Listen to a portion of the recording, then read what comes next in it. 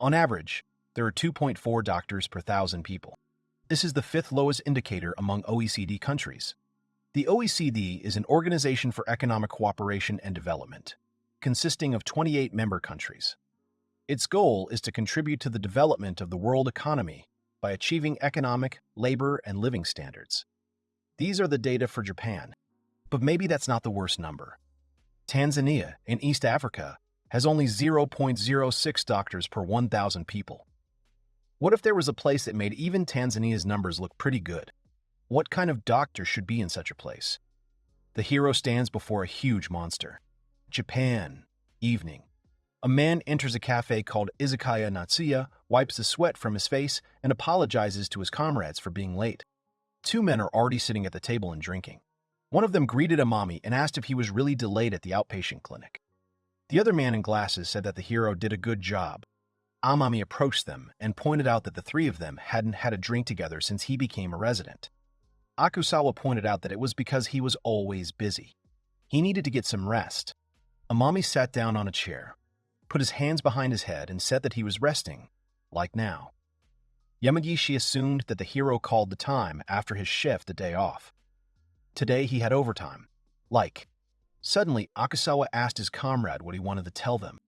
Yamagishi blushed and said that they were expecting a child.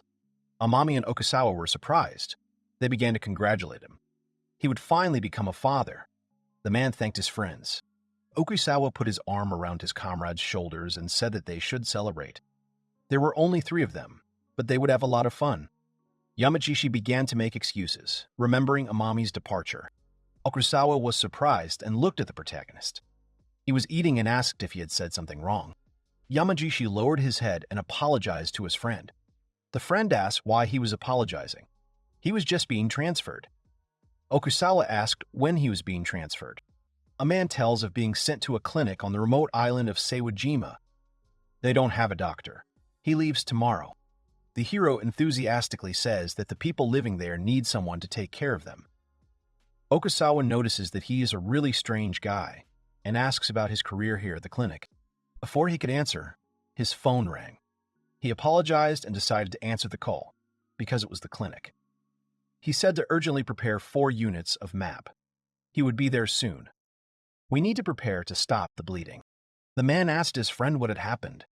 He replied that it looked like a patient who had come to them with cirrhosis of the liver had started bleeding. It could be a ruptured varicose vein. He would have to take a break for a while. After all, he was still his patient. He congratulated Yamagishi once more before leaving. Okusawa asked if this was really a matter of hospital policy. Yamagishi replied that it was actually him they wanted to transfer. And then Amami, having learned of his predicament, the man said that it was so similar to him. He came to Izakaya and didn't even touch the drink. It seems that Amami doesn't drink. He used to be willing to drink, but apparently not this time. If something happens to the patient, he will not forgive himself. He always thinks only about the welfare of others. Amami had already arrived at the hospital and was putting on his surgical suit. He was extremely serious. He entered the operating room and ordered endoscopic hemostasis in preparation for EVL. EVL is a minimally invasive procedure in which varicose veins in the esophagus are ligated with special flexible latex rings. As a result, blood flow is stopped, which leads to further sclerosis. Morning came. Someone says that there was a mutation in the pancreas gene. Diagnosis: hypophosphatemic rickets. This is a disease characterized by hypophosphatemia, a violation of calcium absorption in the intestine. The woman asked if this was something serious. The hero answered that no. It seemed the medicine had taken effect. They could rest easy. The woman breathed a sigh of relief. The nurse looks at Amami and asks if he was on night duty again. The other girl confirms this. And this was the last patient of the day. He wants to be responsible for his patients until the last minute. However, without Dr. Amami, they would not have found out the reason for the constant fractures. The girl thanked the doctor uncle. Mom reminded her to call him doctor, not uncle. Nanochika and Amami smiled with all 32 teeth. The nurse remembered that Amami wanted to stay at the university. He was such a good person. The colleague agreed, but the truth is that good people usually don't stay at the university. Amami told the woman and her daughter that they were his last ones today and asked them not to forget to take their medicine. Nanochka said goodbye to the uncle. A village without a doctor is like a one-way ticket. No career advancement. The girls were about to return to work when Amami suddenly called them. He apologized for causing trouble and thanked them for their help. He hopes to return here again someday. The next moment, the hero is already sailing to this island. The boat is rocking very hard. This makes the man feel sick. The captain shouts at him not to do his business on the deck and asks what is wrong with him. He is a doctor. The man reminded him about the motion sickness medicine. The hero mumbled that he had just taken it, but it didn't seem to have any effect. The sailor asked if all doctors were such weaklings. Well, nothing could be done. The sea was really rough today. They finally reached the island. They were met by a man. They entered some room. The hero assumed that it was a storeroom. The old man began to say something, but the man did not understand their dialect at all. Amami started to talk about how he heard that their village didn't have a doctor. If any of them needed help, they shouldn't hesitate to come to him right away. The men looked at each other, and the old man said something again. The hero doesn't understand anything at all. Amami apologized and said that he had just arrived and did not understand at all. And yet they had even come out to greet him. He would try to understand their dialect by the time he began seeing his first patients. The old man approached the man, took him by the hand, and said that the island was grateful to him for deigning to come here. The other man asked Amami not to worry about the elder's strong accent and added that he was pleased to meet him. They say that all over the country of Was there are villages like this without a doctor. They are so lucky that he is here, Isasa. The weather here is as bad as on other islands. The protagonist was very confused. There are up to 600 villages in Japan without doctors, which are not easy to fill even after appeals to the central government. The young man said that he would also try to remember the words. He was asked not to overdo it. They left him and told him that they would come to see him tomorrow when the storm had stopped. Amami shouted that he hoped that they would get along with him, and if they suddenly fell bad, they should immediately go to him. The storm continued. The protagonist lay down on the bed. He decided to first learn the local dialect. He was holding a bottle of water in his hand, but then he noticed the refrigerator and decided to cool it down. To do this, he got out of bed. Suddenly, lightning struck the house and the main character. Everything around lit up with a bright light. The young man began to fall somewhere. The next moment, a huge carriage is driving along, led by capybaras. Behind them are people in chains. One girl was very ill. However, the girl was walking and suddenly she felt ill and lost consciousness. The coachman shouted for them to stop the car. The chief asked what was the matter. They were all obviously unhappy. The girl was on all fours and couldn't walk. The man shouted at her and told her to walk properly. Suddenly, someone called out to him. An old man looked out from the bandage and asked why he was bothering with it. The man was smoking a pipe. It can just take her life. She's a bad commodity. They can't sell her or let her go. Crane doubted it. They had just gotten her. The old man glared at the employee. His look said it all. Frightened, he said that he understood everything. He couldn't let the others get dirty in her blood, so he decided to take her aside. He asked his comrades to wait a little. The girl lay on the grass, and the man looked down at her and said that he was very sorry, but all she could do was curse her own weakness and lack of luck. Suddenly, a monster appeared from behind. The body of a lion and wings with horns. The man was scared. Crane recognized the monster as a chimera. He ran to the side and shouted at everyone to leave. The girl looked at the monster and trembled with fear. She jumped up and ran. At this time, the main character found himself in the middle of some strange forest. He stood up, looked around, and started looking for someone. Suddenly, he heard some sound. He dropped a bottle of water. It spilled, and some creature was drinking from this puddle. The young man blushed and opened his mouth in surprise. The hero pinched himself. He realized that there was pain. At least the sensory innervation was normal. It turns out that from a medical point of view, this is not a dream, but reality. He approached this creature. He is interested in what kind of life form this is. He is interested in how his body is structured. He looks like a slug from some game.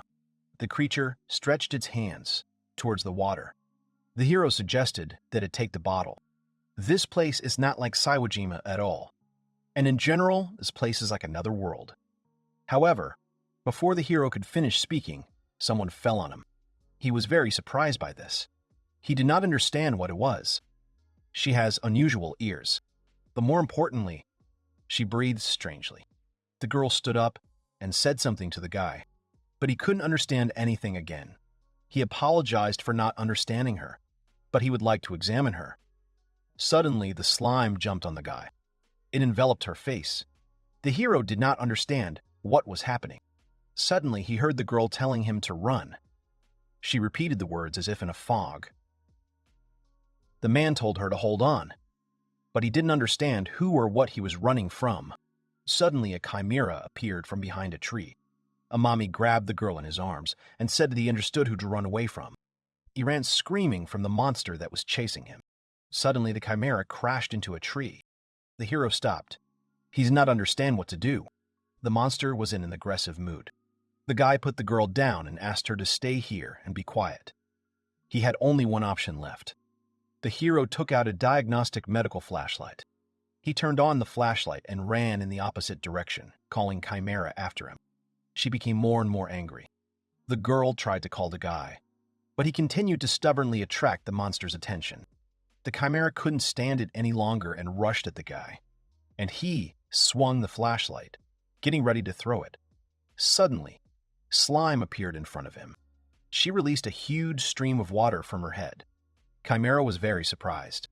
He saw so much water and decided to go in the opposite direction. The protagonist noticed that the slime saved him. He thanked the creature. He was simply amazing.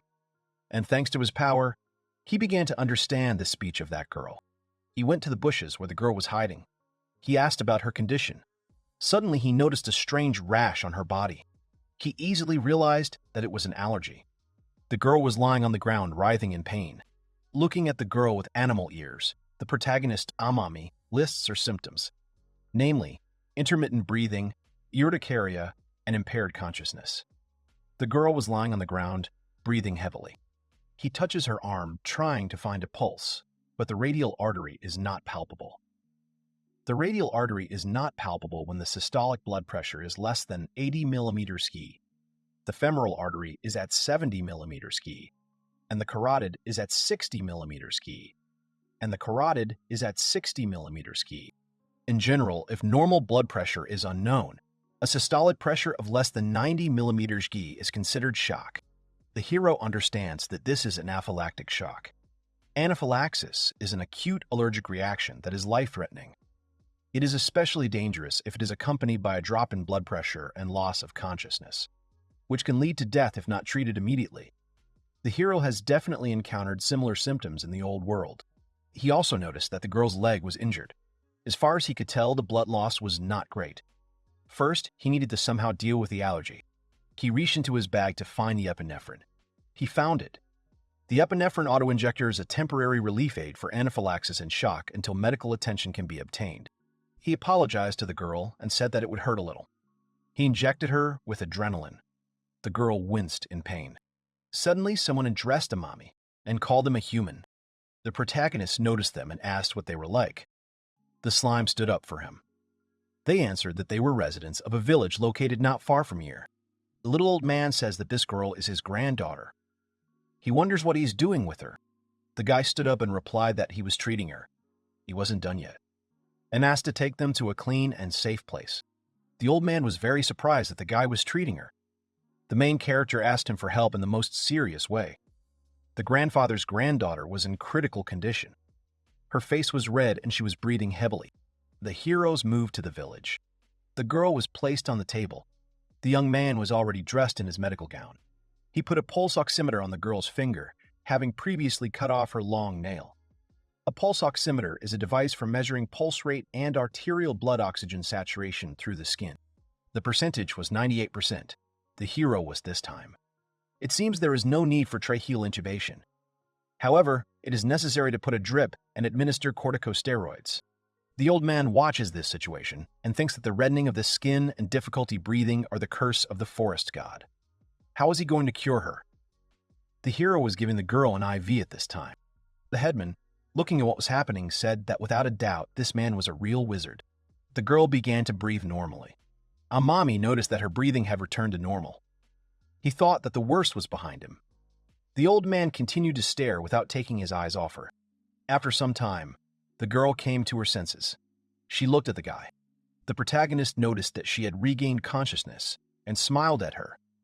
The girl tensed up and became very worried when she saw the man. The girl quickly jumped up from the table she was lying on. The guy tried to warn her that she had an IV in her hand. The girl stepped on her foot, felt pain in the place where she was injured, and suddenly rolled head over heels to the opposite end of the room. Amami walked up to her and sat on her knee. He asked if her leg was still hurting. There was indeed a wound on her leg from which blood was flowing. The guy smiled, looking at the girl, and asked her to give him the opportunity to help her. He smiled at her with all 32 teeth. The girl was embarrassed but did not answer. Suddenly, the slime, using its fountain skill, lifted her up. This is how he moves objects. And then he placed it on the table that served as a couch. The girl blushed again and breathed heavily, but was calm. She asked to take care of her. At this time, the man reads a passage of their spell in Old English from the manuscript Laknunga. There was a young man standing nearby. Everything around was glowing. There was a scratch on the man's hand, which was healed by this light. The man was surprised. He told the priest that he had saved him. He did not know what would happen to him when this monster appeared. The young man said that it was divine providence. His heart is overflowing with happiness. This is a reward for his faith. Gold coins jingled in the man's pocket. The priest leaned over to him and said that his comrade would have survived if he had received help in time. What a pity that his faith was not strong enough. In the evening, the hero said that everything was fine now. The girl noticed that she didn't feel any pain. Amami explained that the anesthetic had worked. The wound would heal quickly, she was still young. It was a relief for him. The beast woman thanked him. She sat on the table and asked him if he really was a wizard. The protagonist said that if he were them, he wouldn't have to cut her claws to take her pulse. Plus, he could easily remove her collar with magic. However, he's just a general practitioner. The girl noted that anesthesia is a healing magic that only people can use. The young man said that it was not magic. Moreover, it could be used not only by people. Even she could master this science if she studied hard. The girl was surprised by this. She lowered her head and said that she was a servant and also a beast woman. Will she be able to master this art? With confidence in his eyes, the protagonist told her that she would be able to master this, and he would help her. He suggested that they work together. His name is Amami. Yuito. She can just call him Yuito. He asked her name. She answered that her name is Corone.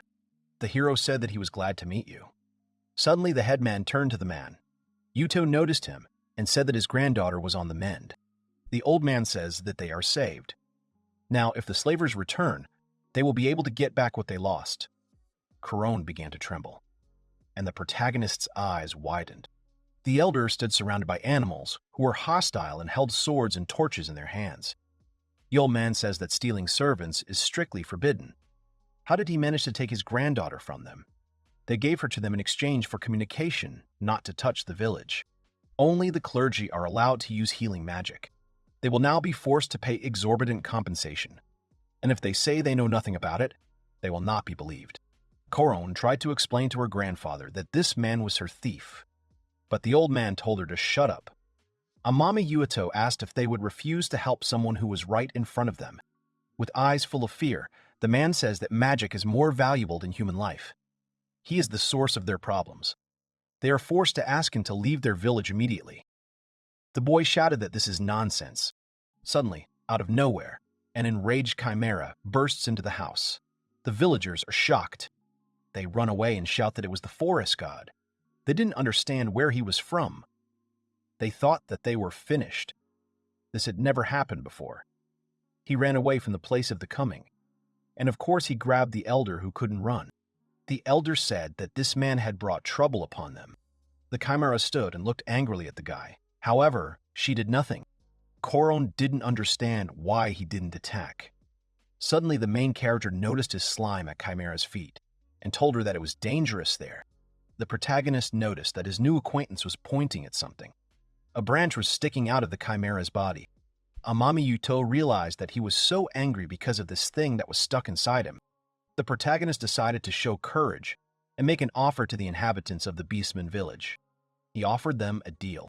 Despite the chaos, he is not going to run away. On the contrary, he can cope with the situation. In return, he asks to let him leave the village with this girl.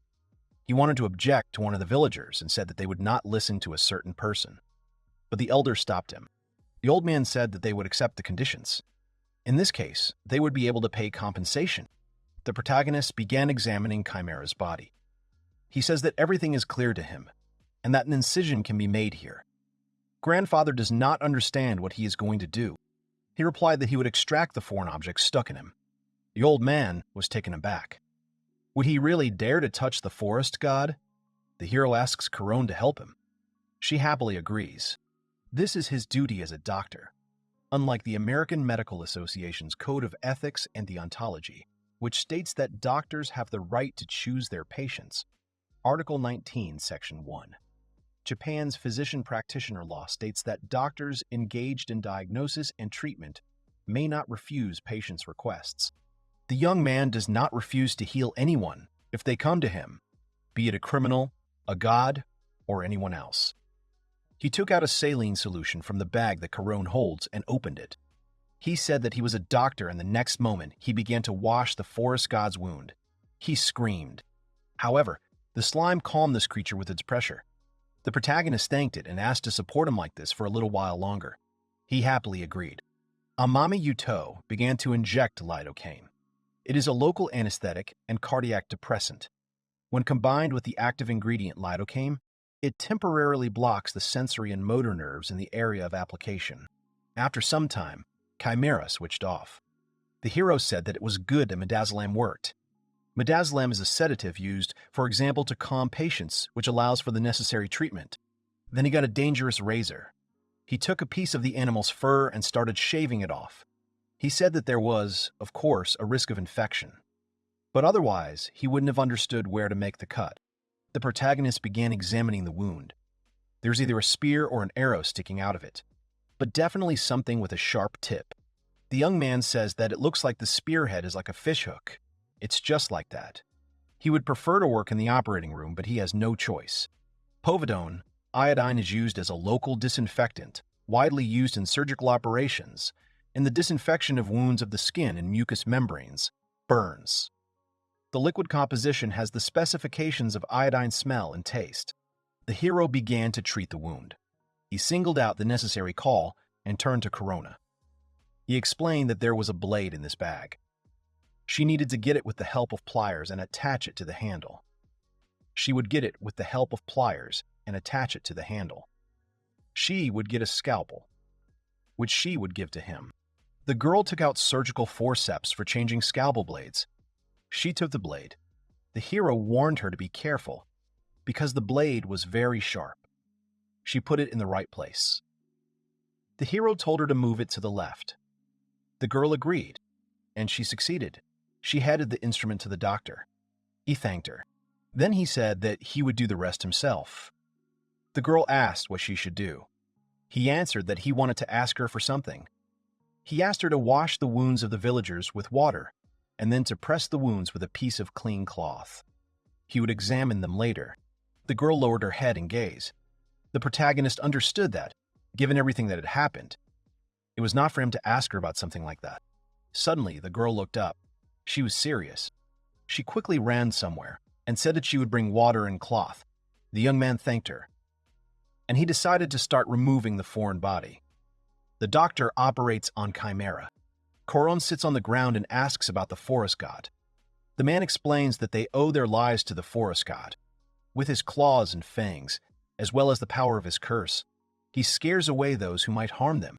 A curse will fall on anyone who dares to touch it. Amino Yuito is actively operating the Chimera. The man warned the girl and told her not to approach the forest god. The Chimera lay unconscious while the hero tried to remove the foreign body. The spear cannot be removed. The spear is stuck like a fishhook when you try to pull it out. With a fishhook, you push the hook, including the barb, until it comes out of the skin, then bite off the hook point along with the barb. This method does not work with a spear, as its tip is shaped differently. So, in order to pull it out, you have to make an incision. The main character took a scalpel in his hands.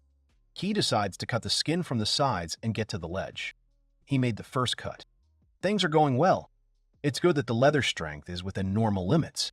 He continues to make the cut. He is looking for a ledge that should be here somewhere. Suddenly, he saw something sparkle. It was a spear protrusion. That's what he was looking for. He hopes there's nothing else there besides these protrusions. Then he began to make a cut on the other side. One of the villagers asks how he is doing there. The elder answers that he does not know. However, if he fails to save their god, they will have to take his life. Even if the wizard saves him, he will still be killed by the curse. Corone walked with a bucket of water and a cloth. She turned to her grandfather. She said that she would wash the wounds of the villagers and then take care of him if he allowed it. At that moment, both spearheads appeared from the body of the chimera. Amami thinks about the stitches he'll need later.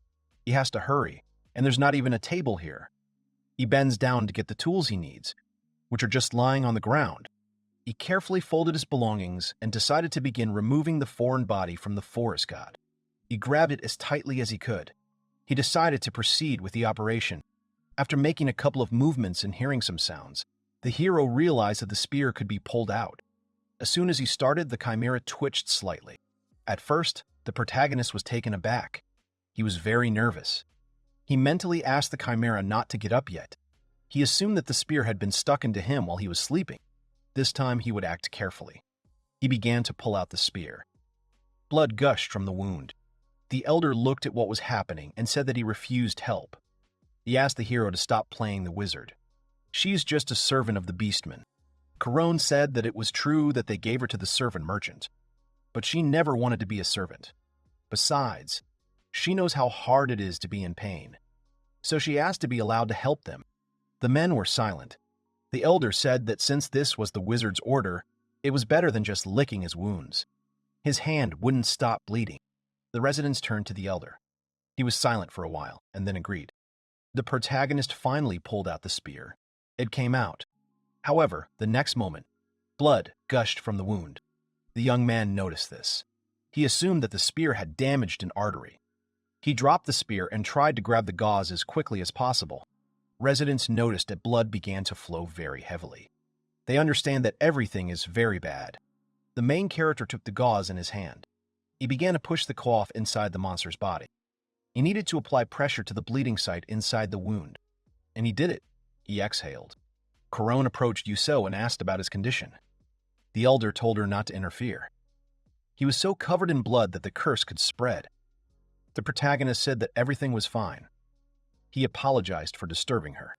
The young man was considering his next steps. He needed pliers, a ligature, a tool. Suddenly, he noticed that it was getting dark. Nothing was visible because of the clouds. If we don't stop the bleeding right now, it will be bad. The blood has already started to flow heavily. He turned to Corona and said that he needed light. He asked her to help him a little.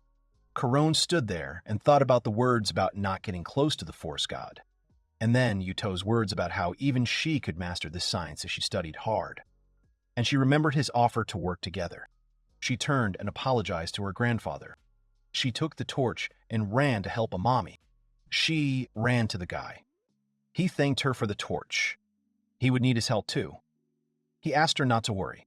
The situation was under control. He told her he needed a hemostatic clamp, the thing over there. It was the tool she used to replace the scalpel blade with the sharp curved end. The girl handed the guy a hemostatic clamp. He noticed what she quickly realized. Hemostatic clamp, a surgical instrument used to remove, manipulate, and grasp tissue. The protagonist then told her to take the stick. It was the magical device he had used back then in the forest. The boy confirmed and asked her to shine a light inside the wound. She could lose the torch for now. Arterial bleeding will continue as soon as he releases the gauze. The bleeding stopped. Corone said it was cool. The main character said that everything should be fine. They can continue the operation. The girl noticed that the guy was covered in blood. Is everything okay with him? He said that everything was fine. It wasn't very hygienic, but he couldn't just stop the procedure. A doctor should not abandon patients, so they should continue. The girl looked at the guy with inspiration. Stitch. The thickness of the thread is indicated by a number from 10 to 1. The thickest is 10, and the thinnest is 1. If the thickness is less than 1, zeros are added. 2/0, 3/0, etc. The larger the numerator of the fraction, the thinner the seam material. If the stitches are not expected to be removed, a type of thread that can be dissolved by the body's natural chemical processes can be used. If the thread needs to remain in the wound for a long time until complete healing, thick, non-absorbable threads are used. The hero stitched the wound. He said that the bleeding should stop. If the thread comes undone, the bleeding will start again. He began to confidently wield the thread. He acted confidently and quickly. He was involved in ligating blood vessels. Now you can remove the clamp. He turned to Corona and said that you can now exhale. It is necessary to excise the infected skin, although there is a closed injury. Then you need to install a Penrose tube and put stitches. He asked Corona to stay there a little longer. The villagers watched what was happening. Penrose tube, a sterile rubber tube used to drain fluids such as blood or pus that may collect in the wound area. The hero would like to observe it for a while, but this is impossible as he is not allowed to stay in the village. It was already morning. Corona noted that Util had worked hard. The protagonist noted that she was also a good girl, and the forest god had behaved well. The chimera began to wake up. The operation is complete. The foreign body extraction is successful. The young man falls to the ground without strength. Corona is very surprised when she looks at the forest god who is looking at them. The main character is a mommy Util washes clothes in the river. Corona tells him that she can handle the washing herself. Why doesn't he take a rest? The young man answers that he needs to wash off the blood that is stuck to his body. Besides, he is afraid of viruses. The operation is over. Time to go. The girl asked him again about the viruses. Suddenly, the guy noticed something. He went into the water and approached Corona. He grabbed her face and began to examine her eye. Of course, he apologized before that. He said that this wouldn't work. She needed to wash her eyes too. The girl noticed that her eyes stung when water got in. The main character explained that blood getting into the eyes could lead to infection. She had to be patient. The girl understood everything. During surgery, the patient's blood may come into contact with the mucous membrane of the doctor's eyes, which may lead to infection, for example, with the hepatitis C virus. Therefore, during surgery, the doctor is advised to wear protective glasses to minimize the risk of infection. The protagonist stood and dreamed of a hot bath. He said that it would be great if there was a bath here. Corona said that they were only in the houses of people of noble origin. The young man thought about her words. Suddenly, she noticed something. There is still blood on his face. The virus needs to be washed off well. The protagonist fell into the water and the current began to carry him away. The girl ran after him, screaming his name. Sitting in the elder's house, he summarizes that the main character wants to go on a journey with Corona. The young man sits on his knees in the kimono he received from the elder and agrees. He says that he more or less understands the situation. There is a possibility that those people will come back here in search of her. The girl was sleeping peacefully at that time. The old man tells that her mother died immediately after giving birth, and her father died from wounds received during hunting. This is a common thing for them. The main character asked about that they really risk their lives during childbirth and getting food. The maternal mortality rate in Japan was 409.8 cases per 100,000 people in 1899. Nowadays, thanks to the development of obstetric care, this rate has dropped to about 3.3 cases per 100,000 people. The old man said that everything would be different if magicians healers came here, but they are just a small village. From the beginning, this village lacked youth, and the forest god was wounded. Now they are defenseless. It is only a matter of time before humans attack them. The man suggested that perhaps fate itself wanted this girl to go to the outside world. Corona rose from her seat. She looked at her grandfather. He clutched his clothes and said that he had done all he could for this village. He was very sorry. The protagonist remembered the people who met him on the island and said that no one deserves to be abandoned. There will always be someone who will help them. They don't have to rely on their own strength. Corona sat down next to her grandfather and said that she would return to him, however. The man was very surprised.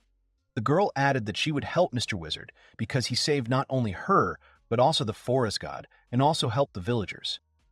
The main character looked at her and smiled. Corona added that, when she had mastered this science properly, she would return to heal the sick and wounded. The elder looked at his granddaughter in surprise. In his eyes, she already looked so grown up. The protagonist told the elder that he would like to return here to replenish his supply of medicines, but he has no idea where he can find them. The man suggested that they go to the land of people.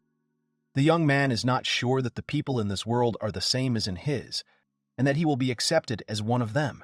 They would be better off in a place where the crown would be safe, where all races coexist peacefully with each other. The boy asked about the possibility that the elder knew such a place. There is a huge tree in the field. It is a hollow of the world tree, the country of elves. This tree is home to 1,000 elves. This is a huge door that leads to the throne room. There is a large crowd of people standing in a huge hall decorated with flowers. There are 4 girls standing on the balcony. 3 more are standing in the hall itself. They are dressed in uniform. Someone says that these 2 are wizards sent by their people. The man pointed to the boy and girl standing behind him. His head was down, showing respect. The man announced that they would diligently fulfill the duties of connoisseurs. Princess Yuno says that, although they can use magic, healing spells are only available to the human race. Queen Melina stands next to her. The princess asks them to take care of them. The man agreed and added that they share their religious beliefs. Melina doesn't understand what religious beliefs this man is talking about. They unilaterally set a high price for access to healing magic. In the end, it is nothing more than a political tool. However, there are too many injuries and illnesses in this world that can only be healed by magic. If only they could heal themselves. Koudo and Amino Yuito were getting ready to set off. The villagers came out to see them off. One of the men turned to the wizard and said that he had impressed them, even though he was a human. He asked for forgiveness for causing him trouble. The hero smiled and said that it was in the past, and there was no need to worry. He built them not to forget to do as he ordered. Namely, you need to thoroughly wash the wounds.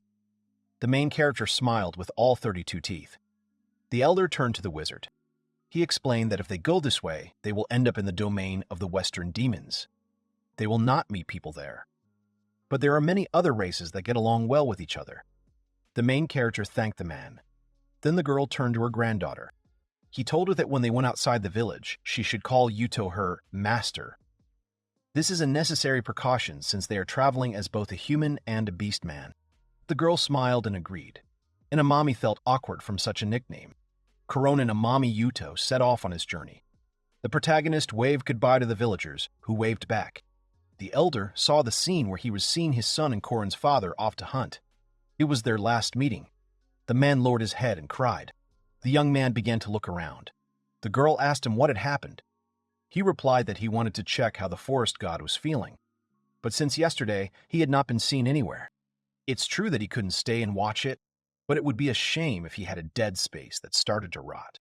Depending on how the stitches were placed, there could be an empty space in the wound that wasn't there to begin with. It could fill with leaking fluid or pus, making it difficult to heal. Suddenly, a monster appeared behind the tree. Rain sat peacefully and waited. The hero noticed him. He ran to him, asking if he was really waiting for him. Chimera lay down on the ground. He examined the wound. It was almost healed. The fur also grew back very quickly. It was quite an interesting case. The main character would write an article about it if he could. He stroked the animal. Then he said that he wanted to watch him until he was fully recovered. But now they had to leave this place. He asked Chimera to try not to get any injuries and to take care of herself. They were about to leave when the animal stood up and began to follow them. The hero noticed this and turned around. He asked the creature if he really wanted to go with them. The chimera smiled and rubbed its head against the guy. He laughed. The young man turned to Corona and asked if they could take him with them, since he was considered a local deity. The girl, hiding behind a tree, said that she had no idea. The boy gave in and said that he didn't want to be attacked again, so he offered to travel together. The slime reminded itself. The protagonist apologized to him and stroked him. Suddenly, Corona hugged him. He stroked her head too. He suggested that they all go together. At least he wouldn't be lonely in this completely unfamiliar world. Kernelson came out to Mr. Eccles and asked him about what he wanted to talk to him about. He replied that he rather wanted to warn him. The people who live in the caves of these trees have wisdom accumulated over many years.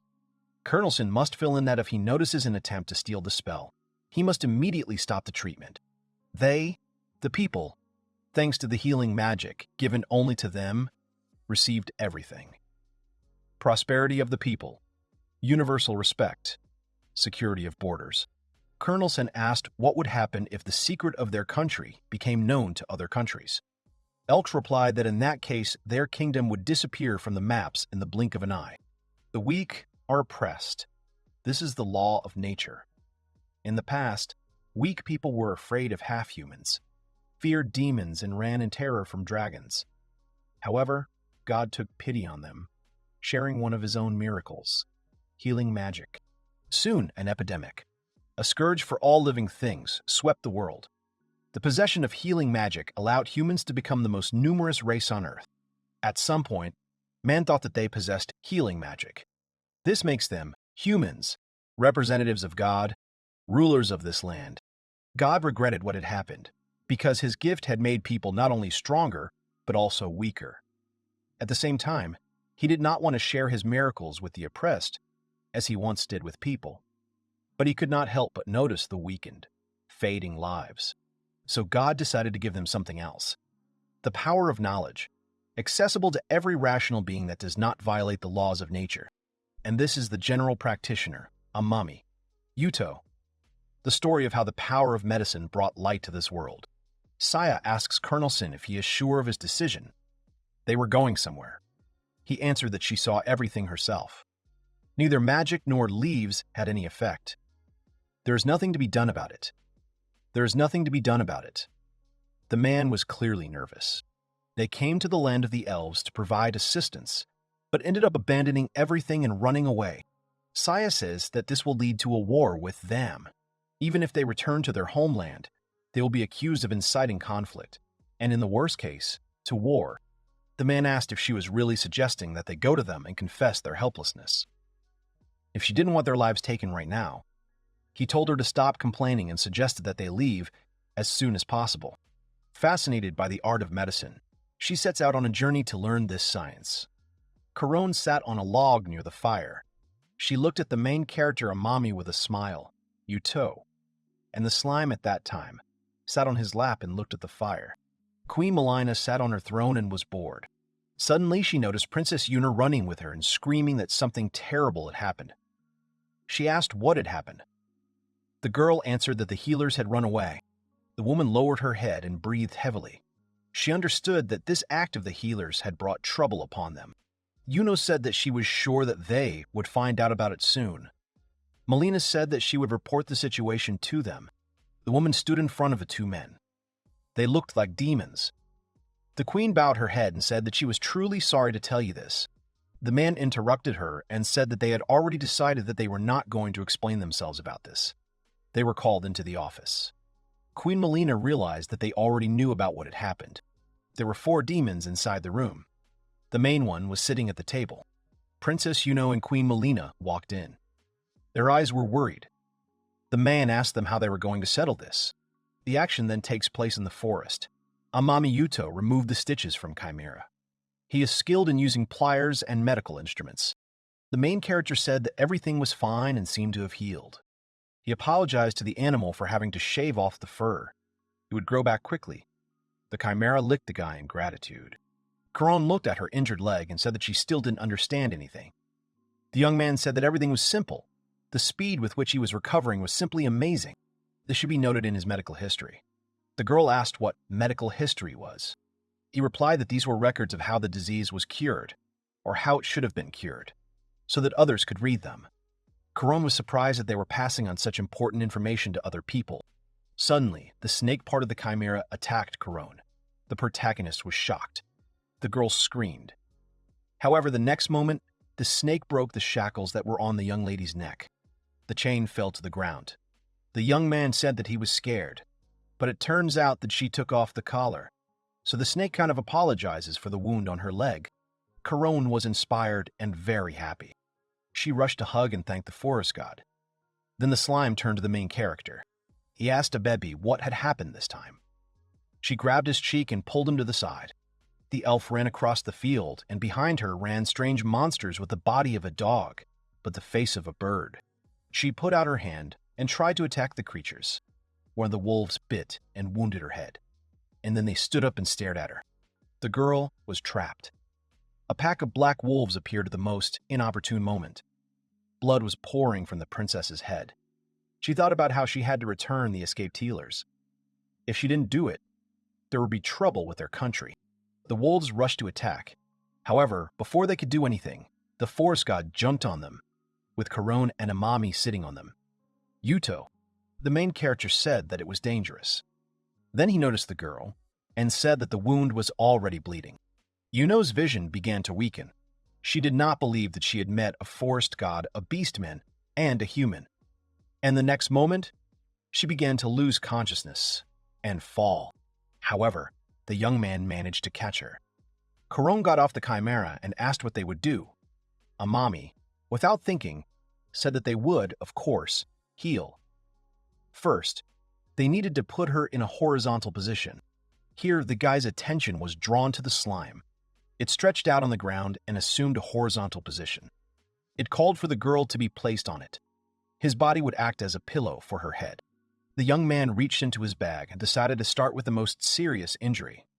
He took out a saline solution and began to wash the wound. Looking at the 500 ml bottle, the main character wondered if this amount would be enough for him. Then he applied gauze to the wound. Korone watched him closely. The protagonist looked at the gauze and realized that there was a slight bleeding. He decided to use xylocaine with epinephrine. The young man turns to Korone. He asks her to give him the necessary medication, a combination of epinephrine, which has a vasoconstrictor effect, and the local anesthetic xylocaine is used to stop the bleeding. He uses a syringe to inject the medication. Infiltration anesthesia, not administered to the skin, but directly into the wound. The young man injected the necessary medicine into the girl's wound and applied gauze. Then he looked at her and realized that the bleeding had stopped. Korone was very surprised. Then the guy took out a skin stapler, surgical skin stapler, used to stitch superficial wounds. Does not compress the skin surface at the side of the stitch, unlike suture materials. Does not block blood circulation in the deep layers of the dermis, providing constant microcirculation in the wound. Puts less pressure on the joint. The stapler saves a lot of time, but its use is prohibited if there are bones, nerves, blood vessels, or internal organs within 5 millimeters of the skin. He began to stitch the wound. Korone said that the stapler was cool. It closed the wound so quickly. The protagonist noted that the wound was clean and not deep. At this point, the hero finished. However, the supply of medicines is running out. What should he do? The girl opened her eyes. Her head was resting on the slime. She noticed this and jumped up. Then she saw the forest god and was surprised. Korone and Amino Yuito greeted the girl. She felt a sharp pain and touched the wound. The beast woman asked her not to touch the wound with her hands and asked the owner about the truth of his words. He confirmed everything. He treated the wound, but it does not heal so quickly. The girl noticed that the blood was no longer flowing. Yuito explained that he had stitched up the wound. There would be a scar, but it could be covered with hair. He apologized for that. Yuno said that there was so much blood. Did this man really understand magic? The princess suggested that he was also a magic healer. Her gaze was very serious. The young man tried to find words to explain everything. Korone told her that she was wrong. This was not just a person in front of her. Her master was the most outstanding mage healer among all people. The hero told her that they had not yet met other mages to say such a thing. However, he will do everything in his power to help those who need it. Princess Yuna was inspired. Her eyes sparkled. She said that she didn't need to ask the church for help. The forest god himself brought them to them. Chimera looked at the girl questioningly. The girl asked the healer mage to save them. The hero immediately agreed. The girl did not hear it at first. She started to say that she understood how rude her request might seem to her, but her country would repay her no matter what. Her words suddenly stopped. She asked about what he had just said. The protagonist repeated his words that he was ready to help them. Where should he go? Tears gushed from the princess's eyes. She wiped them away with one hand. She said that we need to go to her country. She would like them to help patients with hemoptysis. The hero asked her again about hemoptysis. Korone explained that there was pain in the stomach. Blood was coughed up. A very terrible disease. In their village, several beastmen died because of it. The princess added that in addition, the sick people had black excrement, and they were getting weaker every day. The protagonist ponders what has been said. It turns out there is bleeding in the gastrointestinal tract and black stool. Is the cause in the upper gastrointestinal tract? It would be good if they could be cured with the remaining medications. They need to be examined first. The gastrointestinal tract consists of the mouth, esophagus, stomach, small intestine, large intestine, and anus. The upper gastrointestinal tract includes the esophagus, stomach, and duodenum. Amino Yuito approached Chimera and asked if he would mind if they flew on him. He smiled, which meant yes. Princess Yuno, the main character Yuto and Corone sat on the back of the forest god and flew very quickly to the world tree. They climbed up, and a very beautiful view opened up before them. Yuto and Corone looked at this view with their mouths open. The man asks if the princess will really be able to return the fugitives. His lord agreed and said that she must do it. Queen Melina stood in the office in handcuffs. The demon said that if the princess fails, they will kill everyone, including the mother of this country. The queen mentally pronounced Yuno's name. The doctor who arrived on the island instead of Amami is his classmate Okuzawa. The doctor advises to refrain from fishing tomorrow. Okuzawa said that the sailor should not be told in his presence that he can be cured simply by lying in bed and drinking alcohol. The man smiled and said that it was better not to anger Dr. Okuzawa. The doctor smiled during the 30-second tooth. The sailor said that it would rain again soon. He told the doctor to take care of himself. The doctor agreed, but he was wondering where Amami had gone. The heroes landed on the territory of the World Tree, or in other words, the country of the elves. Princess Yuna explains that this is the castle of their elven kingdom. The big one with the bloody vomit is here. Corone noted the beauty of this place. The princess lowered her head and closed her eyes. She told them that she had something to tell them. She hadn't told them right away, thinking that if she had, they wouldn't have come here. However, she had been unfair, considering the kindness they had shown her, and she apologized to them. Coram looked at the owner and asked him about what the girl was talking about. However, the main character did not listen to her at all. He was busy looking at the local landscapes. The beast girl turned towards the castle and noticed something. Princess Yuna, the main character of Amami Yuto and the slime, also looked in that direction. Some people came out of the castle and they are heading here. The girl asked the hero to be careful. It was about them that she did not tell them. The demons approached the heroes. The main man made a displeased face. Queen Melina said her name. Yuno informed Mr. Alec that she had brought Mr. Wizard back as they had agreed. She asked for her mother to be released. The demon didn't believe her. She said that she was lying, and she even brought a chimera to take their souls. The girl tried to explain that the forest god kindly brought them here. That's all. Mr. Alec refused to believe Princess Yuno. He pointed his finger at her and said that they had broken the terms of the agreement. The princess and queen tensed up. The man added that it could be said that they had risked their lives for them. If they were not going to keep their end of the bargain, then they had no choice but to end their existence. Princess Yuno agreed that their country was safer thanks to their power, but it was they who broke the treaty. Queen Melina tried to stop her daughter. The girl added that they allowed them to live here in exchange for services. The World Tree Kingdom did everything in its power. However, they took her mother hostage, causing her much suffering. She asked them about whether they didn't understand how she felt about this. What kind of safety could they be talking about? They had no right to demand that they honor the agreement. Mr. Alec was getting angry. He asked her about life. The girl became more serious. The man asked her if she was ashamed to speak, as if she understood everything. What kind of life is this when you are sick and cannot be cured? Yes, they are subject to price discrimination, and it is the fault of the people. The protagonist watches what is happening. It must give people a lot of pleasure to see them give their last to pay for their doctors. He bet they didn't care what happened to them. They had nothing left but pain and death. Hichi would never forgive them. He would pay them back in the same coin. He would give everyone a taste of pain and death, and he would take nothing from them for it. The demon began to get angry and use his power. His body was covered in flames. Amami Yuto watches what is happening in shock. There was a powerful explosion. The demons stood and did not react, and Queen Melina covered her face. The young man does not understand what is happening. He cannot open his eyes because of the dust that is formed. But he hears someone saying that he will burn them to the ground. Then the main character opens his eyes, and they immediately widen. A huge dragon stands in front of him. The young man realized that it was a dragon.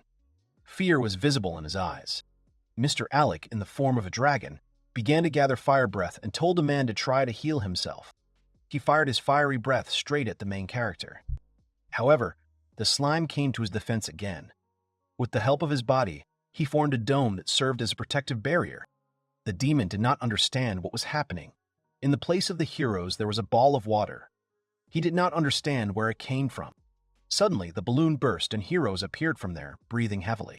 The young man noticed that the slime had saved him again. At this time, the Chimera rushed to attack the dragon.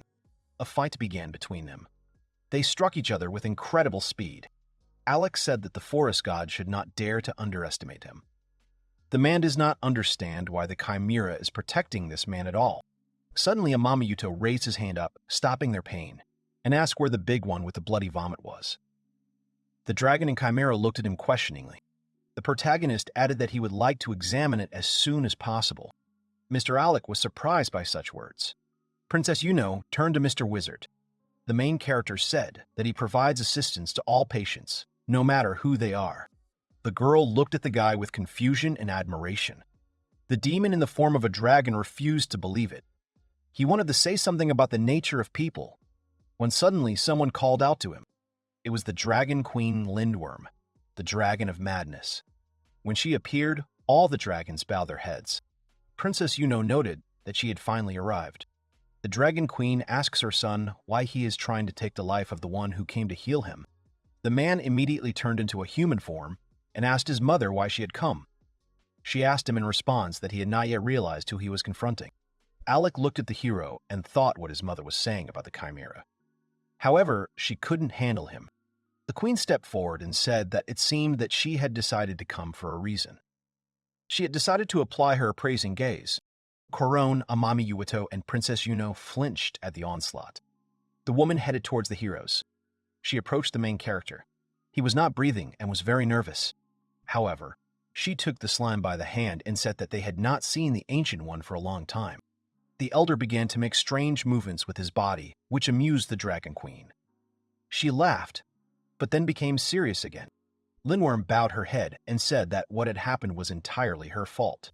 She apologized to them. Then she turned to her sons and ordered them to release Queen Melina immediately. And then she apologized to Her Highness for her children. Alec did not understand why his mother was apologizing to them. Suddenly, the Dragon Queen began to cough up blood. The protagonist and Mr. Alec tensed up. The woman fell to her knees. The young man ran up to her. He realized that she was the patient with the symptoms of vomiting blood. He shouted to Yuno that she needed to be moved to a quieter place, and he ordered Corone to bring his bag. Alec asked what the man was doing. He shouted at him not to dare touch his mother. Yuto looked up at him with a serious expression. Their eyes met and he told them to act as quickly as possible. The Dragon Queen was carried into her chambers. Her two sons stood guard at the door. Alec, Princess Yuno, and the protagonist were inside the chambers. The hero examined the conjunctiva of the eyelids. Pale conjunctival ring. Normally, the lower eyelid is bright red with red mesh capillaries on the anterior edge and white on the posterior edge. However, with anemia, the lower eyelid may have a pale shade. Yuto said that he doesn't know if it can be interpreted that way, but there is a suspicion of anemia. Depending on the degree, a blood transfusion may be required. Corone asked about a blood transfusion. The hero explained that the Dragon Queen's body did not have enough blood. In other words, someone else had to share their blood with her. Princess Yuno remembered something. The young man looked at them and asked what was the matter. Queen Melina replied that she had heard that blood transfusions had once been practiced. Patients often died in agony, which is why this method is now banned. The young man considered the various reasons why this method was prohibited, whether it was blood incompatibility or a problem with sanitary conditions. The possibility of infection could not be ruled out. Human blood is divided into groups according to the ABO system and the RF factor system. When transfusing blood of different types, the red blood cell membrane is destroyed, and a number of unfavorable symptoms arise, which in severe cases cause death. Yuno said that if only the leaves of the world tree had worked, they would not have ended up in such a deplorable situation. The guy clarified the information about the leaves of the world tree. Queen Melina explained that the leaves of the World Tree have the magical property of understanding temperature and relieving pain. It was because of them that their kingdom was founded here. The girl handed the boy a leaf of the World Tree. He took it in his hands and sniffed it. The hero pondered the fever-reducing and pain-relieving properties of the World Tree. He asked how they used it. She replied that they drank a decoction of these leaves. The guy suggested tearing the bark off the tree and boiling it. Yuno said that they don't use bark. The boy thought that it was something like quinine or aspirin. Alec asked what the man was thinking. If he had something to say, he could say it. He reached into his bag and pulled out something. He handed it to Mr. Alec. He asked what it was. The young man answered that it was aspirin. It lowers the temperature and relieves pain. It is a very good medicine. Yuno recognized these actions. The guy confirmed her guess. Heichi has similar actions. Only aspirin has effects that are undesirable in this syndrome. It thins the blood and causes stomach upset. In ancient times, the physician Hippocrates used the fever-reducing and pain-relieving properties of aspirin, found in willow bark. This had side effects such as severe gastrointestinal disorders. Caron repeated his words about the drug thinning the blood and causing stomach upset, and concluded that the treatment had the opposite effect. The protagonist confirmed this and said that perhaps these leaves had helped them before. However, it is better to refuse to take this decoction now, considering that it can have the opposite effect. Alec asked about the veracity of these words. He answered that he had no proof yet that they actually had the same effect. It was impossible to say that this was so without checking. Mr. Alec asked the man what they should do then. Given the dark stool and bloody vomit, the bleeding is most likely in the upper GI tract. Ideally, an endoscope is needed. The dragon suggested that it was some kind of spell, and Caron asked what it was. The protagonist explains that it is a device that allows you to look inside the body. If you know how to use it, you can not only detect the bleeding site, but also prevent it. Yuno said that she heard about such a device for the first time. The Dragon Queen woke up and addressed the man. She said that it was no wonder that the Ancient One followed him everywhere. He was a Marabito after all. Amami didn't understand how this should be understood. Everyone looked at him questioningly. The woman turned to her son Alec. He asked what had happened. She replied that it looked like her days were numbered. She is not prepared to speech for this occasion. But since nothing can be done, she will accept the fate that has been in store for her. She asks for forgiveness from all the inhabitants of the Elven Kingdom. The mother holds her son's hand. Tears are coming out of her eyes. Alec bowed his head over the blood and cried quietly too. Caron turned to the owner and asked if there was nothing that could be done. The hero began to think about the situation. There was little vonoprazan left if it could not be enough for treatment. He could not perform a blind laparotomy, not to mention the lack of instruments. This medicine stimulates the secretion of gastric juice when swallowing food, which helps digestion. Chimera watched what was happening from the window. Suddenly, the hero had an idea. Alec was already in despair. Caron looked at her comrade with hope. The protagonist said with confidence on his face that he thought he knew how to save her. The patient may have given up, but Amami won't. Yuito. The monster asked the man if it was true. He answered yes, but said he needed to check something. The hero asked if he only received the wound in his dragon form. The dragon answered positively. The guy said that it could work. He said that he didn't understand anything and asked the man to explain it to him. The hero replied that when he saw that his wound manifested itself in human form, he understood how he could help his mother. If it is a large dragon, it will be able to perform treatment even without an endoscope. The guy said he would go into his upper gastrointestinal tract to stop the bleeding. He would enter his body after he took on the form of a dragon. However, he will need a few things to use this method of treatment. He said he is counting on their help. Alex said that this wouldn't work and that people couldn't be trusted. The hero decided that he could do whatever he wanted inside his mother, and this was not allowed. The guy said that if his words about treating her did not inspire confidence in him, then he suggested that he carefully observe his actions. If he decided that he had fooled him, he could do whatever he wanted with him. Alex said that these were bold words and asked the hero if he was afraid. The guy said he was afraid the patient might die because of his inaction. They were walking up a very long staircase. There was still a little bit left to the observation deck. They just needed a site of this size. The hero was offered to use the rope. He thanked them and said that it was suitable. The guy said he needed a bigger blade, and he said he would have a blade. Alec asked to watch carefully. He made a sword from his blood with added magical power and gave it to the hero to use. The guy said that the hand needed to be treated. However, the dragon refused. The hero asked what magic power was. He was told that it was the transformed power of mana in the atmosphere. Magic power cannot be described in general terms because its use varies depending on the wizard and his race. He seems to be infusing magical energy into the resin he constantly chews. The boy thought it was a mysterious power, and even if he asked for more details, they would probably tell him things that were beyond his imagination. Now he had no other choice. Alec was a fire dragon. The power of fire was sealed within him. However, a normal blade would be more useful to him now. The guy said that maybe that sword would be better than the usual one. Now he was ready. The hero said that it was even more than he imagined. It was an incredible form of life. He asked the girl if everything was okay because the rope was heavy. She replied that everything was fine and asked to let her help him with at least that. The hero turned to the dragon and asked him to lie on his left side. What he saw was hot and seemed to melt the rocks. It looked like stomach acid. He thought it would be easy to get in through the mouth. But if he had hit the uniform reflex, he would have died. The gag reflex is triggered by the back wall of the pharynx and by contracting the muscles of the pharynx and causing vomiting. It is easily caused by pressing the root of the tongue with your fingers. One of the main reasons for patient discomfort during endoscopy. Alex said the hero had a lot of self-control considering how hot that thing could be. There was nothing he could do. The hero apologized and said he wasn't ready to give up yet. He asked if there was anything else he should know about dragons. Alex said it annoyed him, but he would do it for his mother. There were two things he needed to know. Firstly, dragons have a glowing stone in their throats. If he touches it, he will die. Secondly, their stomachs instantly digest anything. Therefore, he needs to be careful of gastric juice, and for him, it is instant death. The guy thanked him and said he would be careful.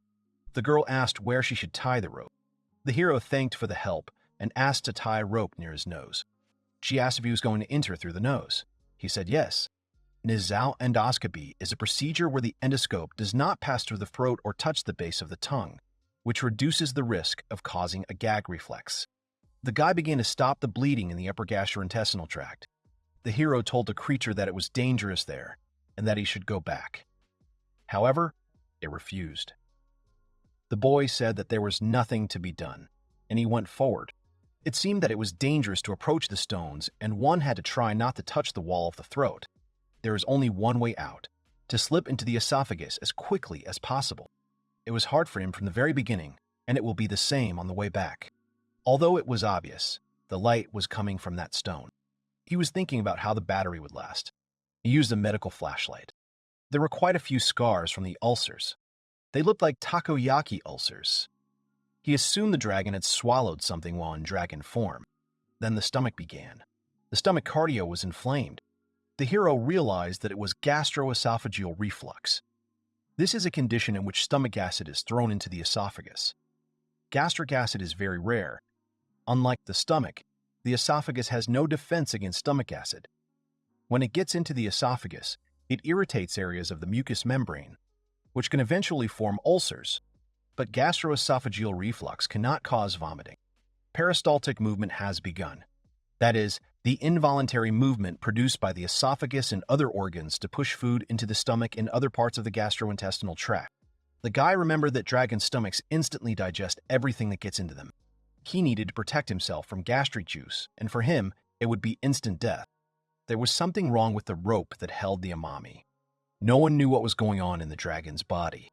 Alec wondered if the man was okay. The gastric juice threatened to get into the main character, and he just needed to get to the wall. It was dangerous. He was glad he was in normal clothes, because if his movements were constrained, he would already be dead. The guy asked the creature if he was hurt, but he seemed to be okay. In any case, they were saved thanks to this creature. The hero told him he was amazing, but he failed. He thanked him with all his heart. The guy thought about coming up with a name for the little creature. Lindrum called him Ancient. He suggested naming the little creature L. The rope was delayed, and Alec didn't know how much longer he had to wait and worry. The main character was interested in the state of the stomach. It's not gastric juice, so it won't break, but it's best not to step on it or it will slip. He found something else that didn't look like gastric juice and appeared to be relatively fresh blood.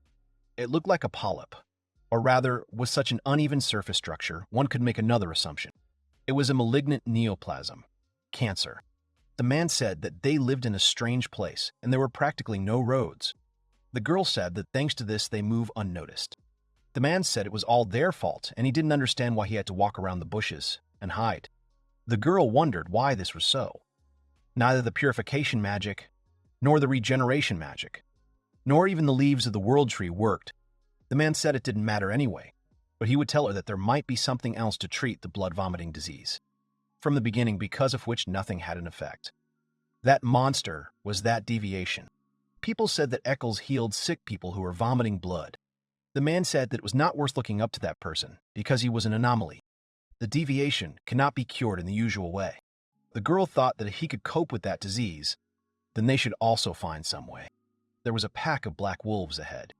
The guy was not sure if it was possible to draw parallels with people there. Vomiting blood, which led to anemia and all the blame for a tumor of this size. Fortunately, the leg looks normal, and it is necessary to perform a resection. Usually, clamps or dithyrambic loops are used to grasp the stalk, the neoplasm, and compress the blood flow. And then cauterization is carried out with peat or an electrocoagulator to stop the bleeding and remove the polyp. However, now he has nothing because of those instruments, and especially this size. The rope will work as a ligature, and fortunately, it is strong enough to withstand even the heat from that stone. However, the main contracting force remains himself. If he fails to stop the blood flow, then this can lead to bad consequences. Also, unlike the electrocoagulator, the katana cannot cut and cauterize at the same time. He grabbed it, deciding that he would need a large scalpel in case the bleeding was caused by some foreign body. If it was just a stomach ulcer, the flames from that katana might be enough to coagulate and stop the bleeding. But he didn't know if he could safely remove the growth with it. The dragon might not be able to withstand it, given his anemia. If the stomach is filled with blood, then he won't be able to get out alive. However, if this is not done now, the dragon will eventually find himself in a critical condition. He does not know if he will find any suitable tools if he gets out of there. And besides, he is not sure that he will be able to get there again. Something had to be done right now. Tie the vessels with a square knot, and in any case you need to apply maximum effort to tighten it without breaking it. The color had changed from red to purple, and he needed a little more. The guy was surprised that the creature could control that stump. The bleeding was stopped with a knot, and similar blood flow was successfully blocked. Of course, that blade cannot serve as a complete replacement for an electric scalpel, but it will do just fine. The girl asked Alec to calm down because her master would certainly save his mother. The dragon asked on what basis she made such a statement. If that man screwed up, she would be in trouble too. The girl said that she had reason to say so, and all because her master was a great man who saved her. The guy asked if she had also had the disease and vomited blood. The girl answered negatively. He asked why he should believe her in that case. The woman replied that the man had also helped a complete stranger named Yuno. She said that she wished his mother to overcome her illnesses because their friendship had long known no bounds. The woman said she understood why he was nervous one, and now they could only wait and believe. And his mother is now battling the disease. Arterial bleeding has begun. The girl didn't know what to do now, because her friend wouldn't be able to return. Alex said that the stones were almost not eaten away and most of it was blood. Her body temperature was off the charts. If she didn't do anything, she could die. The dragon said that he no longer intended to silently watch the actions of man. They asked him to stop because it was not his daughter. It was his mother who wanted him. The girl said that the source of life energy for dragons is mana, which they absorb and load space through the scales at the base of their necks. When weakened, a dragon loses the ability to absorb mana on its own. If she could transfer mana to a similar fire dragon, she would do the same, but there is danger in that. By saturating someone else with mana, the dragon stops absorbing mana itself, and having exhausted its supply, the dragon can die, just like with heavy blood loss. The guy started to say that he understood the dragon's feelings, but asked him to stop because they did not want to lose him. The dragon said he couldn't do anything alone. His mother was dying before their eyes, and he was powerless to help her. However, he couldn't stop right now. Alec mentally begged the man, because he had no choice but to trust him. If he dies, then he too is given his life in vain. The creature protected the protagonist again. He remained unharmed, even after being immersed in gastric juice. He thanked him and said that the protection would not last long. The katana was no longer there, and had apparently been carried away. Well, what was more important now was to check the polyp stock. He believed that he was saved by the fact that the concentration of gastric juice had decreased due to the blood getting into it. But if it had not been for the bleeding, he simply would not have been thrown back. The bleeding slowed down a bit, and it could be assumed that the blood pressure had dropped. The dragon was entering a state of shock. The main character said that if you stop the bleeding, you need to do it now while the blood flow is weakened. The thermic coagulation of an open blood vessel required a katana. It was necessary to get to the bleeding site without piercing it all the way through. Now that his blood pressure has dropped and his strength is increased due to evil, if he's not careful, he might be thrown back again. The monsters thought that this was the end, and the master's mana was running out. The bleeding stopped.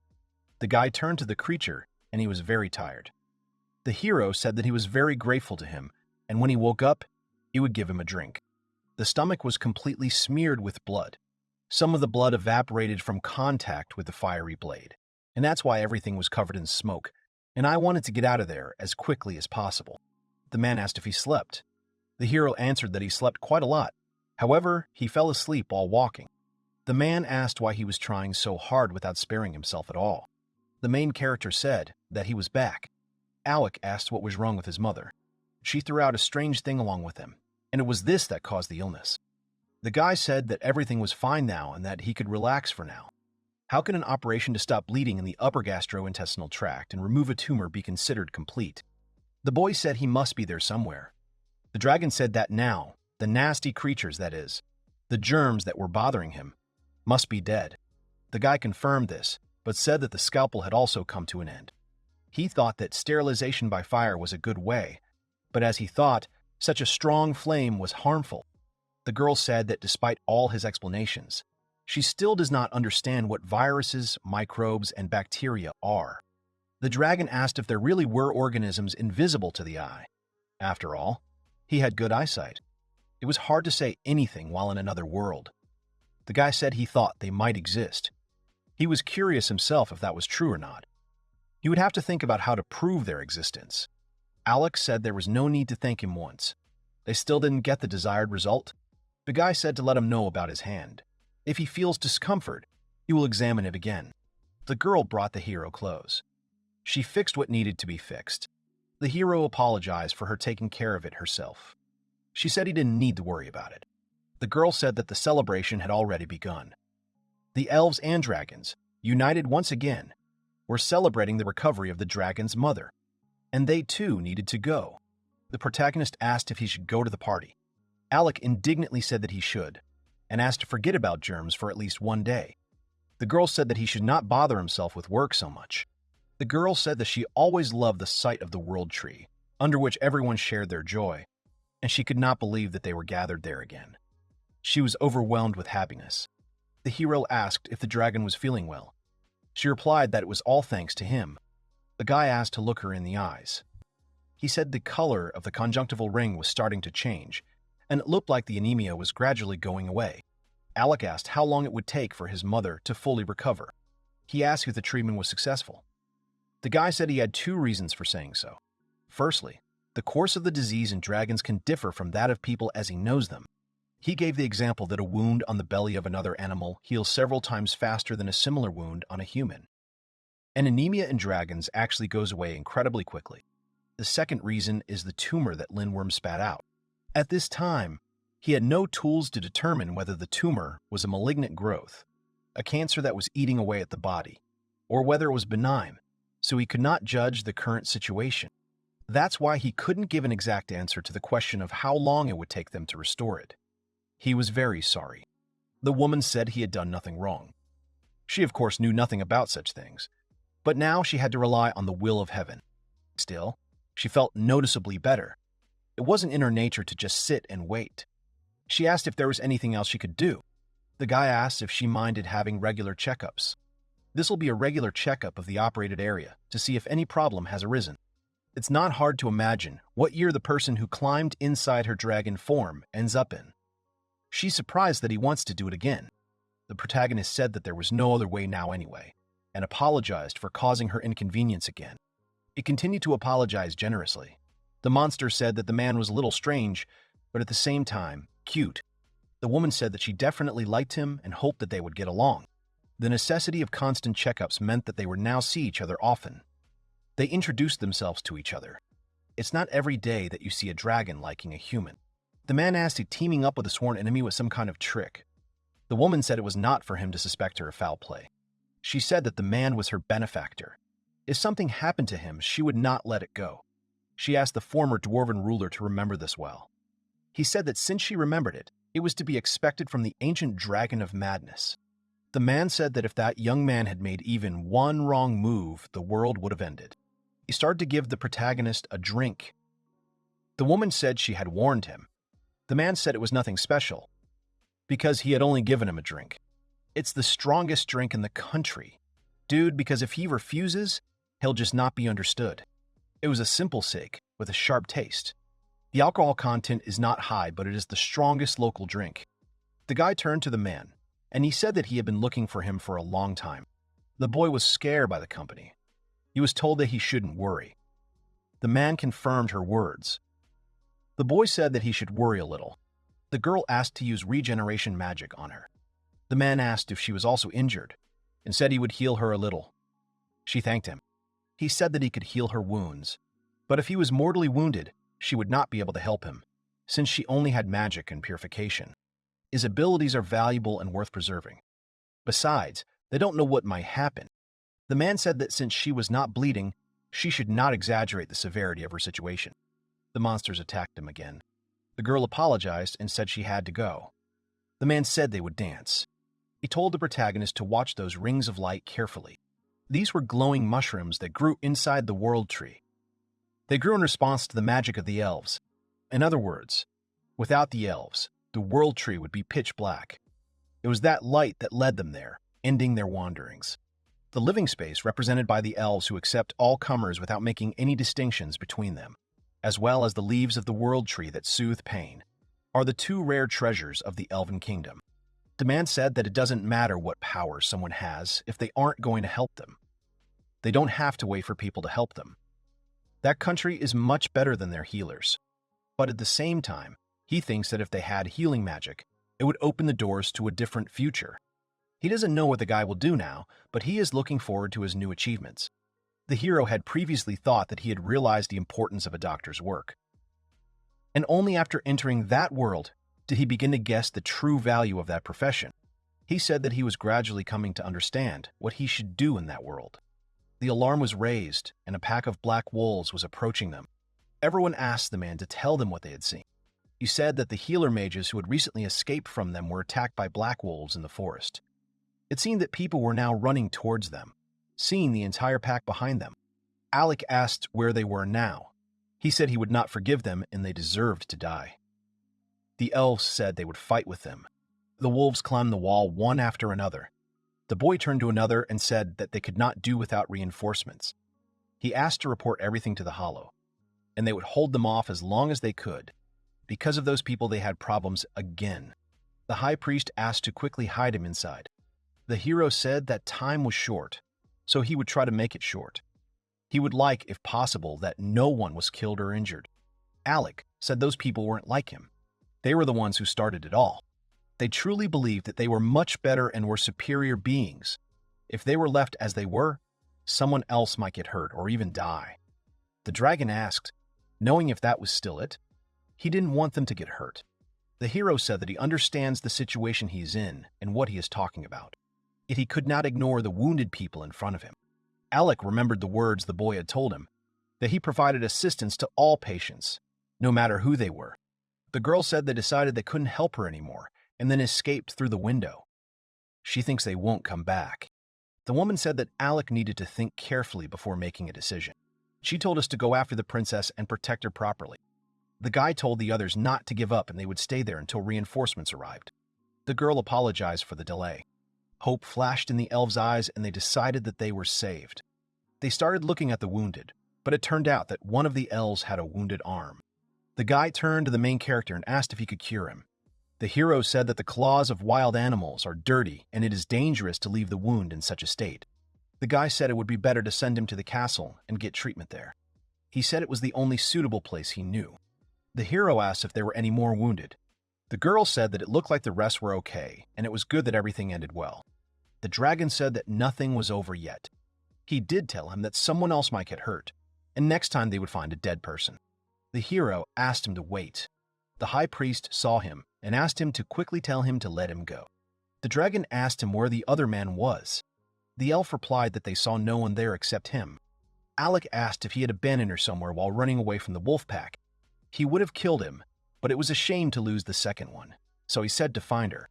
If he refuses to search or does not find, he will kill him on the spot. The man wondered if finding her corpse would be enough for him. There was no choice. The main thing for him now was to gain time. He would have to run again when the moment came. The hero said that if they didn't hurry, Alec would kill the man. The elf said that Her Highness ordered him to provide him with support. Everything was burned, if he was not mistaken. That was where the young ones lived. They angered their parents. That is why the wolves attacked them. The man then said that he would burn them before they attacked. The dragon asked what was wrong with her, because she looked like she was about to die. The guy started to examine her. The radial artery is not palpable, and the jugular vein is swollen. He said that the breathing noise on the right is weakened. This is a tension pneumothorax. The elf told him not to tell her that he was going to heal her. Hike, who had fought for them all, was risking his life and was waiting for him in the castle. He asked how he dared to prioritize a vile troublemaker just because she was his race. That girl was in critical condition. According to the rules, he should provide minimal treatment right away. Black. These are people with difficulty receiving treatment or are already dead. Red. These are the highest priority people in serious condition. Yellow. These are people whose lives are not yet in danger and whose treatment can be postponed. Green. These are patients with minor injuries or who do not need medical care at all. The man turned to the boy and said that he needed to help him first. The boy asked what his injury was. The elf thought he was ready to postpone treatment to help his kinsman. As she thought, he was the same as everyone else. That person was older and had a higher position than the other victims. By helping Her Highness and Madam, he was simply pursuing his own interests. In the end, status determines everything. The man said he overdid it with fire magic, and now he has a burn. He said he was a priest and asked the guy where he came from since he didn't know it. The man said that it was a special honor to heal him, so he should take care of him first. Between the second and third ribs along the girl's middle critical line, the hero felt something. The elf turned to the wizard and said that if the essence of triage is to assess the wounds of the victims, then Hake's wound looks the deepest and most bleeding. The hero said that the girl had a punctured lung, so her condition was more serious than it might seem at first glance. This will buy him some time, and now she can be taken to the castle for further treatment. He would start hailing as soon as they arrived at the location and apologize for making him worry. The elf apologized to him.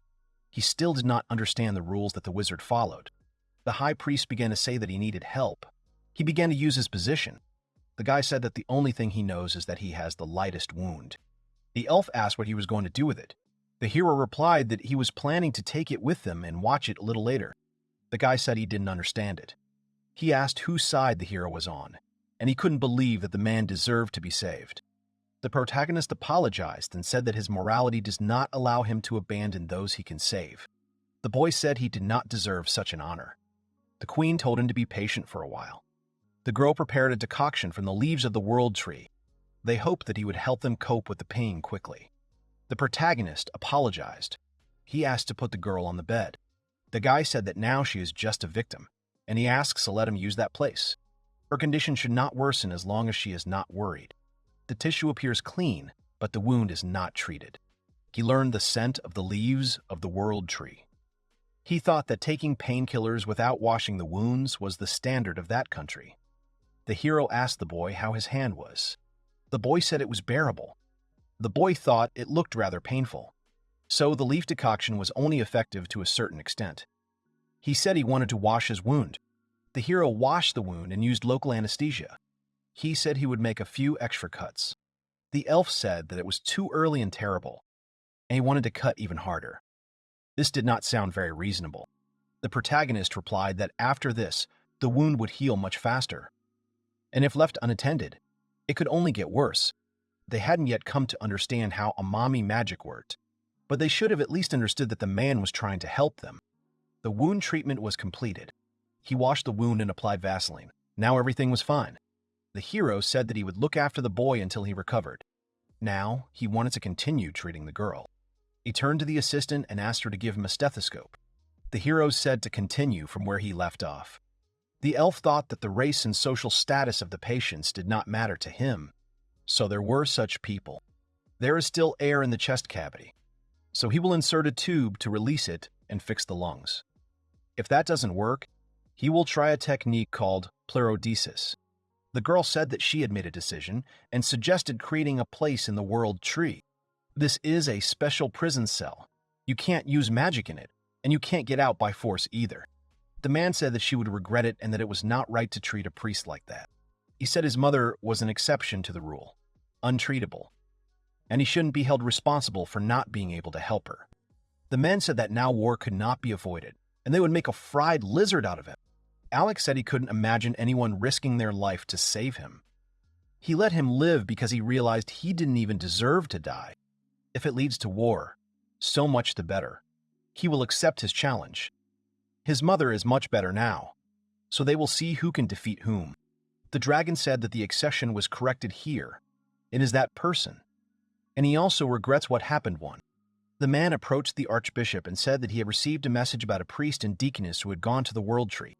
He said it appeared they had abandoned their duties and were taken prisoner. The girl said that if we returned to their conversation, then could he prolong its action? The queen said that her condition had improved markedly, not to mention her son. She apologized and asked if this was what she really wanted. The girl said that her recovery is now the most important thing. There were conflicts that will be forgotten with time. However, she had one offer.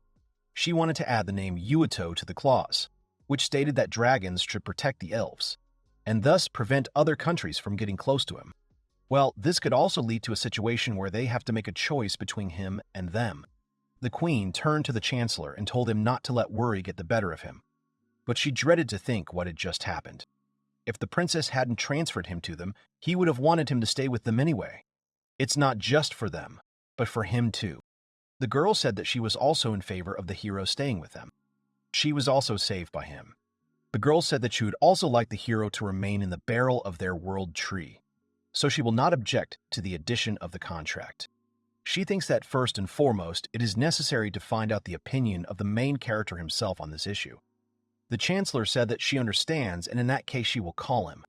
The girl said that on the right side, there are also sounds heard in addition to knocking, coinciding with breathing. The guy said he could clearly hear breathing noise on the right. He asked the girl to remember the sound well.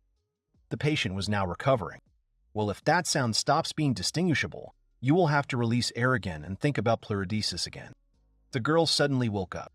The guy said that she would have to be patient for a while, but she was getting better, so she could relax. She thanked him. Alec thought he should think carefully before making a decision. The girl turned to him and also thanked him. The hero asked the dragon if he had any business with him. He replied that he just thought that if he had a free minute, he would invite him for a drink. The girl asked if she could really use the amazing magical instrument. The hero replied that, moreover, he was just thinking of creating a stethoscope especially for her.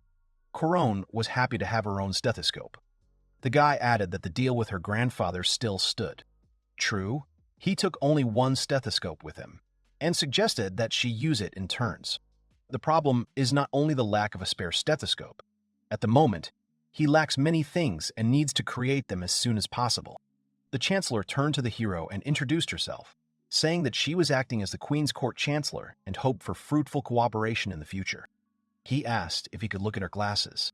The guy said that with them, their capabilities will increase, and this is another amazing tool. The protagonist apologized for getting too carried away. The girl replied that everything was fine, and the main thing was that he returned them to her. The chancellor said she brought him. The guy said he just wanted to talk to them about something. He said that then he would start talking one, and this concerns the future of the victims. Their wounds and pneumothorax are no longer dangerous, but there remains a risk of infection from wolf claws and fangs. He is especially concerned about rabies. It is a life-threatening disease transmitted through the bites of dogs and wolves. Rabies, as he knew it, wasn't usually contagious. He wasn't even sure if it existed there at all. Considering that the kingdom was filled with people from all walks of life, it wouldn't hurt to be prepared for any eventuality. This is exactly what he wanted to talk to her about. He'd like to observe those two for a while longer. Besides, it would be great if she let him interview the locals to gather urban legends to see if anyone had any history of rabies symptoms. The woman agreed and told him to act as he saw fit. She asked what should be done with his reward.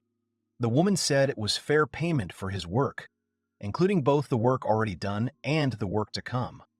Although she was a little concerned about how much the treatment might cost, if it came close in efficiency to the work of the highly paid wizards they had previously invited. The hero said that he was engaged in treatment only because he wanted to. If she allows him to live there and make various concessions, then that is quite enough. The woman asked if he meant to say that her life was worthless. The hero said he had one thought. Long ago, there was an institution in his country. It was founded at the suggestion of a man of the same profession as his. Even the poorest people could get medical care there.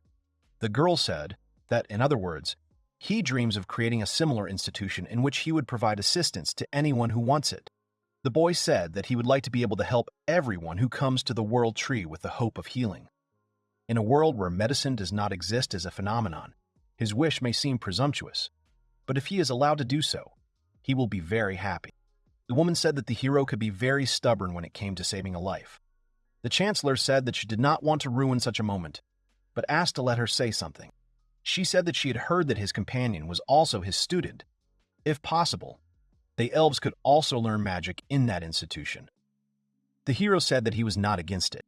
The girl said she understood perfectly well that it was natural for him to keep the source of his power a secret. She was surprised that he agreed so easily. The guy said that no matter how you twist his craft, he can't go beyond time and space. That's why he wants as many people as possible to master artificial healing to help as many patients as possible. The woman suggested creating a place in the country where everyone who suffers can receive help. The man's leg was completely healed. The bishop said that sometimes curses can remain in wounds.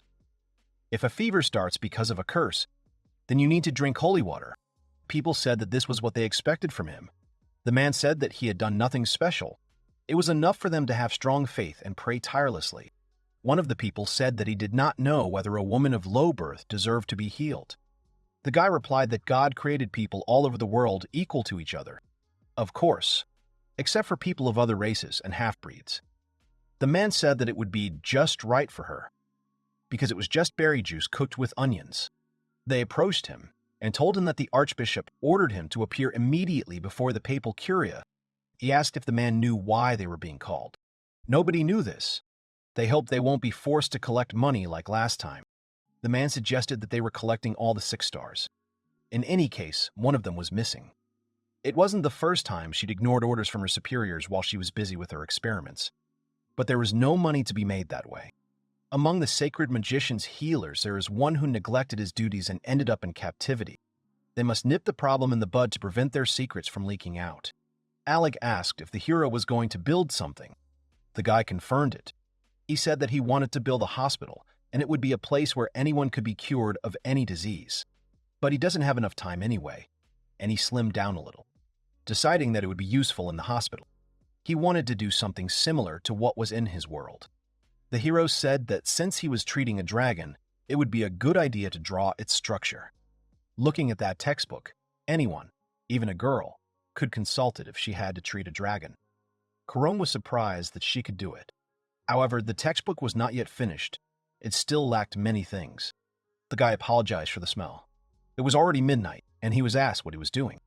The hero said he was sorry it had happened. Lye from animal fat and vegetable ash, a little salt. It's not like he knew much, but the composition had to be right. Cornet said that she had fun nonetheless. She had never used soap before. With it, you become much cleaner than when you wash with water alone. The guy said that hygiene can prevent many diseases, because the most important thing is not to get sick. The hospital must have a doctor's office and equipment necessary for treatment, and the doctor must have consciousness of the creatures inhabiting that world. The list of necessities tends to infinity. What worried him most was that the supplies were about to run out. He didn't know if he would be able to get everything. The dragon said that he understood everything and suggested going for a drink. There he wanted to talk slowly. The man greeted them. Alex said that he had finally arrived with the guy. The worker told the boys to roll up their sleeves and bring their best drinks. The hero said that he usually tries not to drink alcohol. The dragon asked if he could not stand alcohol. The hero said that was not the case. The man said that it wouldn't hurt for him to know, but he produces ether on the second floor. The man, already familiar to the hero, said don't dare teach children bad entertainment. He said that he wouldn't give any bad advice and that it was better to choose booze rather than ether. The hero said that it was also delicious. The taste was different from the last time, it was like beer.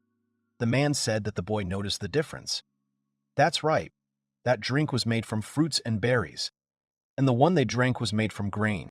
The hero said that where he came from, a drink with that taste was called beer. Most often, he drank it chilled. The man said that she had never even heard of such a thing. Alex said that they don't chill it. The man said he used to think that drinking was like watching the sunset on a fertile land, but he didn't know it was possible to experience such pleasure as riding a sled down sparkling golden sand. He asked if the guy had a much more extensive knowledge of alcohol. The hero said that good taste can be achieved by mixing different types of drinks or adding juice. Alex said that the hero knows a lot about that for a person who hardly drinks. The guy said that in the past he was a drinker. However, he liked whiskey more than beer. You could say it's a distilled version of the drink the man just drank. The guy said it was a method of separating components with different boiling points by evaporating the liquid once and then condensing it. Doing so would produce stronger alcohol. Alex said that the hero had come to relax and therefore should not bore him with talk about work. The man told him to shut up because they were having different conversations, asked him not to disturb them. They had been working tirelessly for a long time, making alcohol the highest grade, and in other words, better alcohol is their bright future. The guy started thinking about distilling alcohol. By redistilling, you can also get a highly concentrated ethanol disinfectant. They wanted to ask him something. The man said he was interested in something. He wanted the hero to run and watch his grandson whenever he had some free time. He often could not go to the toilet and sometimes suffered from stomach pain. The man said that it seemed like nothing serious and asked him to come by when he was not busy. If the hero was watching him, the man would make whatever he wanted as a thank you. The man said that dwarves can do both blacksmithing and construction. The guy said that in that case he would like to make a regular order and not as a thank you. The man said that the master should receive full payment for his work and it could not be otherwise. He told him not to refuse his gratitude. Alex said he drank too much and asked if he could pay him back in full for it. The guy asked if dragons usually worked there. They answered that they work not only there and can be found in establishments where fights often happen, like that one on the air from above. The hero said that he had heard about ether more than once. The man said that he was better off not knowing, since he had seen many who inhaled it die. Alex said that there were those who survived thanks to it. The boy asked if it was some kind of tobacco. The dragon said to go and see if he was interested. The girl said that if they screamed, it would disturb the people inside. Alex said there was some fun on the first floor, but they were just going to look around. The dragon said to do without beautiful words that time. The old man spoke of it as bad entertainment.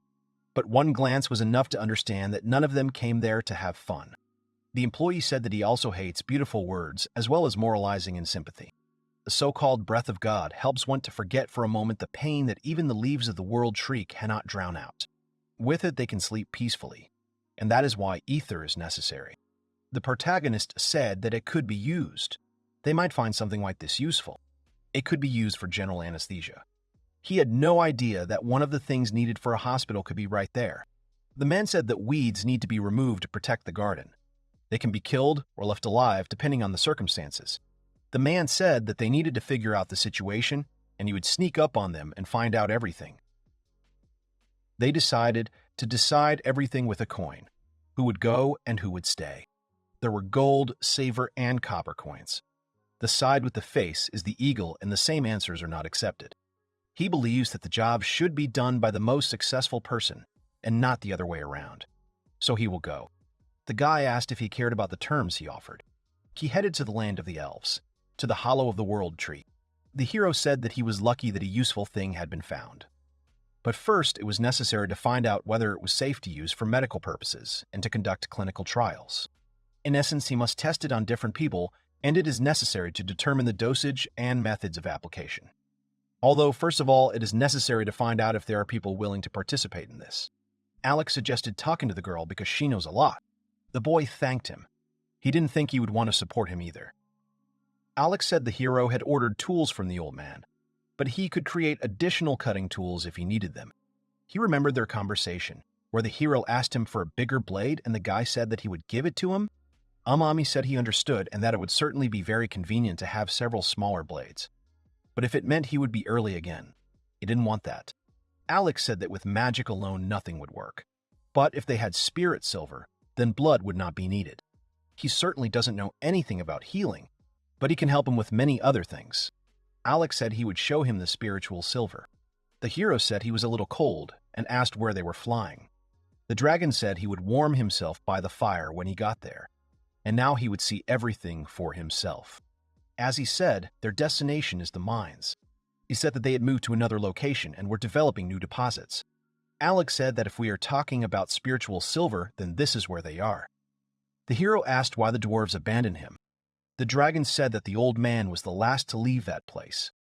His mother told him about it. He wondered what she had forgotten there. The man said that founding a hospital and helping everyone who was sick was the idea of an outstanding person. The girl said that they needed a Normum and asked if they could count on his support. The man said he was in their debt and swears on a hammer and anvil that he will live up to their expectations. He asked what exactly they were going to build. The girl said that they wanted to discuss it with the hero, but he was not there. Apparently, he and the dragon went to get the spiritual silver. The man said that they would hardly have any trouble collecting the spiritual silver, so they would wait until they returned. In the meantime, they would do what they could. The guy said he would go to the quarry to drive in wedges. The other guy said he would fill boxes with soil from the Black Pond. The man asked the boy how his stomach was. He said that firmness of character and stubbornness are not the same thing and asked him not to overwork himself. The boy said that he also wanted to be useful to his grandfather, so he let him do his best and get busy collecting wood. The boy was asked about his belly and was told to take a break. He said he was glad they were all too worried about him. The boy said he sometimes had a hard time going to the toilet. The man said he was worried about the pain. The boy said he was fine. The girl said that the first thing they had to do was bring the main character. However, it takes 2 days to get to the place where the hero was on horseback, and another 2 days to get back. The woman said that she came to find out where Alec had disappeared to. But when she saw everything, she felt very sorry. The man said that she and her children had nothing to apologize for, because he was only angry because he couldn't do anything. It was only midday now. But no matter how much the princesses hurried with the forest god, they would not make it before midnight. The hero said that he had managed to find an important medicine, ether. If they could get spiritual silver, they would be able to create tools. The next question was about space. Of course, there's still much that is missing, but he wants to start with what is possible. As for the building, it's better to turn to the old man again, because he's a master at it. He's strong and reliable, although a bit noisy. Alex said the stairs led to an underground tunnel. It was dark and kind of scary there. They had gone through 20 floors, if not more. The dragon asked him to be patient until they came back down, and then he would carry him. Still, he couldn't see anything. He hoped that something would light up and make it brighter. The guy said he'd get his diagnostic flashlight, although it would be possible to check the oxygen level using a candle or torch. Alex said that he got through there without any problems the last time, but now someone showed up. He apologized and said it would take some time. The girl apologized and asked to be allowed to treat the boy. The man said that she ran away, leaving the woman behind, and did not forget about it. He couldn't trust such a person. Well, if he did trust him, then if something happened, he would kill without the slightest hesitation. The girl apologized for that incident, but she doesn't want to run away anymore. The woman turned to the main character's assistant. She said that he would certainly have said that they needed help. Even taking into account the past event, it is worth admitting that neither the man nor she knows anything about healing. The knowledgeable man was eager to fight, so wouldn't it be better to trust her rather than allow his grandson to suffer any longer? The boy said that he also asked the sorceress to examine him. He said that yesterday the center of his stomach hurt, and now he has pain on the lower right side. The sign of light indicated on muscle tension. Manhwa is a curse that causes pain and bloating in the chest and abdomen. The abdomen is noticeably tense. She would like to use the leaves of the world tree, which are said to stop pain. The girl said that they still had some of the decoction left. It might not be enough, so she would make some more. That man didn't run away, fought the disease, and didn't even ask for anything in return. So she wants to become as strong as he was. She was tired of losing something every time she ran away. The hero said that he was saying something, and so they could try to communicate with him. The guy said that if he understood speech, he would like to talk to him first. It was a girl. The dragon did not understand why she attacked him. The hero apologized to her, although the dragon did not understand why. The guy said that she was probably scared by their sudden arrival and the fire. She was trying to protect the children who were behind her, so he asked her for forgiveness. Alex said it was hard to tell in the dark. The girl said that they laughed like that suddenly, killing someone when he was not vigilant. The heroes began to deny it and apologized. She said that the dragon suddenly took a rest from her with fire. The guy said they came for spiritual silver. The girl said it was beautiful, so she took it. She said they could have it, but they couldn't kill her. The hero said that her leg could use some checking, so he asked her to come with them. He said that he thought she had a burn. The guy would like to treat her if possible, and he doesn't know if she will agree. The girl asked if everything was okay. The woman said that the lack of mana had gone too far, and if she continued, it was recklessness that would cause her to die. The boy said that the man never left his grandson's side for a second, but he never got better. The girl said that for treating people whose stomachs had hardened due to the mana well, cleansing magic was best if she could drive out the evil spirits that were causing the illness. She apologized for causing concern and said she was fine. The woman said it would be bad if she fell and hit her head, and that was the only thing she could do for her now. She told her that she was a good girl for not giving up and holding back because help had already arrived. The hero apologized for taking so long on the road and said that he would immediately begin the inspection. The girl said that the patient had a pronounced tension in his abdomen, and his whole body was hot and trembling. She believed that he was possessed by evil spirits. The woman said that magicians and healers often say this because they believe that when there is pus, an upset stomach, and watery stools, the cause is the curse of evil spirits, and then the magic of purification comes into play. Although she has not seen these spirits, Alec asked if what the eyes couldn't see were germs. Indeed, bacteria and viruses fit the description. The girl said that they belonged to different races, but their body structure was essentially the same. She decided that when possessed by spirits, purification would be effective. She tried her best, but she was unable to drive them out. The guy said it was very important, so he wanted to clarify. The girl said that she wasn't sure about it, but usually such topics are taboo. But the bishop had once said that this was the case. The guy, of course, assumed that they had a similar body structure to the dwarves. He apologized and said that he needed to check something. The hero pressed lightly on the boy's stomach. Corone said that at first the pain was somewhere in the middle of her abdomen, but now it hurts most to the right of her navel. The pain point has moved from the epigastrium to McBurney's point. It was appendicitis. It is a condition in which a place in the lower right part of the abdomen, called the appendix, swells. The man asked if anything could be done about it since the boy's suffering was ongoing. The guy asked if cleansing magic was used for this condition of the stomach. The girl said that the bishop had also spoken about this, that with such pain in the stomach, it would be right to use the magic of purification. If the spirits are weak, then the effect is instantaneous. The guy said that for mild cases he uses antibiotic medications. Probably the cleansing magic has the same effect. This was what the hero used to kill germs. It could be said that it cleans. The man suggested continuing the cleansing until complete extraction in combination with the medicine. The guy hoped for the remaining antibiotic and the healer's reserve of strength. However, there was a risk of relapse. The heroes asked the dragon to invite the girl so that he could use the ether. The woman asked how he intended to use the ether. He said that in another case it penetrated into the body and the tumor flowed out, but now it is impossible. The only thing left is to cut out the problematic part from the outside. Thanks to the ether, the boy will fall into a deep sleep and will not feel pain. Otherwise, the treatment cannot be carried out. The guy said that this is a dangerous medicine, after which he behaved strangely and eventually fall asleep. The man said he remembered how interested he had been in talking about it when he was visiting that girl. He said it was needed for the hospital. He also remembered that the hero had said that it needed to be tested. In other words, ether could be dangerous and it was unclear whether it was effective in eliminating pain. The man said he knew what happened to those who continue to inhale it, and he was afraid of the ether. Besides, if he wasn't sure that it relieved the pain, He definitely didn't want to use it on his grandson. But that's why he wanted to apologize to him for being rude. The elves asked the Ryan traders for a pass and then asked what brought him to them.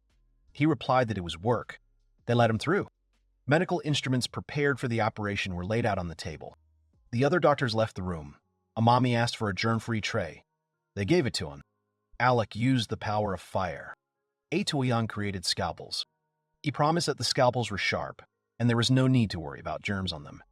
Amami thanked him. Alec also left the room. The girl could not believe that the hero would really treat the patient with blades. She did not understand him, and how he could even allow such a thing, causing pain to Hugh. The horn girl, seeing the boy's pain, was about to help him with her treatment methods, but Amami asked the boys to put on the disposable robes he had provided. The hero encouraged the girls by saying that he understood how much they were waiting for the costumes, but since they were dealing with germs, they had to look exactly like that. He asked Shea to hide her horns with a handkerchief. Amami decided that he would need another type of anesthesia in addition to inhalation anesthesia, so the boy needed to be prepared in advance while he was conscious. The doctor warned Hugh that it would hurt. The hero asked Corin to put her hands on the places he showed in order to hold the patient in the right position.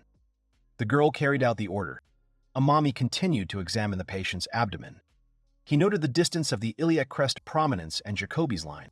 The doctor also noted that he could use a stamp, then warned the patient that it would hurt a little, and began. Amami pressed his finger on the boy's stomach, and he immediately doubled over in pain. The hero thought that if anesthesia was administered according to the Jacobi line, then with spinal subarachnoid anesthesia, there should be no damage to the nerves. However, this was a theory, because it was also necessary to take into account the condition of the lumbar vertebra and the patient's nutritional status. Amami hoped that everything would go well. The hero asked to leave the pot on the table and pour disinfectant into it, povidone iodine. Yuno obeyed. The young man placed cotton swabs in the pot. Remembering the structure of the Jacobi line in relation to the spine, Amami took a swab soaked in the solution. Lidocaine was used for local anesthesia. The doctor warned the patient that it would burn. Hugh was in pain. The guys proceeded to the next stage of the operation. Amami took the 2OE needle. He asked the boy to tell him when he felt numbness or pain in his limbs, and warned that there would be a little pressure on his back. The doctor used the needle. The hero realized that he needed to cross the interspinous ligaments, reminding himself to be very careful. Deciding that this was enough, Amami removed the 2OE needle. The hero was delighted with the cerebrospinal fluid. It was necessary to take a catheter and insert it into the tube.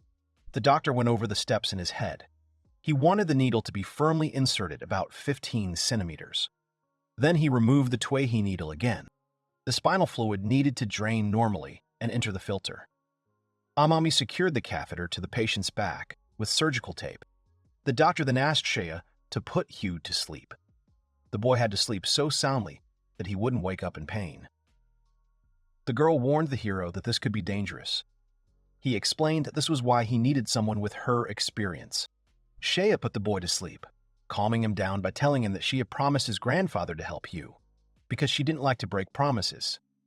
The patient was supposed to relax and fall asleep. The anesthesia worked. The boy slept. Amami warned that he was counting on Shea until the operation was completed. She became an anesthesiologist. The surgeon proceeded to perform an open appendectomy. The hero asked Corone to pass him the tools, and the scalpel that Alec had created needed to be attached to the roundest blade with a rounded edge. Amami took a scalpel and had to pass it through McBurney's point along the folds of skin for about 5 centimeters. The surgeon made an incision 1 centimeter outward from the McBurney point and 4 centimeters inward. The girls watched the operation in horror. Amami asked for gauze, which Corone gave him. The doctor stopped the bleeding. Then the hero took the tweezers with hooks and used them to pick up the subcutaneous fat. The subcutaneous fat had to be cut. It was thicker than expected. Amami assumed it was related to the patient's race. Hugh was a dwarf. But the operation was successful, thanks to the sharpness of Alec's scalpels. The next tool was flat hooks. Thanks to them, the surgeon was able to open the superficial fascia of the abdomen.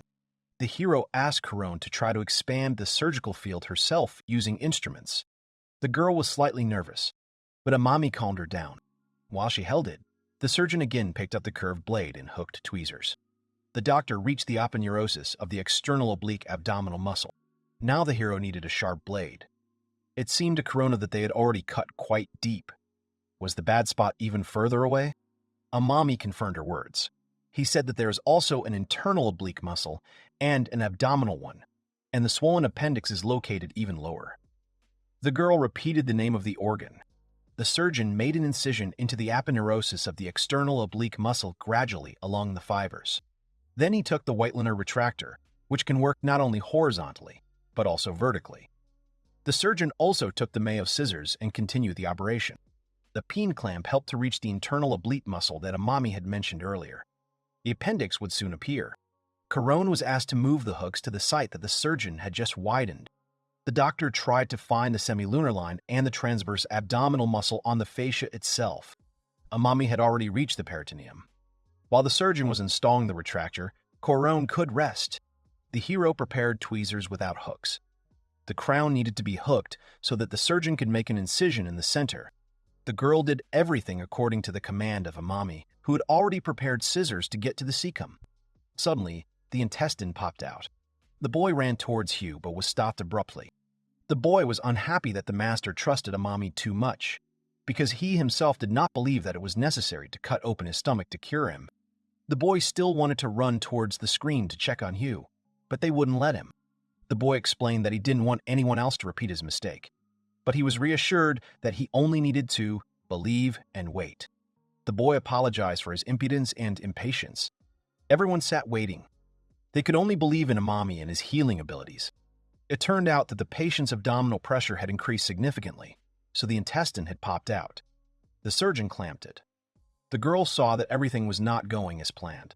She asked how she could help. Shay was given a yellow syringe with lidocaine, which contained 3 milliliters of the substance. Shay had to attach the syringe to the filter attached to Hugh's back after removing the cap. Shea was then required to push down on the back of the syringe and inject all of the medicine. The person was asked what the name of what they had just done was. He said it was spinal anesthesia. Amami also said there was another reason, besides pain, that he had prepared Shia's ether and another anesthetic in advance. The hero said that he had to wait a little while. During this time, the protruding intestine was pulled back in. The doctor explained that lidocaine, which is usually used as an anesthetic, has a muscle relaxant effect when administered subarachnoidally. In other words, it relaxes the abdominal muscles and prevents the intestines from coming out. The girl noted with admiration that lidocaine, used in the treatment of the forest god, was capable of such an effect. She noted her inexperience in treatment. The girl understood that under the influence of Amami's magic, the world would change beyond recognition. The surgeon continued to talk about the substance. He drew attention to the disadvantages of the anesthetic, which lowers blood pressure, which can be dangerous, and also that the duration of lidocaine's action is limited. Therefore, it was necessary to hurry. The surgeon reached the free band of the colon. It was necessary to go along it. Amami thought that if Hugh's intestinal structure was the same as a human's, then there must be an inflamed appendix behind the tape. And so it turned out. Everything turned out to be in the same structure of organs as the hero imagined. The surgeon explained to the girls that the appendix was the cause of the inflammation, so it needed to be cut out, although the tissues around it were not so inflamed. The girls already had an idea why this happened. Amami said that Saya's cleansing magic had stopped the inflammation process. The girl was very glad that it had not been useless. The hero thought to himself that magic did work in this world, and he needed to study it somehow. The surgeon said that it was necessary to tie off the appendicular artery to prevent bleeding when the appendix was cut out. Amami called Yuno. She was asked to hold the forceps instead of the doctor. The hero himself took the medical thread. It was necessary to act very carefully so as not to overdo it with the tension of the thread, which could cut the artery and start bleeding. At the same time, it was necessary to tie the vessel tightly enough to achieve the desired result.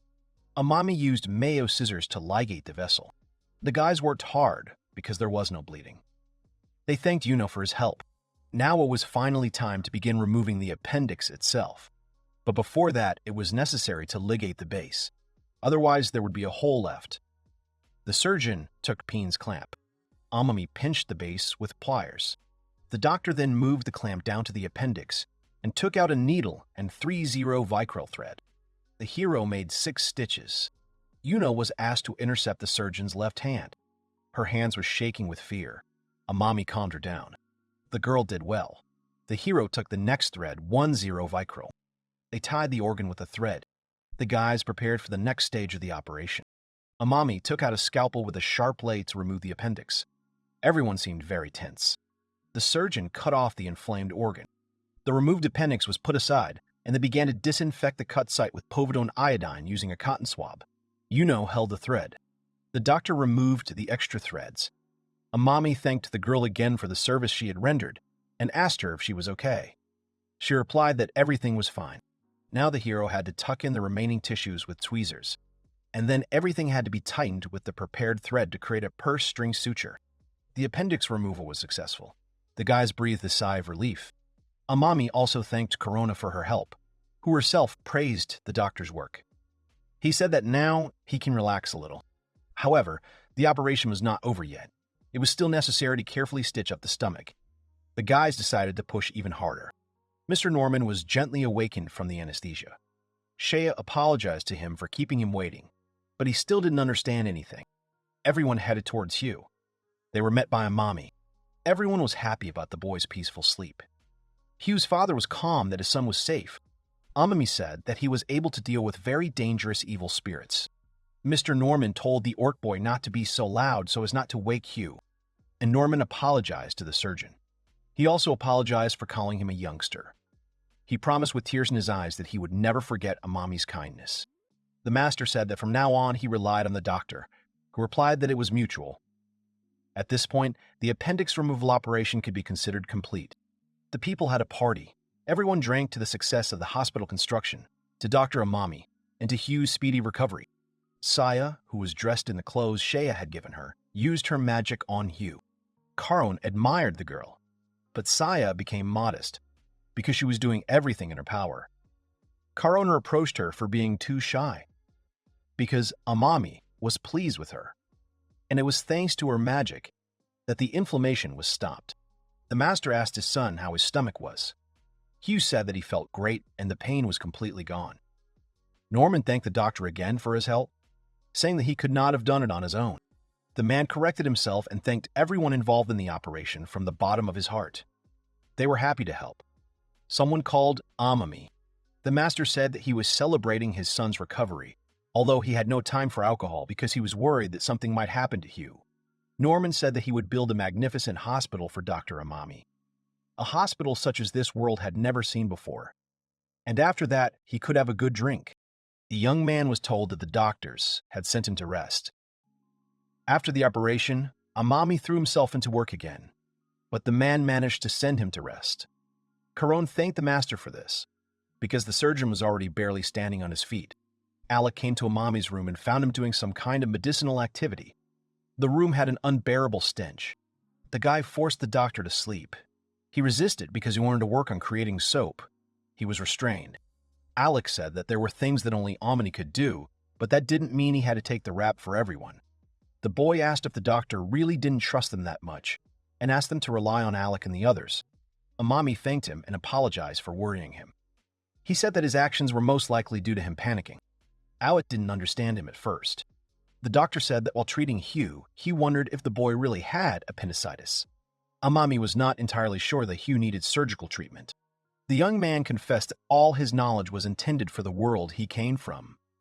And, although their worlds were similar, in reality everything had to be double-checked. Therefore, he had to do everything had to be double-checked. Therefore, he had to do everything in his power. Amami said that if the current success was due to pure luck, they could not be sure that everything would be fine in the future. The doctor began to worry that next time something might go wrong. Alec responded to everything the young man said, saying that they didn't care. The surgeon was confused. The horned youth explained that if Amami doesn't cure him, no one else will. Therefore, if the doctor fails, he, Alec, will neither regret it nor hold a grudge against him. Therefore, the hero doesn't have to worry about it so much, because they are already worried about him. Amami thanked his friend for his support. Suddenly, someone knocked on the surgeon's door. When asked who had come, they answered that it was a man. Elsewhere, in another room, Mr. Lang came in. He was asked what news he had. He said that after the recent hype, unflattering reviews were coming from all over the place, but he noted that it wouldn't be a problem for them, since he had worked hard to obtain some information. He was referring to the leakage of healing magic. Land said they had another problem now. He relayed that rumors had it that Colonelson had been left alone and not even touched. The young man did not understand why the magician healer was left alone. Land began reading out the instructions from his notebook that it was necessary to wash your hands before eating, drink boiled water. He was about to finish reading what to do when you have a cough, but the guy interrupted him and asked what he was reading out. The man replied that, according to the queen, these instructions should replace healing magic. The boy decided that this was some kind of absurdity. Land told him that their country was on the threshold of change, and soon they would no longer need healing magic. After all, highly developed medicine was indistinguishable for magic. Rim made Amami clothes similar to the ones he always wore. The doctor was delighted. He said it was a wonderful piece. The girl said that her leg didn't hurt anymore, and she felt good here. She was warm and there was good food. The doctor was glad that the steroid ointment worked for Rim. The girl said that Rome and the Spiderlings wanted to stay in this new place. She promised that they would sew even more clothes. Rim asked permission. The boys turned to Yuno. Yuno kindly replied that they would be given a warm welcome in the hollow of the world tree. She promised to convey this news to the queen. Raima was overjoyed. A young man came out to the noise. Rim was scared of him and told Amami that it was a terrible dragon. The horned man did not understand the girl and told the doctor that it was time for an open lecture. The girls announced that it was time for the open lecture of the wizard Amami. On the way there, everyone chatted. To enter the place where the lesson was held, visitors were searched to ensure safety. Even bags were checked. The girl showed that she had come empty-handed, and they let her through. One of the young guards noted that a lot of people had gathered for the lecture. He said that he would like to have a waji with him here. His partner did not understand him. Then, the partner remembered that waji are guys who can see through objects. The young man supported him, because with them, it would be more convenient to check bags right through them. The guard said he hadn't seen any of those in the world tree, so he should just stop complaining and check everything carefully. The young man pessimistically noted that it would be bad if something happened today. After all, they were visited by their neighbors from the land of night. They were diplomats.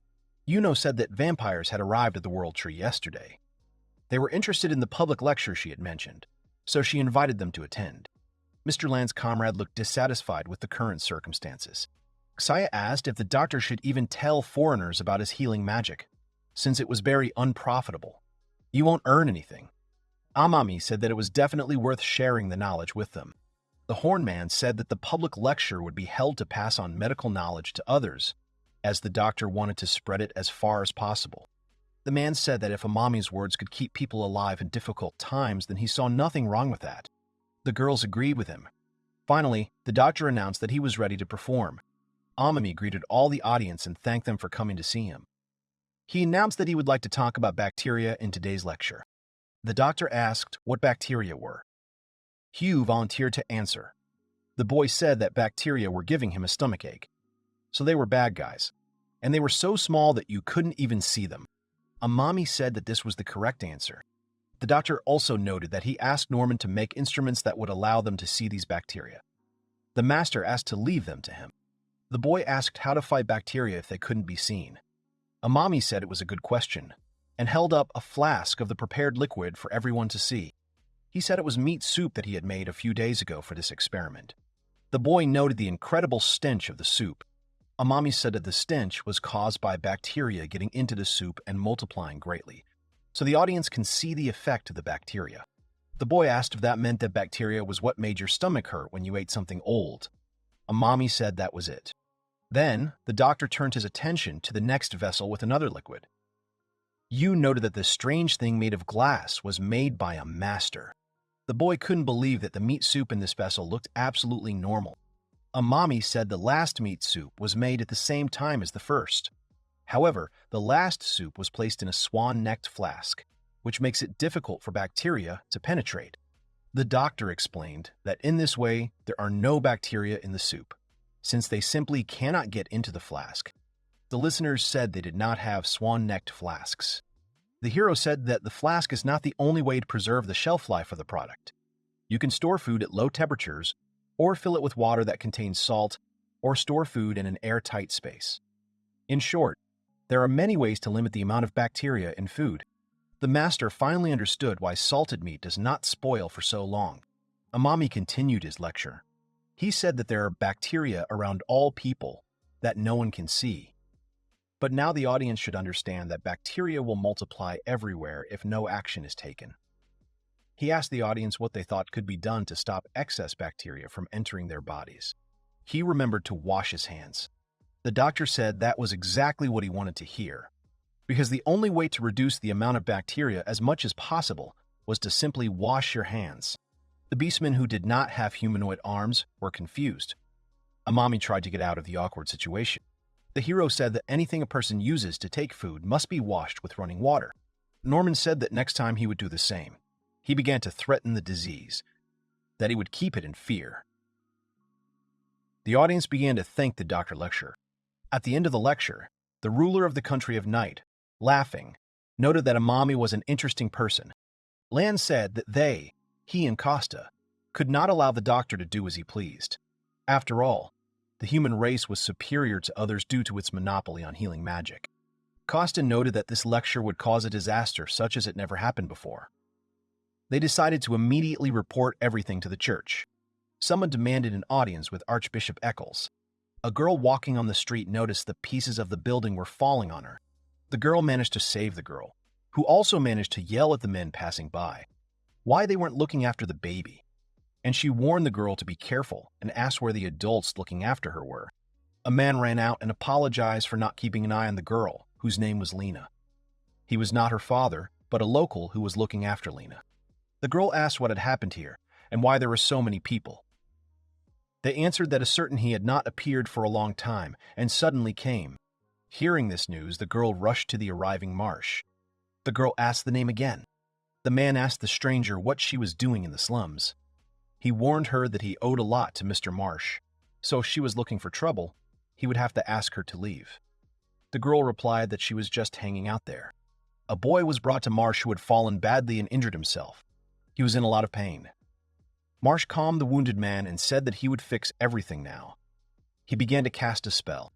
Everyone witnessed the magic in action. The boy got over it. He was very grateful. He was warned not to fall again. The man was surprised that Marsh would use healing magic for a scratch. He apologized for disturbing the mage, admitting that he couldn't pay for the service. Marsh calmed the man down. He said that he was not a church healer, so he only did what he wanted. Argo admitted that he owed him a lot. They announced that the food was ready. The man became worried about something, and when Marsh asked what was wrong, he replied that he had been distracted by a stranger. But it was not so important that the magician should worry. The entire slum district was having lunch. Marsh noted that it had become quite nice and lively here. Argo noted that it was all thanks to the magician. He said that he was only doing what he could. The young boys brought food for Marsh to eat. He said it was very unexpected, but he would rather stand in line with the others. The man explained that the young men began to feel indebted to the magician from the time he healed their illness. They remembered the curse that was passed from person to person and was very scary. They promised that they would never go to the red light district again. The guys were infinitely grateful to Marsh. They wanted to thank him somehow. The food turned out to be very tasty. Argo explained that Atna had put her whole soul into cooking to please Marsh. The girl had succeeded. The man remembered the story of Atna, whom the magician completely healed from the curse of a burnt face. Marsh said that he was overpraised, because any priest from the church could have cured this disease with the help of purification. Marsh, however, used not only his power in his treatment, but also holy water. The man replied that priests might be able to heal in this way, but they would never help the poor who had never seen holy water before. The man said that if the 6 stars had been here, everything might have turned out differently. Marsh did not understand him. Argo said that the 6 stars worked directly for the great Archbishop Eccles, and some of them wander around healing the poor and unfortunate, just like Marsh. And if this story is true, these healers must be quite eccentric. Marsh was asked if he had met Eccles when he visited the church. He replied that he did not know the Archbishop and had never even crossed paths with him. Suddenly, a delegation from the church arrived, having received a report of illegal and blasphemous treatment. The representative of the delegation was the priest Byrne. By order of God, He demanded that the people of the slums hand over the dirty underground doctor to them. Argo began to complain that Marsh did not know the bishop. Now it was necessary to hope that the priest of the slum district could do something. Church representatives ordered that the order be carried out immediately. Otherwise, the people's inaction would be perceived as disobedience to God. However, the slum dwellers had no intention of following the order, but decided to act on his own and began to sniff around, looking for his prey. Sniffing people, he reached Atna. They wanted to hide the girl from him. The woman who jumped out was threatened not to get in the priest's way. The frightened girl was examined. Marsh decided to stand up for Atna, but the man held him back, because if the magician was discovered by the church, it would not end well. Marsh could be arrested and executed for illegal treatment. But the magician asked to let him go, and said that everything would be fine. The priest detected the smell of holy water on the girl. Bird understood that true followers of God would never heal simple and rude people, but he still felt the smell of holy water on Atna's face. The priest said that the smell of holy water was proof that there was an illegal healer among them. He said that the people of the slums would no longer be able to trick him, so they must bring the culprit to him immediately. And if they refused, they threatened to execute the girl for heresy. Fia began to think about what to do. The young man suggested that Fia go with her as partners in the 6 Stars. The girl wanted to go to the slums and the red light district. Comet asked discontentedly why the guys were making so much noise. Fia said that the holy water that was recently discussed requires production space and human resources. The guys recalled that it was in the slum area that there was plenty of land and labor. Comet was unhappy with the conversation and the fact that the Archbishop was so concerned about holy water lately. Friends reasoned with Comet. Fia asked what options her friend had. Comet remembered that in that area, a curse was currently gaining momentum among women of a special profession. And knowing the taste of the Archbishop, it was obvious that sooner or later he would ask the guys to deal with it. The boys didn't understand him. They heard the news about the curse for the first time. Comet answered that his friends simply didn't know much about the world. Fia made up her mind. The girl said that she couldn't just sit back, so she'd better go. She assumed that her friends had also been given tasks, so she called them to work. The young man wanted to stop the girl, but Comet interrupted him, saying that the hooligans from the slums would not stand a second against their friend. Comet was more interested in where the Archbishop himself was now and what he was doing. Fia stood up for Atna. She confronted Byrne about which healer he was referring to and declared that she could not turn a blind eye to his behavior that was unbecoming of a priest. The people of the church decided that she was the fraudulent healer they were looking for. The girl was left alone. Byrne recognized the girl as Fia from the 6 Stars. He said that indeed he should not have come to such a dirty place for treatment. She asked if this was a problem for him. The church people hurried away. Marsh was thinking. Argo was infinitely grateful to Fia for saving them for the 2nd time. He admitted that he couldn't even imagine that she was one of the 6 Stars. The girl told him not to worry about it. Marsh healed Atna's injured leg. He wanted to examine her mother too, but the woman was very shy. Fia approached an unlicensed healer. She offered to take a short walk with him and discuss a few things. Argo wanted to stand up for his friend, but the mage stopped him. Marsh told the guys not to worry about him and to trust the girl, because it was just a walk. The magician joked that guys shouldn't turn down invitations from girls. The healer stepped aside. Fia said that in a secluded place no one would disturb them, so they could start a conversation. She asked Marsh's real purpose. She wanted to ask for what specific reason he sent her here. Could Marsh really have been Master Eccles? He said that the task they had been given was the real goal, but it was not his purpose to speak to her alone like this. Fia had assured him that in this place the papacy would not hear of them. Marsh offered the girl another goal and another job. He said that a fish rots from the head and asked the girl to lend him her power. Fia said that in such troubled times the master was very polite, because usually his words reached her through others or in writing. Eccles, surprised, apologized. The temple was not happy that the people of the church had encountered a healer from the 6 Stars. Father Byrne tried to calm them down. He said that their real problem was the rogue wizard who would be here for an unknown amount of time. And if it was some momentary whim of the 6 Stars that interfered with their actions, then it would not be difficult to continue the plan. The priest thought he had guessed that it was the coming of magical children who just wanted attention and recognition for their mercy. Therefore, it would not last long. Sir Bascom came to Father Byrne and was ordered to be admitted. Sir Bascom apologized as he thought the priest was busy, but he was well received. Byrne said Bascom's wares were very effective. The guest asked how far the boys had come. The priest began to talk about that plan. The guest said that he wanted to take possession of that land, because they could not find better land. There weren't many people in the red light district, although not long ago it had been a bustling town. Marsh noticed the large number of tents that lined the streets of the area. Argo said it was because brothels were unpopular. Now the establishments had to operate independently, and the curse was to blame for all of this. Argo said that now the entire area is in ruins. Not only the brothels and their owners are suffering, but also other establishments and ordinary people who fled the area to avoid being near the curse. The man admitted that if the curse is not stopped, the entire place will become useless to anyone. Argo asked the mage why he had come to the red light district. He asked if the Six Stars sister had told him anything about the curse. Marsh said his purpose in coming was to heal as many people as he could, to the best of his ability. He said a girl from Six Stars had warned him of the situation. The magician apologized to Argo for asking him to keep him company. The man replied that he would do anything for the healer. He was a little worried about his sister. Nora didn't recognize her brother at first and rushed at Argo. The man was surprised that she didn't recognize him.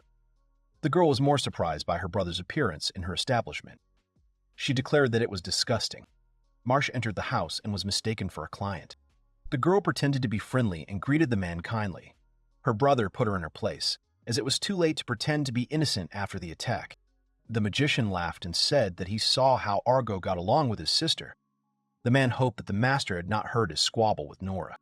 The girl tried to figure out what was happening. Nora was already showing symptoms of syphilis. Argo asked his sister to tell the healer about the recent strangeness. He explained that Marsh had come to find out what was going on. He wanted to know why his sister was holding a weapon, and if something strange was going on. Ackle stopped him and said that he would cure the girl first. The man used magic. It worked. The symptoms of the disease immediately went away. Nora noticed that her swelling had gone down.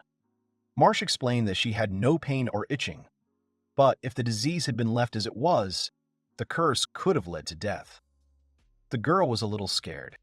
The magician said he needed to know how fast this curse was progressing. He asked if the girl had a red rash on her palms or soles. She showed him and said yes, she had. Nora could have offered the mage to check her for a rash himself, but he refused, as a sign of respect for Argo. Marsh asked when it all happened. The girl said that men she had never seen before came to them. They were not from around here. The men spent several days in the area, and from then on, the curse began to spread quickly. Nora regretted not showing it, although she thought it was strange. She promised to send those men away next time. The girl said that the same thing happened to her colleagues. That's why the rumor appeared that the red light district will curse anyone. Argo said that it was his fault. If he had money, he would not have allowed this. She said that his face already says everything about him, because when there is a fight, Argo always comes to the rescue, covers someone with himself, and ends up getting hurt. Norma said she knew how hard her brother worked, so he didn't need to apologize for anything. She said it was disgusting to see a brother and sister licking each other's wounds. Marsh watched the whole scene. The magician said that everything would be fine. He promised to do something about all this mess. Everything that happened in the slums was reported. Ark said that he understood everything now, because the reports matched what Fia said. He said that recently there had been reports of escaped slaves captured in areas near the slums. This was strange, because if they were trying to hide somewhere, the slums would be the best place. Fia remembered Byrne. She said that there was a reason why the escapees did not go to the slums. Ark noted that the escapees do not reveal their identities because they are afraid of being sent back. The young man remembered a man who was on good terms with Eccles and was also a slave trader. He decided that he should talk to him first. It was also a reason to test him. After all, cursing people and even spreading a curse throughout the world is simply disgusting. The guy wondered what the goal of a person who would be behind all this could be. Fia said that after going to those places, she guessed what the goal might be. She said that the new city in that area was approaching the slums like a tsunami, and in the context of its development, the stagnation of the slums was puzzling. Faya suggested that the people behind the spread of curses decided to take over the lands of the disadvantaged areas at a low price. So, they weakened the slum dwellers to reduce their numbers. And all this activity was carefully hidden, which emphasizes their meanness. The girl relayed the Archbishop's order for her to go with Ark and catch the ringleader. She called the boy to come with her. He said that Mr. Eccles was currently away, so the matter had to be handed over to Cardinal Sislar. But then he noticed something. He paid attention to the words that if they were to act, then starting the day after tomorrow. He asked again why the day after tomorrow. After all, the sooner the customer was caught, the better. The girl said that she agreed with Ark, but these were the master's instructions. Sir Bascom visited Father Byrne for the second time that day. He seemed panicked. The priest asked what was wrong.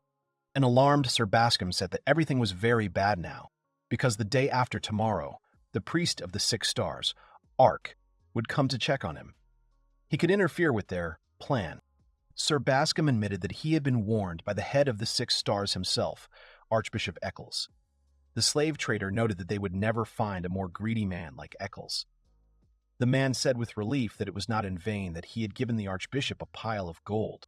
Father Byrne was very glad to hear that the Archbishop had been on their side all this time. The priest exclaimed that this was to be expected, since the 6 stars were unable to stop the process within the papal curia, although they were able to delay everything for 2 days. Sir Bascom said they needed to find a way to sort this situation out before morning. One of the priest's men said that since the 6 stars had made fools of them, they needed to stage a few suspicious deaths in the slums. Father Byrne thought it was a great idea, but there was an even simpler way to eliminate the inspector and hush up the inspection itself. The priest said that it was best not to leave any evidence or witnesses, so you just need to burn everything. He explained that inspection was meaningless without something to inspect. He decided to use the true purification that surpassed all purification magic, fire, to cleanse the land. Father Byrne's words were listened to very attentively. Everyone supported him and noted how smart the priest was. And even if some suspicions remain, then without evidence and witnesses, they will be insignificant. It was a cheap and quick solution. Father Byrne said that inspiration had come upon him, all because of the kindness of the slave trader. Sir Bascom said to be impressed by how the priest used fire to get rid of the cursed slaves, thereby preventing the infection of other slaves. He thanked Father Byrne for keeping them from selling defective products or releasing them into the wild. He said that he would then bring scented water, suitable for burning the damned among other things. They decided that they should hurry. They still had to study where and how to spread the fire tomorrow, because they needed to make sure that everything burned to the ground. The event took place the day before the inspection of the Ark of the 6 Stars. Faya said that the holy water that helps in fighting the curse of the red light district can be obtained from the fruit of this tree. Nora was glad that they could make the water that can overcome the curse themselves. The 6 Stars said that was what they came for. Fia said that if there were ingredients, then the girls could make water that Fia's boss would definitely buy. The healer explained that the girls could keep all the excess for themselves. Nora could not believe that they would receive their salvation from some small fruit. Nora was about to go cook. Someone went to call the other girls. Faya left the things in the cart near Nora's house. She didn't mind. The 6 Stars needed to check that they would check the curse thoroughly, so the people didn't need to worry about it. Marsh said he wanted to study the effects of the curse more thoroughly. He asked permission to examine everyone. Everyone except Fia was very grateful. Nora was very grateful to the healers. She said that now the city will definitely live again. The girls were busy preparing holy water. The finished water was brought to Mr. Marsh. He praised their work. The girls said that the smell of the water was very strange, but it was worth it. They could not even believe that they were able to make something so valuable right in their area. Many people were gathering at Nora's house. At this time, Father Byrne, who was hiding, was thinking that the curse had spread because of the girls' profession. However, if they had holy water, none of them would die. The priest angrily promised them that he would help fix everything with fire. Father Byrne scolded his men for not working carefully, because with one careless move, their plan would collapse. And if the inhabitants of the red light district or the doctors from the 6 Stars found out about them, their whole plan would be over. The priest pointed out where to spray. He was thinking that it was very inconvenient for him to work with incompetent assistants. If the operation was successful, they would hit the jackpot, because Sir Bascom would literally shower them with gold. Father Byrne would only have to show off in front of the clergy and choose a better place for himself. He thought this was his true path to success. The girls began to suspect something. But the church people kept quiet. The men began to make fire as they retreated. They used magic to produce flame. Sir Bascom watched the flashes in the poor city. He called them wonderful lights, illuminating the way to the future. Someone stopped the satisfied priest and his men, noting that they had tried hard. The boys stopped the men. Father Byrne wanted to pretend that he had just noticed the fire. Fia ironically noted that the priest had nothing to do with it, even though he had tanks of oil on his shoulders. The girls said that they had already taken care of the people. Father Byrne decided that the situation was much simpler, because in front of him were a bunch of useless women and a simple man who did not possess a drop of magic. The priest ordered his men to take the boys, but Fia fought back. The girl did her job. Nora said that she heard from Fia that there were suspicions about the meanness with the bad water on the part of the church, but she decided to let the priest carry out his plan. Sister Argo added that Mr. Marsh had told them that if they let these men get away with it now, they would simply return to their city a little later with new troubles. Therefore, the girls had to force the men to commit a crime that they would not be able to get away with. The girls were even ready to sacrifice their own home, and they could create holy water anywhere. The priest pretended not to understand what crime was being discussed. He thought he could still save himself. It was enough for him to protect himself with magic and dissolve in the flames. But Marsh himself intervened in the situation. He used very powerful cooling magic. Father Byrne thought that he was an illegal healer. Marsh was surprised that the priest did not understand who was standing in front of him. Marsh used transformation magic. The magician appeared before Byrne in the guise of Archbishop Eccles. The priest recognized him. Byrne saw 5 horns and birthmarks. The priest declared that heaven was on his side, because the archbishop himself was with him. He asked the boys how they were going to deal with him. The boys stood there in bewilderment. Eccles asked the priest to cool his ardor a little. He asked Father Byrne why he was fighting with these girls in this area. The man panicked that the archbishop wanted to betray him and Lord Bascom. The priest said that Sir Bascom had let him in on the whole plan. Marsh said that by now Ark should have arrested Sir Bascom. The priest did not understand what was happening, because the inspection was not to begin until tomorrow. The archbishop said that he had already sent the following message to the 6 stars yesterday. He said that if they were to act, they would do so starting the day after tomorrow. But if by tomorrow night the 6 stars received word from Eccles, they would need to move out immediately. Byrne wanted to use force, but Marsh pushed him back. The archbishop said that the people of the church should not just burn out the curse, but dispel it. Eccles declared that the punishment of heaven was not always fatal, but inevitable. Therefore, Byrne would have time to reflect on his crimes before the execution, which would be witnessed by the archbishop himself. The man was horrified. The church army arrived to the heroes. The archbishop and the general greeted each other. Eccles thanked for the prompt and decisive measures. The general declared that the archbishop's will was in their hands. The master named Fia. The girl asked the master to tell her that it was he who finally caught the scoundrels. Marsh said that it all happened thanks to her, Fia. The mage explained that Byrne had planned to use the bad water given to him by Bascom. However, it was Fia who had figured out the plan. She had smelled the water. The archbishop said that he was very grateful to the girl. Fia couldn't contradict the magician. Argo thanked Marsh by making a joke about how exactly to call the master. Eccles asked to be called by his former title. He apologized for not speaking up before, but explained that it was because of the church, which was causing a lot of trouble. Now the threat was over. It was a great job. Marsh suggested discussing plans for the near future tomorrow. A little while later, Marsh continued working in the slums. Due to the constant visits of the healer, the girls completely recovered. The magician asked if they had enough holy water. When they answered affirmatively, he said that drinking it would not be a bad idea either. Argo and Nora visited the master and were impressed that everything was going well for him. The doctor asked how the brother and sister were doing. They said that everything was going well. They were making holy water for the new year. Argo said that he wanted to establish a whole plantation in the red light district. Marsh asked how long it would take. He suggested that it would be a good idea to sow a whole field, since he had to go into the forest to get the fruit, and if the fruit was at hand, it would be much more convenient. Argo promised to get it all set up as quickly as possible. The man said that their world was certainly dark, but they were filled with sincere gratitude to the Archbishop. Marsh became embarrassed and said that he should thank them for their help. The heroes were glad that everything turned out so well. In one of the buildings, Faya questioned Marsh. The girl asked if his plan had worked in the end.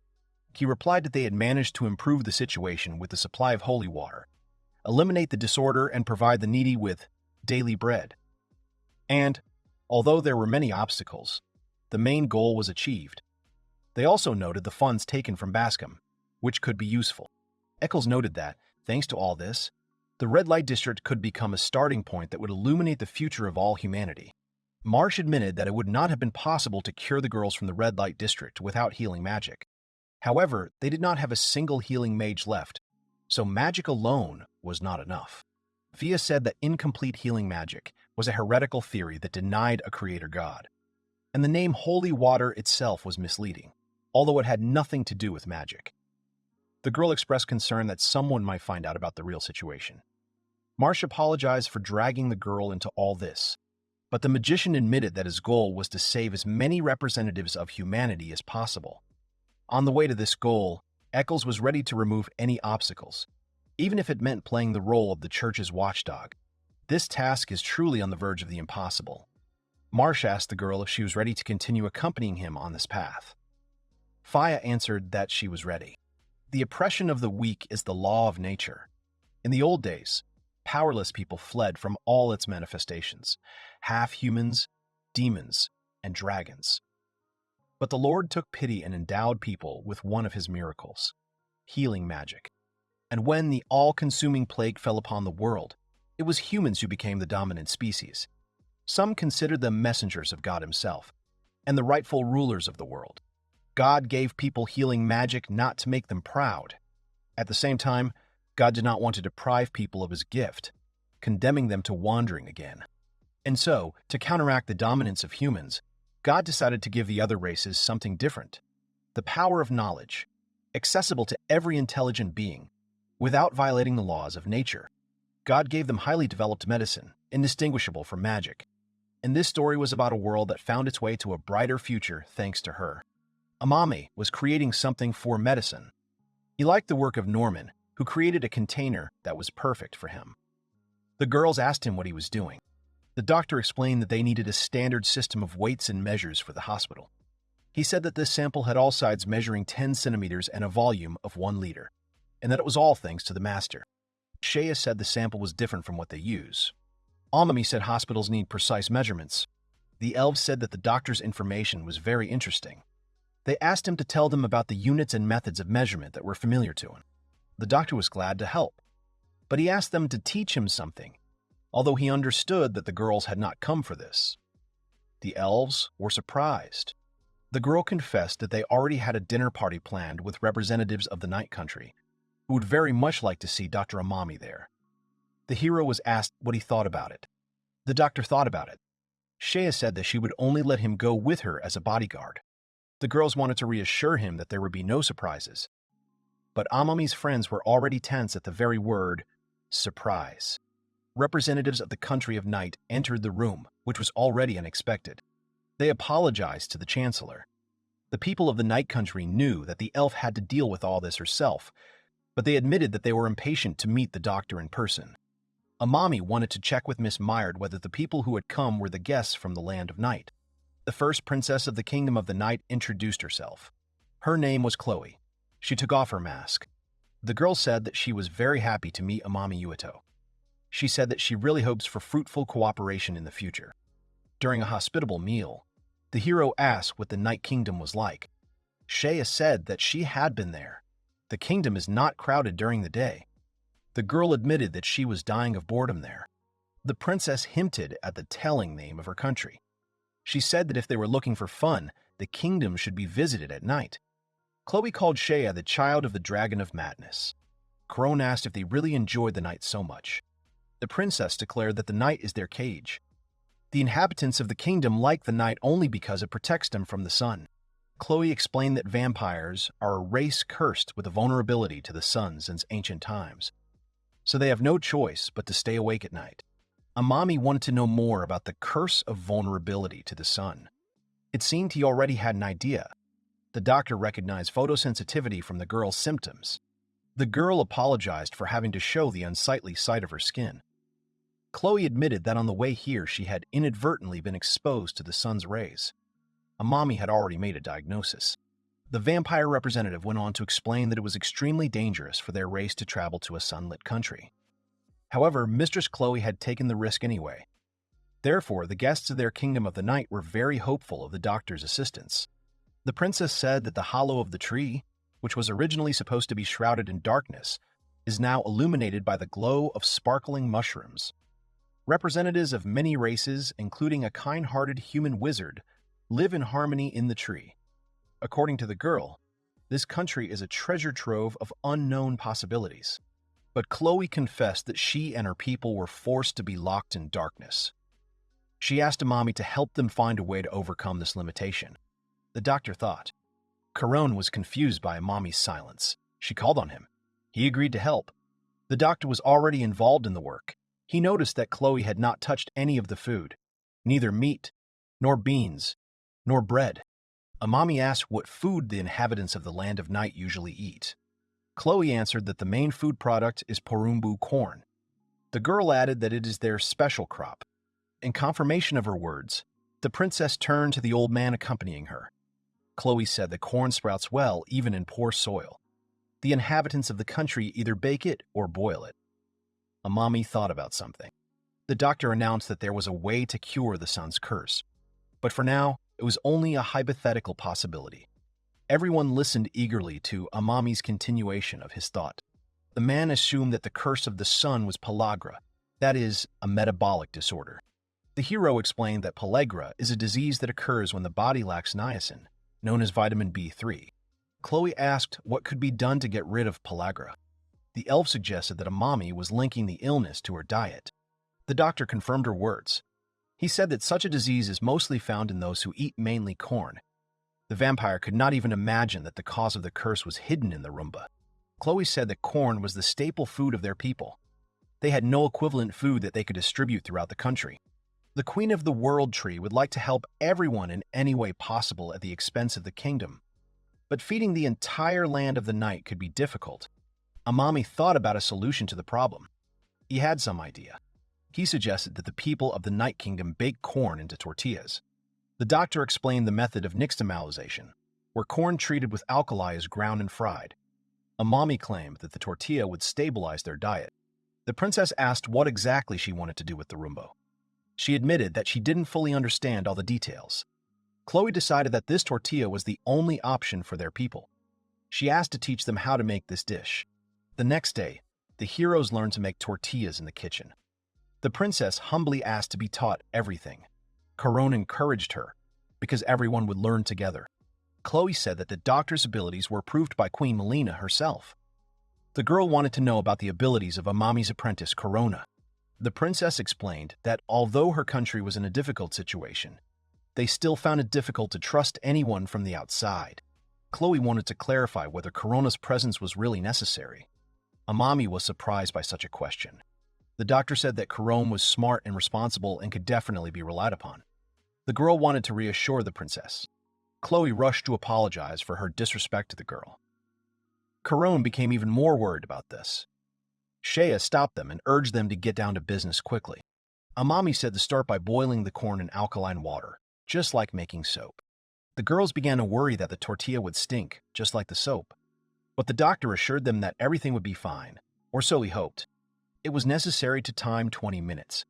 Amami asked Corone to time it, to turn over the hourglass, which was a craftsman's work.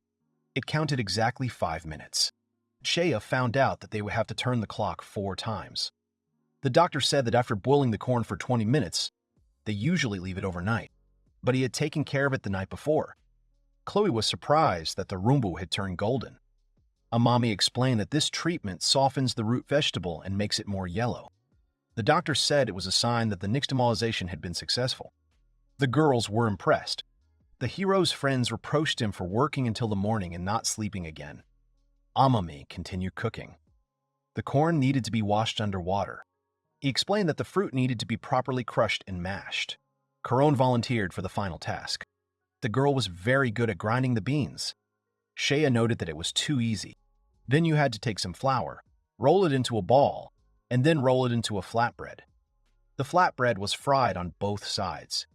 Shea liked the smell of cooking. She noted that the kitchen didn't even stink. The tortillas were ready. The elves were the first to try the flatbreads. They thought that the taste was rather simple, but the flatbreads were tender and sweet. The girls said that it was very tasty. Chloe also prepared to try the prepared food. The princess said it was very tasty. She couldn't even believe that such delicious food was the source of their curse. Amami said that he couldn't say for sure, but he didn't rule it out completely. The vampire assumed that they were just wasting their time. He asked if Lady Chloe wanted to continue staying here. The girl replied that if the taste was so wonderful, she would definitely support the doctor's idea. She thanked Mr. Amami. After the tortilla, the master next prepared meat, spicy fruits, and, as Shea noted, smelly leaves. Amami added ingredients that were as similar as possible to the tortilla to create the taco filling he was accustomed to. The doctor thought that making plain tortillas was boring, so he made it this way to add variety to the taste. Shea asked if it was possible to do without the stench and bitterness, although she agreed to try one taco. The girl took the first bite.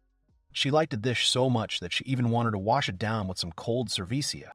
Suddenly, Tega came to the heroes. When Shea asked why he was not at the bar, he answered that he needed the doctor's help. The wounded soldiers of the night were brought to Amami. They were asked why they were wounded. The soldiers apologized to Lady Chloe. The soldiers' comrades explained that he had drunk too much cervisia, that he did not notice the wall in front of him and crashed into it. The young man was very ashamed. The indignant princess told the soldier to wash away his shame one day. The young man began to apologize to Amami, but he calmed him down, saying that such things don't happen to everyone. The doctor determined that the soldier had broken a bone. Corone was already running to help her master. The girl decided to wash the wound first. Amami approved of her decision. The soldier began to resist so that they wouldn't pour water on his wound, but Corone had already splashed it. The young man was surprised that the liquid didn't sting him. The girl explained that she had used a saline solution, which didn't sting when you washed the wound with it. Chloe assessed the situation. She knew that the use of healing magic by beastmen had been met with extreme skepticism until now, but Corone's demonstration of the ability left no doubt that it was possible. The princess apologized to the beastwoman once again for her disdainful attitude.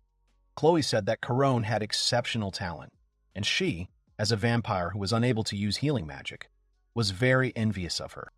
The girl reassured the lady by saying that Master Yuito had told her that anyone could master this technique with due diligence. Corone said that until recently she had been just a slave, but now she was gradually learning from her master. Chloe was very impressed. The princess could not believe that she could also master healing magic. She declared that if she could return to her homeland with such skills, it would make her incredibly happy. The accompanying vampire called out to Lady Chloe. The princess asked Amami to take her as his student. The vampire escort claimed that she was the princess of the Land of Night. Chloe reminded him of the value of healing magic. That is why the old man assumed that the doctor would not pass on his knowledge of healing magic because of some whim of his student. Amami denied the vampire's words. He said that he wanted as many inhabitants of this world as possible to learn the art of healing. The old man couldn't believe it. The doctor remembered that he had rushed to agree and had not asked permission from the administration. The elves calmed him down and allowed everything. Chloe hoped that even though she was new to this business, she would be able to work well with Master Amami and Corone. The guys told her that they were looking forward to working together. The princess was happy to have such an opportunity while she was visiting the World Tree. The girls learned medical knowledge from Amami. The vampire who was looking after Chloe was able to move away from the princess. He met an old acquaintance. Alec asked ironically why he was walking around so carefree. Didn't he have someone to babysit? In response, he laughed. Under the vampire's mask was a young man, not an old man. He answered the dragon that there was no point in tightening the membranes of bats that had already learned to fly, meaning the princess. The man greeted the ancient fierce dragon.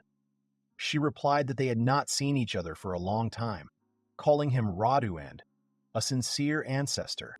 Radu noted that Alec cared about the stranger Amami. He asked how he was doing. The dragon warned him that if he had any evil intentions towards Yuito, he would have the power to stop it. The man assured that he did not want to become his enemy, because, unlike dragons, he was a peace-loving creature. The young man asked why he needed to play the role of Princess Chloe's old servant and get close to Yuto and the others. The man jokingly remarked that he was now nothing more than a grandfather. He stated that he had no evil intent, because that was his virtue, a heart without lies and falsehood. Alec noted that Radu was the last one who could say that. The man noticed that Amami was already accompanied by a bodyguard. He meant the Ancient One, the slug that always accompanied the doctor. Radu noted that the Ancient could sense something unkind from him, and therefore always remained on guard. The man repeated that no matter what the circumstances, the last thing he wanted was to become his enemy. Radu asked Shea's opinion. The dragon did not deny the man's words. He asked Rada how his acquaintance with Yuito went. He replied that he was considering the possibility that a mage healer, under the patronage of the Holy See, was plotting to seize control of the World Tree. But Radu quickly realized that Amami was not currying favor with the church. The man said he would take advantage of the dragon's kindness and try to forget past grievances for a while. Alex said he would believe his words for a while. He repeated the guest's name, Radu Lesti. The man couldn't believe that the Linworm had turned its back on him. But Leshti decided that today was a wonderful night that had given them new opportunities, so he would not stain it with blood in vain. Lady Chloe was trained in healing skills. The princess asked Corone if she was doing it right. The girl noted that this is how you tie knots with both hands. She noted that Chloe was doing it well. The princess compared the sample from the crown with her own work. Chloe noted that she could not yet do it as neatly and quickly as the Beast Woman. But Corone reassured her and said that she herself had room to grow. The girl added that she was only able to practice properly after Rome gave her thread. Rome did not understand why she was mentioned. Corone explained that Amami had needles and threads exactly the same. Hugh replied that one night, when it was impossible to continue building the hospital, the doctor asked the master and others to make these needles. Rim noted that she gave the threads. The girl asked if she was smart. Corone praised them. The boy said that he would be very happy if these needles were useful to the sick and suffering. The Beast Woman said that she would take them instead of the owner. Chloe asked where Dr. Amami was now. The boys didn't understand why she needed him now. The hero was at the construction site of his hospital. Norman promised that the hospital would be a success. Amami said that the building was already amazing. Shea asked why it was so gigantic. She thought that it would be too much for the doctor alone. Norman replied that he only did what was necessary, and after careful discussion with Yuto, the man said he was already setting up one of the rooms called the lecture hall. Amami thanked him. The dragon asked him again. The doctor explained that the lecture hall was a place where open classes and conferences could be held at any time. Shea did not understand why a separate room was needed for this. If classes could be held outside, Amami explained that not everything could be done outside. He thought he would need this room very soon. The doctor said that medicine was based on 3 pillars. One of them is practice, in other words, treatment and care of the sick. The other 2 pillars are research and teaching. The doctor explained that research in their case means finding adequate and sustainable methods of treating the inhabitants of this world. He remembered working with the ether, where he had no choice but to rely on Shea's experience. However, in the future, Amami would like to carefully study and record what the approximate dosage is for each race, age, and body type. The elf said that they might also have to study the leaves of the World Tree. The doctor supported her. Another elf asked Amami what the World Tree could offer him, since she noticed that its supplies were approaching the end. The girl asked how the doctor intended to solve this problem. The doctor admitted that although the master and Alec had made a lot for him, and their help had been very useful, the situation as a whole was now getting worse. Therefore, Amami decided to research each race, finding out what they could offer him along the way. He added that all these tasks were included in the research section. Shea skeptically noted that such a path was too thorny, and Yuto had not yet even figured out the soap. But the hero, without embarrassment, replied that the latter was training.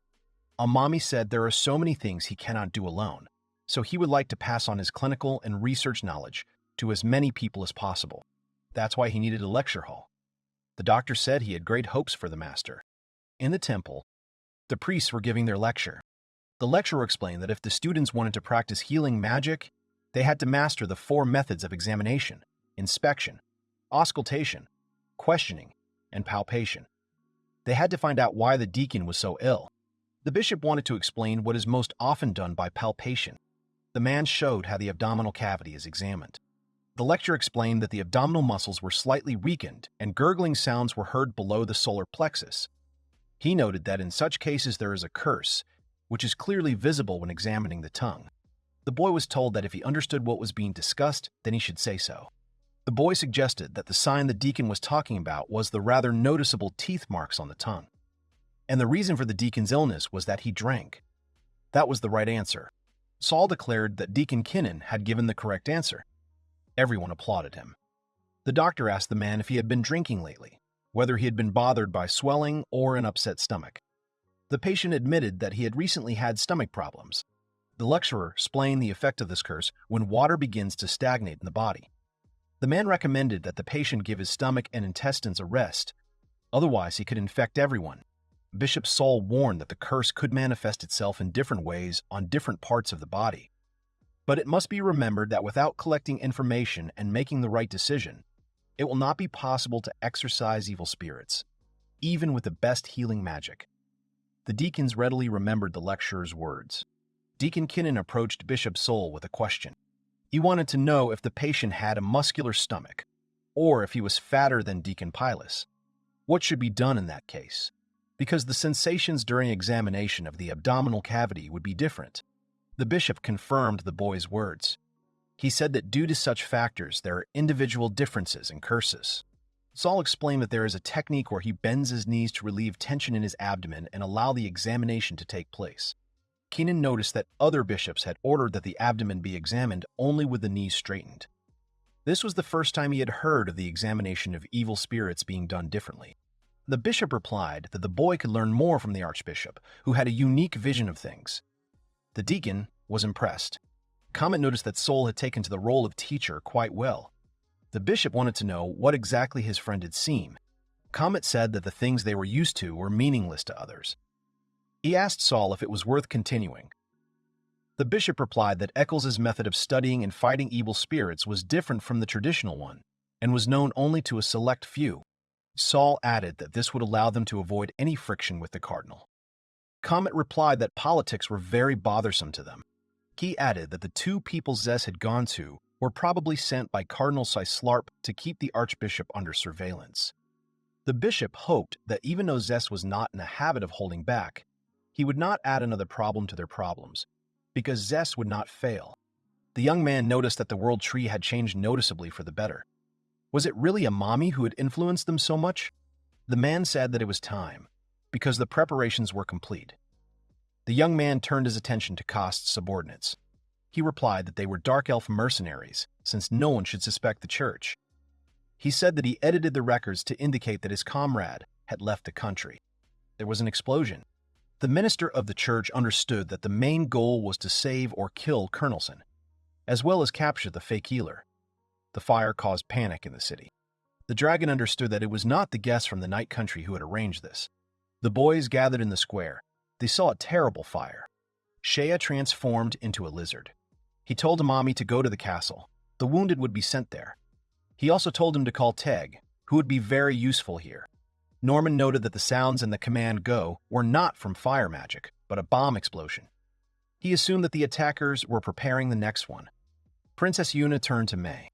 The princess ordered to notify the elven guards about what had happened and the bombs, and to order the evacuation of residents and the search for survivors to begin.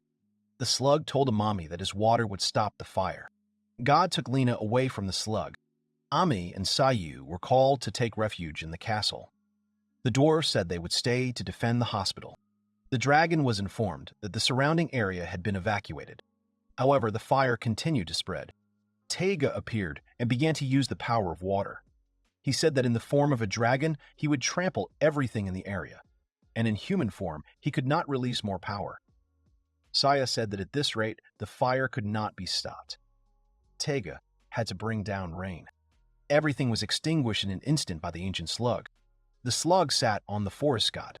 Shea returned to her original form and rushed to find those who might have suffered from the fire. Tega tried to figure out how the fire started in the first place. The boy saw another explosion, but this time from the side of the castle. The attacker managed to get to someone. He found Priest Colonelson, who did not understand what was happening and who the people were who had come to him. He reproached them for disrespecting him. The priest, an elven guard, ran into the cell and asked what the masked people were doing here. The heroes running to the castle also saw the explosion. Suddenly they were stopped. The stranger in the mask called out the names of all the boys. Costa said they came to take the priest, calling him an outstanding man. The elf yelled that it was outrageous to kidnap her prisoner. He told them not to be stupid and to surrender. The attackers asked for a shell. The squad managed to escape when the bomb exploded. The prisoner asked who Costa worked for. He noted that the men's henchmen used bombs instead of magic. The priest said that he was a burden to the church now, so he wouldn't be surprised if Costa came to kill him. The only thing that confused him was why he was so nice to him. Costa expected the priest to immediately notice that he was not one of the church's lackeys. The man was counting on cooperation with the high priest. When Corone was still in training, the doctor noticed that she was getting better and better. Amami trusted her to apply ligatures to real patients. The girl was worried that it was too early to let her see real patients. The doctor reassured her that it was better to get used to real practice as soon as possible. He remembered the situation with Hugh when Amami couldn't help or wasn't there. Corone was worried. Yuito wanted the beast woman to do her best. He promised to keep an eye on her and correct any shortcomings, but warned that unexpected situations could happen. Corone understood. The stranger was asked who he was and told to let them through. The man replied that the princess was an important person, so it would be prudent to let her through. However, he said that this time it would be different. Saya said that if these men came from the land of people, then let them go, because the inhabitants of the world tree do not want to cause trouble for people. They just want to live in peace and health. The guy pretended not to understand what country of people was being talked about. He said that ideals often had nothing to do with reality. Saya said that despite this, they should strive to make ideals a reality. The man decided that they would achieve nothing with this conversation. The strangers attacked. The elves were ready to confront them. The weapon passed very close to the princess, but she managed to dodge, which came as a surprise to the attackers. The girl exposed the dark elf. The warm elf said that Yuno was bothering them. Amami warned his friend about the threat from behind, but the princess was slightly wounded, and she continued to resist. The dacha was worried about Yuno in her hand, but she told them not to think about her and to run away quickly. It was obvious to the elf that the attackers had come to capture or even kill Amami. She promised to detain the criminals and asked her friends to hurry up and leave. The dark elf told her companion that she had only scratched her. The companion taunted the girl so that she would not drop the blade. They attacked. Suddenly something stopped them. A dragon and the forest god flew out to help the boys, yelling at the criminals about what they were doing. The guy didn't understand. Could they really put out the fire so quickly? The man said that there was nothing to be done in this situation and ordered a retreat. The Dark Elves asked the commander again about his decision, because they had not achieved their goal. The boy replied that if the others acted according to plan, everything would be fine. It would be much more troublesome if the princess reached the castle. He decided that they would finish their mission a little later. The Dark Elves told the heroes that they were lucky because they were leaving. The guys were very excited because the enemies wished them a new meeting. They meant to meet them in the next life and suddenly threw a bomb at the doctor and his companions. The explosion happened right before the eyes of Shaya, the forest god and the Ancient One. They called Amami, but Princess Yuno was able to stop the shockwave with magic and save herself and her comrades. However, Amami was still hit and was wounded in the arm. The girls urgently ran to Corona and reported that Amami was wounded. Yuno's arm was also wounded. The doctor was worried about it. But the princess and Shaya saw that the doctor's wound was much deeper. The elf cried and asked for forgiveness for not being able to protect Amami. Shaya was angry at the villains and said that it was not the princess's fault. Corone came to them. The girl needed to have a shrapnel wound examined. The doctor trusted her completely. He said that he entrusted the treatment of himself and Yuno to Corona. The girl promised that she would take care of everything. Chloe was her senior assistant. The girls donned the surgical uniforms that Rome had made for them and prepared for the operation. Corone showed Lady Chloe the medical instruments laid out in order of use and asked her to hand them over whenever she asked. The princess was ready to help. The girls immediately began surgery to remove the iron fragments from Amami's shoulder. Costa noticed that the other group returned to them empty-handed. The guy saw the priest and noted that everything went smoothly for them. The young man explained that an angry dragon was searching for them, so he decided that waiting too long would be foolhardy. He said that taking the priest would be more than enough. The boy asked Costa to hand over the priest to him so that he could return him to the Curia. But the man had his own plans. Costa announced that he had a completely different contract. He hoped that the young man, as the instigator of all this, would not refuse him the courtesy of dying. The assistant called Corone and gave her the disinfectant. Corone took it and thanked the girl.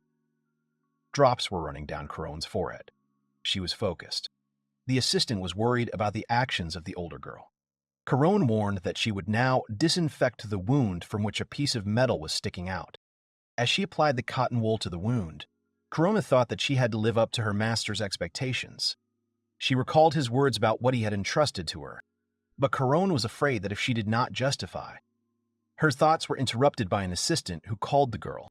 Corona immediately turned to the girl, who clarified which instrument was next. Passing it along to the elder Corone, Corone took it, confirming and thanking the girl. Corny's hand that held the syringe with lidocaine was shaking very much. She needed to give the injection. Having found the place where the injection should be given, Corone warned her master that she was going to give him an injection. Useful information about the prototype of modern syringes, when they were created and by whom, appears on the screen. Corone gave the injection next to the metal piece. Hearing the owner groan, she suddenly tensed up. Sweat was pouring down her forehead, and she was feverishly asking her master how he was. The owner told her that he was fine, just a little tingling. He also thanked the girl. Corone, who was very worried about the guy, exhaled. Having squeezed the syringe to the end, Corone said that we would extract the iron, while simultaneously asking herself in her head whether the injection had worked. The girl held a straight peen clamp in her hands. She grabbed a piece of metal with the clamp and began to pull it towards herself, screaming in her head that she was pulling this piece of metal out of her owner's skin. Blood began to spurt out in all directions. The elder Corone and the girl with ears were scared. Corny began to ask the owner if the extraction continued, would the blood start to spurt out in all directions? And if that happened then, the owner calmly answers her that he may start, but if you stay calm, the operation will be successful. The crown is old and determined. She understood and returned to the extraction and began to pull out a piece of metal. Little by little, the metal began to move and come out of the owner's skin. The girl saw that the process had begun. Corny asks the owner if it hurts. He says no. The lidocaine works, as it should. Great, then let's continue, thought Corone, and began to pull out the piece further, using Peen's clamp. The piece was pulled out. The Greys joyfully exclaimed that the piece came out. Corone pointed out that there does not appear to be significant or profuse bleeding. Having said that she would clean the wound, Corone asked the other girl to take the second syringe, and she agreed. Corone remembered what she had been told about cleaning the wounds. Saline solution to wash the inside. Also, if the wound is deep, it can be cleaned with sore flow. Having remembered this information, the girl got down to business. The wound was dried with gauze, and Corone began to apply the stitches, first asking for the needle holder to be handed over, which was lying in the same place as the threads and needles. The needle holder had to be handed over without touching the tip. The assistant took the needle holder and dragged it to Corona, additionally asking if this was the instrument, thanking the head nurse, and asking for another tray with threads and a needle. The girl brought Corona needles with threads already threaded through them. Kane couldn't grab the needle. Another girl encouraged her and told her not to give up. After several attempts, Kane finally grabbed the needle and thread. Corone was very worried and nervously swallowed her saliva. Not knowing where to start, she suggested that it would be best to start from the cranial edge, asking herself whether this would be okay. The girl inserted the needle into the skin. Very nervous, Corone did everything as she was taught. Now there should be an instrumental dressing. Corone carefully began to stitch up her master's wound. Her assistant, watching with great interest. Corone continued to make knots on the thread like a person who knows her business. Finishing the first stitch, she made another stitch for confidence and asked for Cooper scissors, which are similar to a needle holder, to cut the thread. The assistant immediately went to get them. Having finished the first stitch, she continued sewing with this needle and thread on the wound, making a second stitch. The girls continued to carefully and painstakingly stitch up the owner's wound. Having stitched everything up to the end, the assistant asked Corone if they had finished the complex operation on the owner's shoulder. a quiet voice suddenly rang out, calling Karon, who immediately began asking the owner if everything was okay with him and if anything hurt. The owner, who was very tired after such an operation, told the girl that she had helped a lot and thanked her. Karon's eyes lit up with recognition and happiness. Closing her eyes, the girl smiled through her mask. Karon cried with happiness because she was able to help her master. The operation to remove iron from the owner's shoulder can be considered complete. The speaker expresses doubt that Costa made the important decision on his own, pointing to his dismissive look. One man asks another whose orders he is acting on, whether it is Sislarp.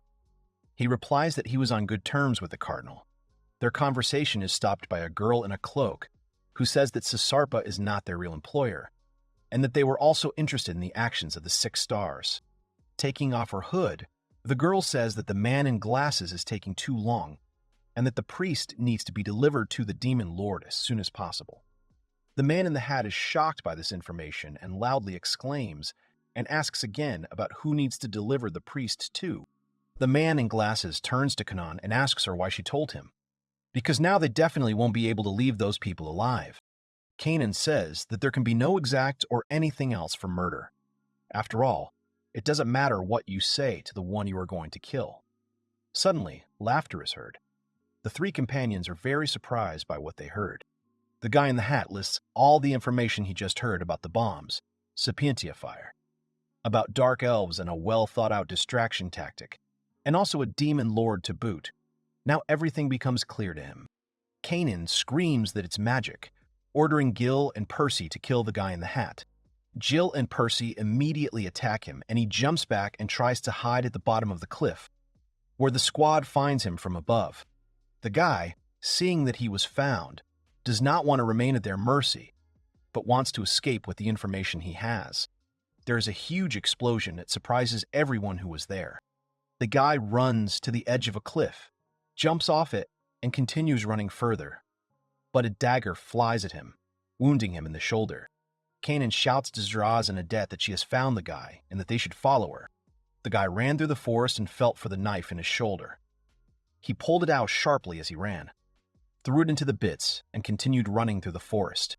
Taking the staff out from his bosom, he connected its 2 parts. They began to glow and stick together.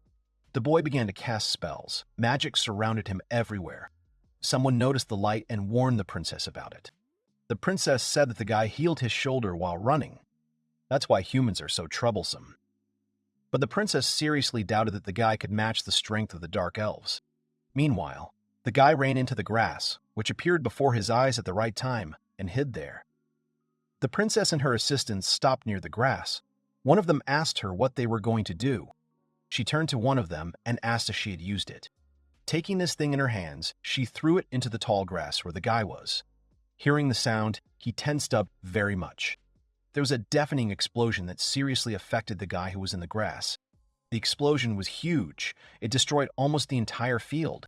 The guy with the staff, stunned by the explosion, lay and could not get up. He was found by the dark elves. The princess pulled the blade from its sheath and swung it, intending to kill the man lying in front of her. The guy began to resist and fight back as best he could. He gathered clots of magic in his palm and was ready to strike, but a blade flew into his hand, bringing unbearable pain. The princess raised her staff above her head and hit the magician in the face. The smoke from the burnt grass went up into the sky, and the boy lay head down on the ground, unable to rise. Princess Kanon threw away the magician's staff and took her blade in her hand. She brought it to her face and said that it was time to finish off the magician. He, burying his face in the ground, thought that his life could not end like this. The princess had already begun to lower the blade to finish off the guy, but then a voice suddenly rang out that they had been found. Voices were heard from all sides saying that there were dark elves here and that they needed to call for help. The princess frowned and said angrily that the followers from the World Tree had already arrived here. One of her assistants asked what they would do. The princess, having said that she had sweated a lot, suggested leaving the magician to die in the open air and ordered everyone to return. The top of a girl's head appeared from behind the trees, indicating that her plan had worked. The girl squatted down next to the unconscious mage and said that Mio had come to Zess. Mio cast a spell on Zess, saying that magical stones resonate with the person who crystallized them and are attracted to him. Mio was glad that they all exchanged stones then. She remembered how it happened when one of them suggested exchanging stones, so that they would know when one of them was in trouble. Mio said that it was the stone on her staff that told her about Zess, that she clearly heard beep beep p in her mind. Also not forgetting to mention that luck was on Zess's side. She took him by the arm and dragged him to the horse. Arriving at her, she apologized for the long wait in front of the horse Gnarl. Mio asked to borrow the staff again and said that she was sure that Comet had already noticed. The girl created a convenient ladder from the earth with the help of magic, which she immediately began to climb, carrying Zess on her shoulders, almost reaching the end of the ladder to put Zess in the saddle. Mio decided to mention his wounds. She wondered to herself, considering that she had just treated Zess's wounds, why wasn't he coming to his senses? Zess looked very battered and bruised, but in relatively stable condition. The boys and girls, collectively known as the 6 Stars, vowed to never let any of them die. The guy exclaimed what it meant. General gathering. His friends who were standing nearby did not understand what he meant. Then one of them decided to call the guy by name. He explained with a worried expression and feigned anger that Mio had used his stone. Friends who were nearby were shocked by this information. Comet decided to clarify what Mio's action meant, and it meant that something had happened to Zess. Comet said that he was heading to the World Tree and wanted his friends to know about it. Arch put his hand forward and decided to stop Comet so that he would first wait for Eccles' instructions. The girl who was standing next to Arch also told him to calm down. Saul decided to leave and let the Archbishop know that if there was a battle, he would go with them. Evil Comet freaked out and kicked a brick wall, screaming about how he could calm down here. Arch was confused as to how it was possible to anger Comet so much. The girl standing next to him chuckled and said that precocious people like Comet usually get upset the easiest. She also said that the guy often comes to them to vent. Comet was still angry, and the girl told her that Mio once told her about a case when Comet got really angry. Arch also remembered that case, the murder in the Baron's house. The action takes place 10 years ago. Someone from the crowd shouts, "Look, this is Comet, the protege of Reverend Eccles." The other students sitting by the fountain were discussing the boy passing by, saying that he had received his personal staff in one fell swoop, but there was no sign of pride on the boy's face. One of the boys mentions that the bishop is downright obsessed with gold, suggesting that Comet's parents must have paid a considerable sum for patronage. The boy goes on to say that they did it so that Comet would have an advantage over them, who came from honorable families, and then asks if it is normal to induct people into the rank for money and not for their abilities. Comet, another classmate, appeared, who greeted them very loudly, scaring everyone sitting there, so much so that they fell out of their seats and landed in all directions. The guy said that it is not good to make up stories behind someone's back, and asked everyone to refrain from doing so. The dirty and wet gossip scolded the screaming guy, saying that he was an idiot and must have gone crazy since he was screaming so loudly, and quickly retreated from his place of residence. The guy, meanwhile, greeted the young mage and apologized for the fact that these guys suddenly all ran away. Comet coughed and said that they were pointing their finger at this guy. It was worth starting with the fact that they did not have parents. The guys came to Arch after greeting them. Arch apologized for getting straight to the point. Arch announced that Eccles would not be coming today, and they were left to their own devices today. Comet started to complain that Eccles didn't care about them. They had so much to learn, he wondered why he didn't come. Arch replied that he didn't ask him the reason. Comet said that Arch was the only one who was seriously studying on his own. But what about the others? Arch reported Mio's words that since they were studying on their own, she would conduct another experiment. Arch assumed that the girls were in the yard. 2 girls were in the center of the yard. One of them was squatting and pouring something on a stone. The other one was standing and watching her. Mio was experimenting with gunpowder, and the other girl was asking her to stop. The girl decided to remind Mio about how Eccles scolded her for a small fire that she had caused the other day through her experiment. Mio, apparently having forgotten about this moment, asked her friend about it in sincere bewilderment, who, offended, asked whether Mio was fooling around or was she being completely serious. Mio used magic and jumped up and told her friend about it. Adding that they needed to run, she called the girl a fool and reproached her for doing it on purpose. There was an explosion, and the girls flew in different directions with their arms outstretched. A guy who heard the explosion leaned out of the window. He loudly asked the girls what they were doing here. They quickly started to run away. Mio saying that something was missing. and the second girl was angry that she was also dragged into this. Comet and his friend went out into the yard, saw the girls running away and being chased. The shorter boy decided to ask what kind of experiment these two were conducting. Someone sitting above them immediately answered that they were saying it was a free search to enhance the effectiveness of magic. Both boys turned their gaze to the one sitting above in the crown of the tree. It turned out to be Zess. The boys immediately decided to ask why he was sitting on the tree. Zess answered that Reverend Eccles told him to stop Moy's experiment if it was dangerous. Comet reproached Zess for not stopping the experiment. Zess said that he did not consider it dangerous. Then he turned to Comet and said that he was ordered to give him an envelope. Zess also explained that he had been waiting for Kame to come just for this reason, to convey the bishop's request, although in Zess's opinion it was more like a test. Kame, taking the envelope, asked him again what the test meant. Zess explained that the bishop said that Comet should be able to draw the correct conclusion. Mio and Comet approached the gates of a huge mansion. Mio said that this was the Baron's house and admired the magnificence of this dwelling. Comet pulled her up, saying that they didn't come here to play games. The girl grunted in response and said that she understood him. Turning away from the girl and heading forward, Comet continued to mumble about why he and Mio, because he always complains, and she makes explosions. Apparently, someone decided to forget about it and give the problem children some work. Two children approached a tall guard who chuckled, leaned towards them, and asked who they were.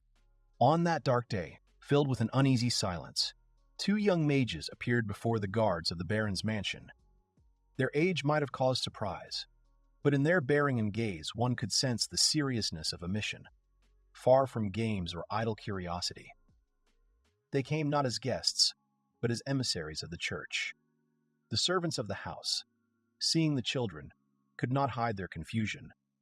One of them, a servant in a shabby black dress, froze.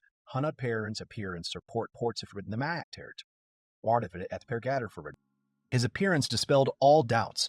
He knew who stood before him, and did not feel a shadow of doubt, because he was expecting newly arrived guests, who, not knowing the man standing before them, asked him to introduce himself. From behind the massive door stepped Captain Ostia, the head of the special forces of the papacy, a man with a stern appearance and piercing gaze, who owed something to the Reverend Eccles. Ostia leaned towards his subordinates and warned them that they should not underestimate these children. After all, they have the status of seminarians, and they are Bishop Eccles's lackeys, where everyone knows purification.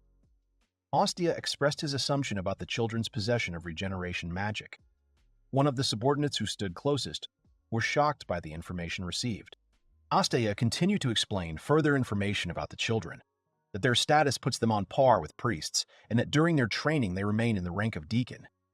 Mio decided to ask if they were good, and Comet said that he didn't care, as long as the captain of the special forces let them in. Following the captain into the castle, the children listened to his apologies for his subordinates, because they had been warned about the arrival of young guys as guests. Mio was the last one to walk and looked around the rooms, admiring the tapestries and paintings. Comet said that money usually goes to those who already have it. Ostia enlightened them that the owner of the mansion is Baron Glucan, who rules the entire region. This man was once a priest, and now he is a secular person. Mio, misunderstanding the meaning of the word secular, was horrified and pulled her staff towards her. But Comet quickly calmed her down by saying that a secular person who lives an ordinary, non-religious life. Comet, realizing some kind of problem, turned completely to Mio and asked if she knew the purpose of their visit to this house.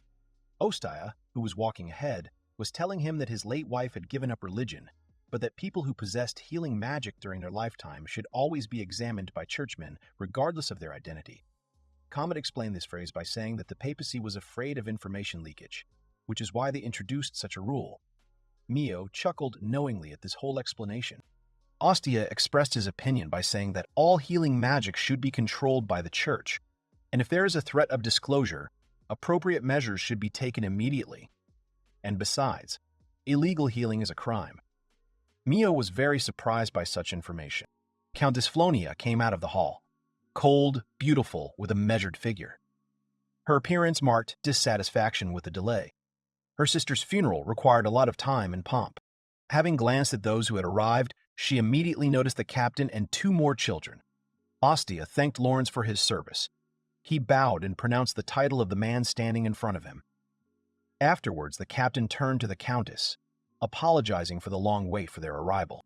Stepping slightly to the side, he pointed to the newly arrived people who were supposed to examine Countess Floney's younger sister. The countess was surprised and touched. Leaning closer to the children, she expressed her displeasure that they had sent her such little ones, as you understand. Comet turned to the captain and asked if they would have to explain this to everyone present. Ostia smiled a guilty smile and apologized. Then Lord Glucon came out and informed Madame that these children had been specially selected by the priest and that he had confidence in them. The captain standing behind the little guests bowed and greeted the Lord. He said that they were grateful for the attention given to them during this difficult time for the Lord. The man in glasses opened the door and gestured to enter, pointing to the room where his wife's body lay. A girl stood next to him with her hands folded, her face full of sadness. The atmosphere inside was heavy, a luxurious candlestick, semi-darkness, a feeling of being locked in. The man in charge of supply said with cold weariness that he didn't care, as long as he wasn't left among the grief and the dead body. Captain Asteja nodded. Everything was ready for inspection. Suddenly the boy whispered, as if distancing himself from what was happening, that he had nothing to do with it, and asked how much she had to pay to be released. The girl introduces herself as Lenin's housekeeper and says that she is leaving the lady in the captain's hands. The captain says that the Baroness's body was first discovered by her maid. She, holding back her emotions, says that she brought the lady water every evening. That night the door was not locked, which seemed strange to the girl and caused a feeling of anxiety.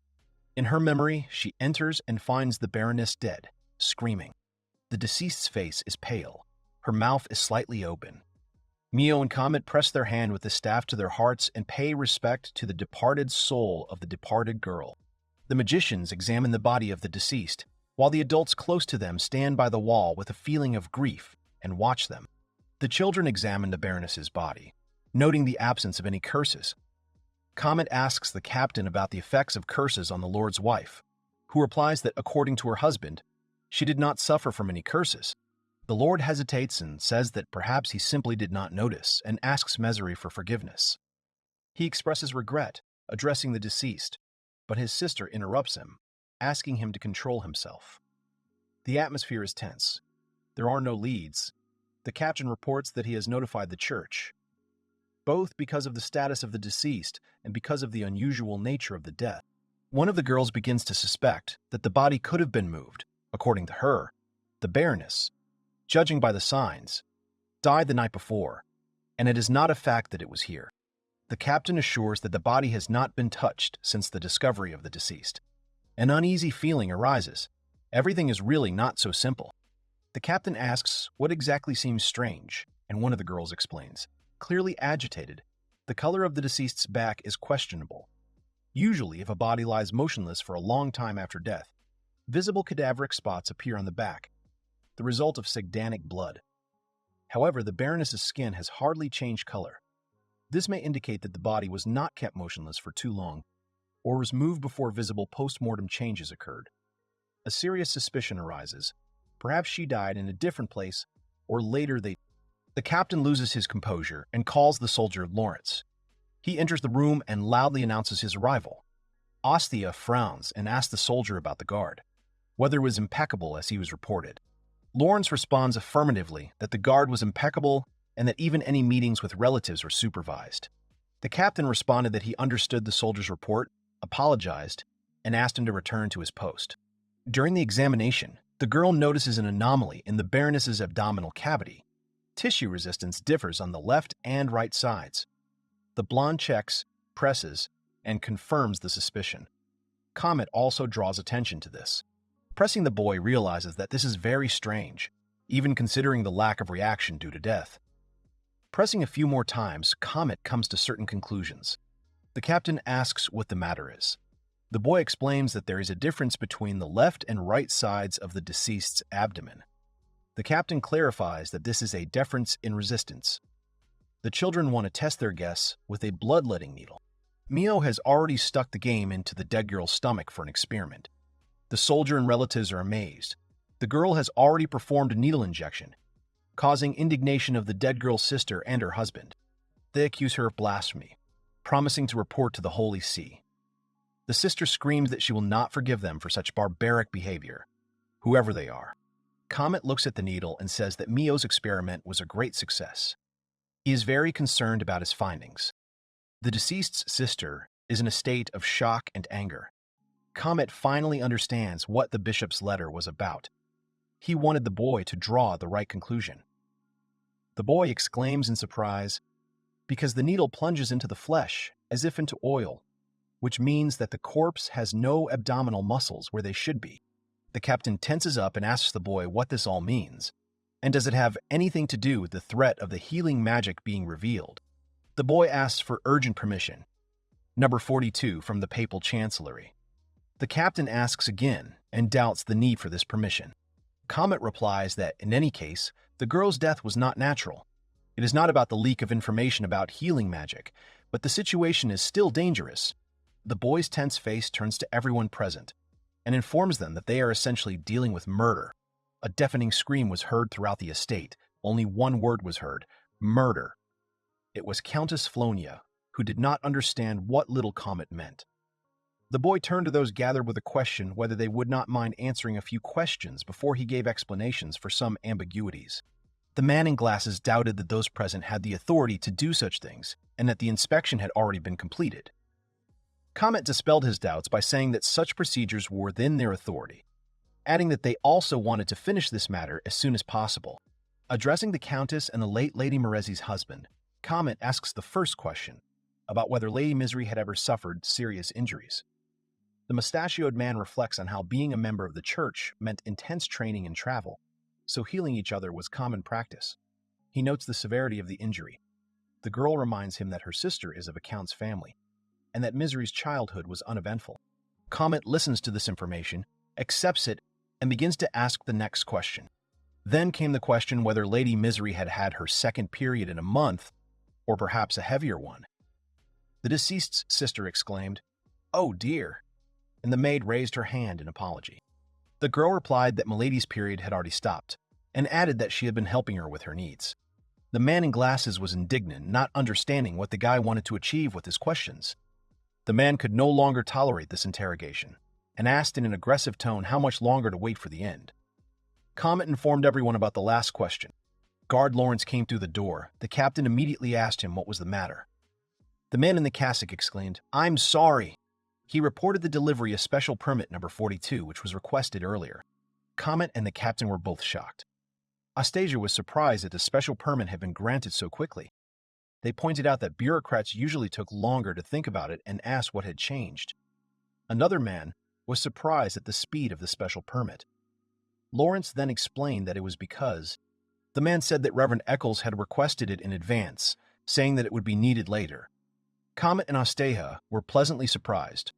Mio was glowing with happiness due to her pride in her teacher. She expected something like this from Reverend Eccles, and was pleased that her fate was justified.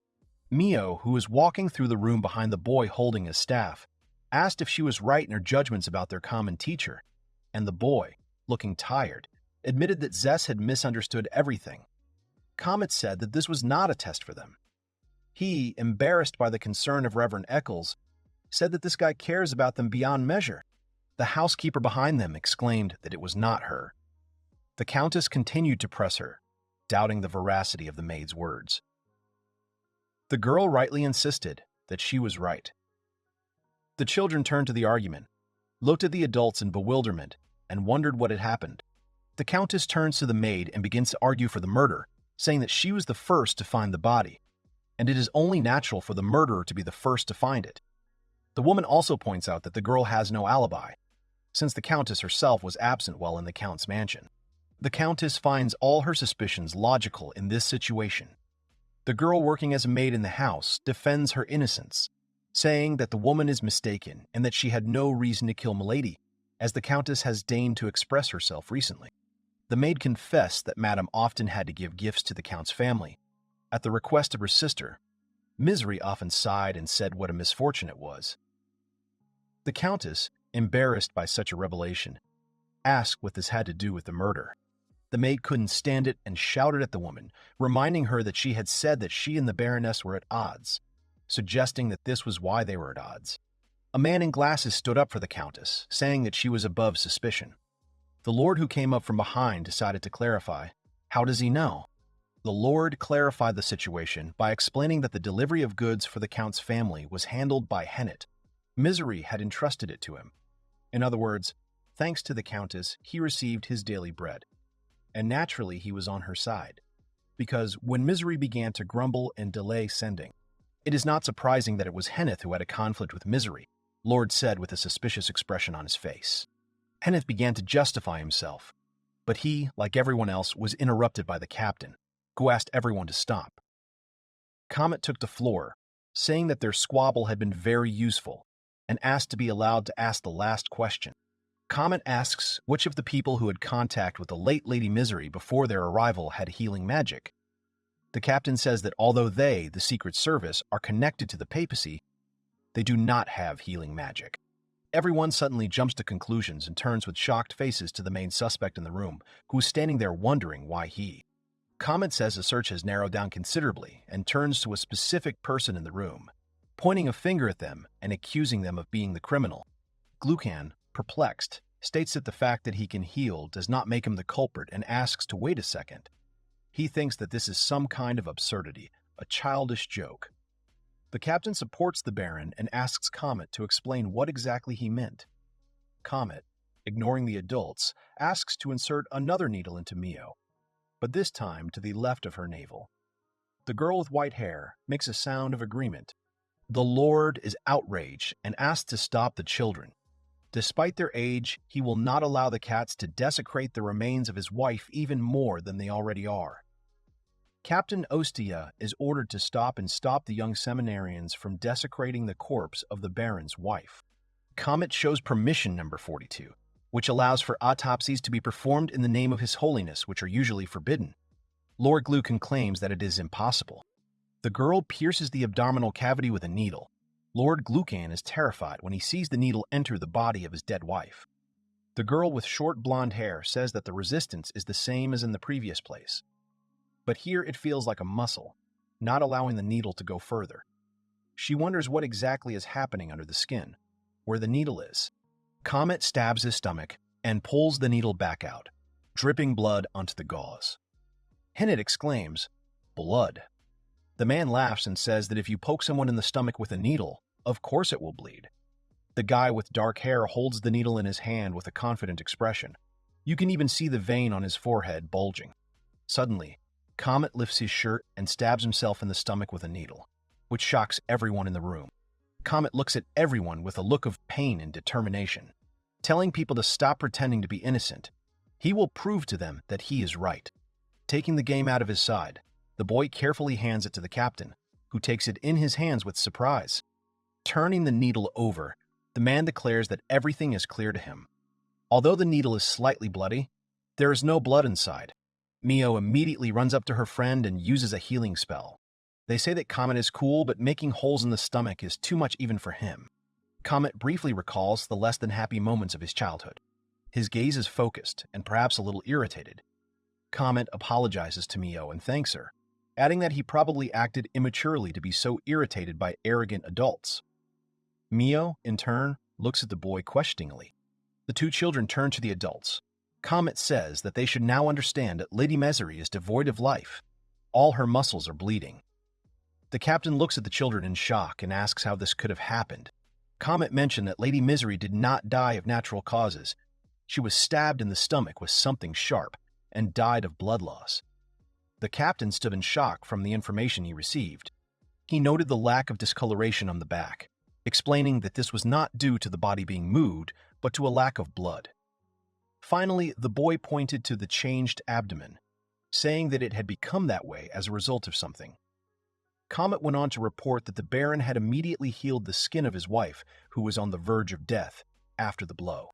Comet, satisfied with his conclusions, decided to ask the Baron if he was right, because only Glucan was capable of such a crime, and asked him to justify himself if he could.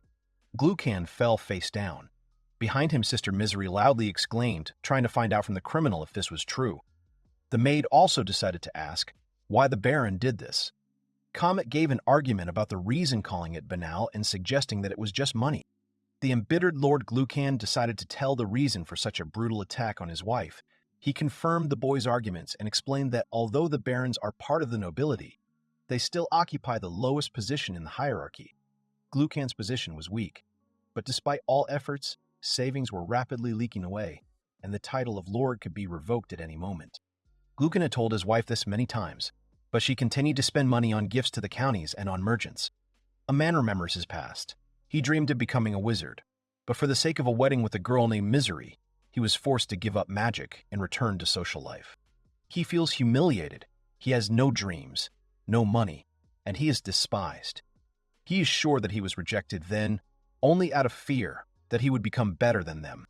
Comet remembers how his mother, standing at the window and holding a cigarette filter between her fingers, accused the little boy in a stern voice.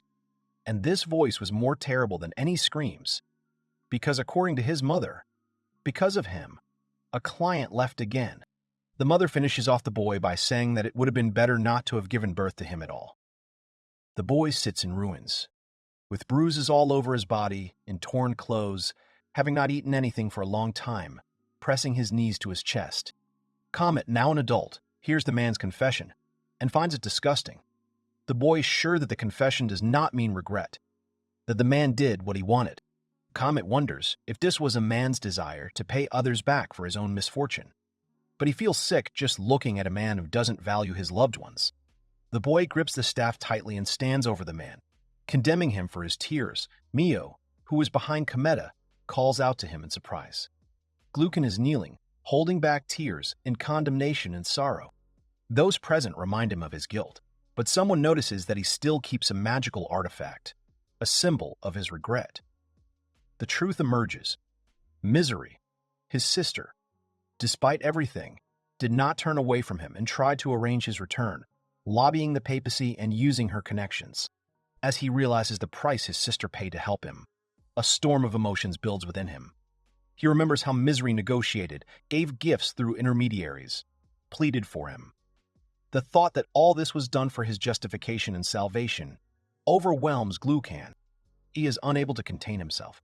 His emotions burst out in a hysterical cry. Glucan, overcome with despair, suddenly grabs Mio by the hair and pulls her towards him, frightening everyone around.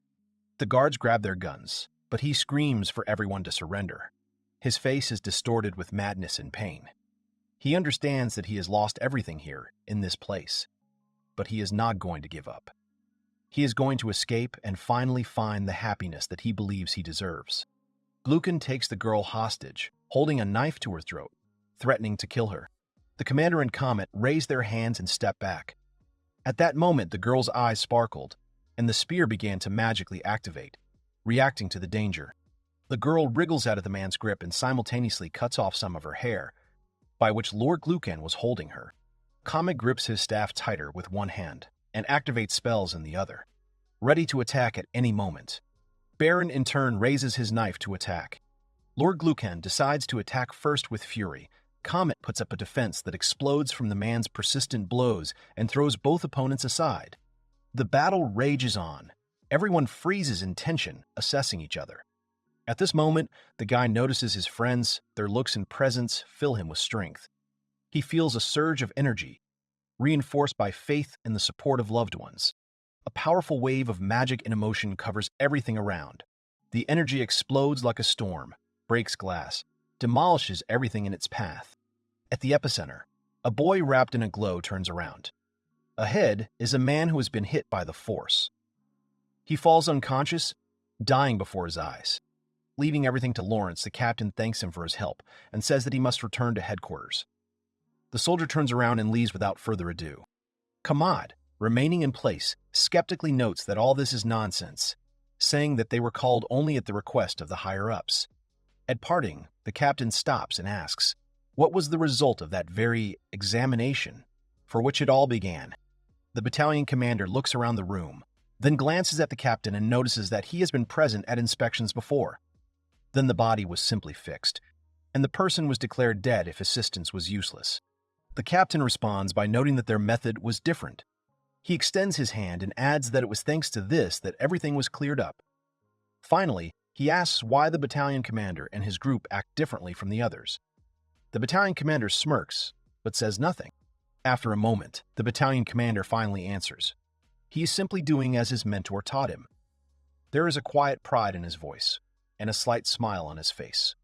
He and his group disappear behind the door, saying a short bye. The door slams shut, leaving the captain in silence.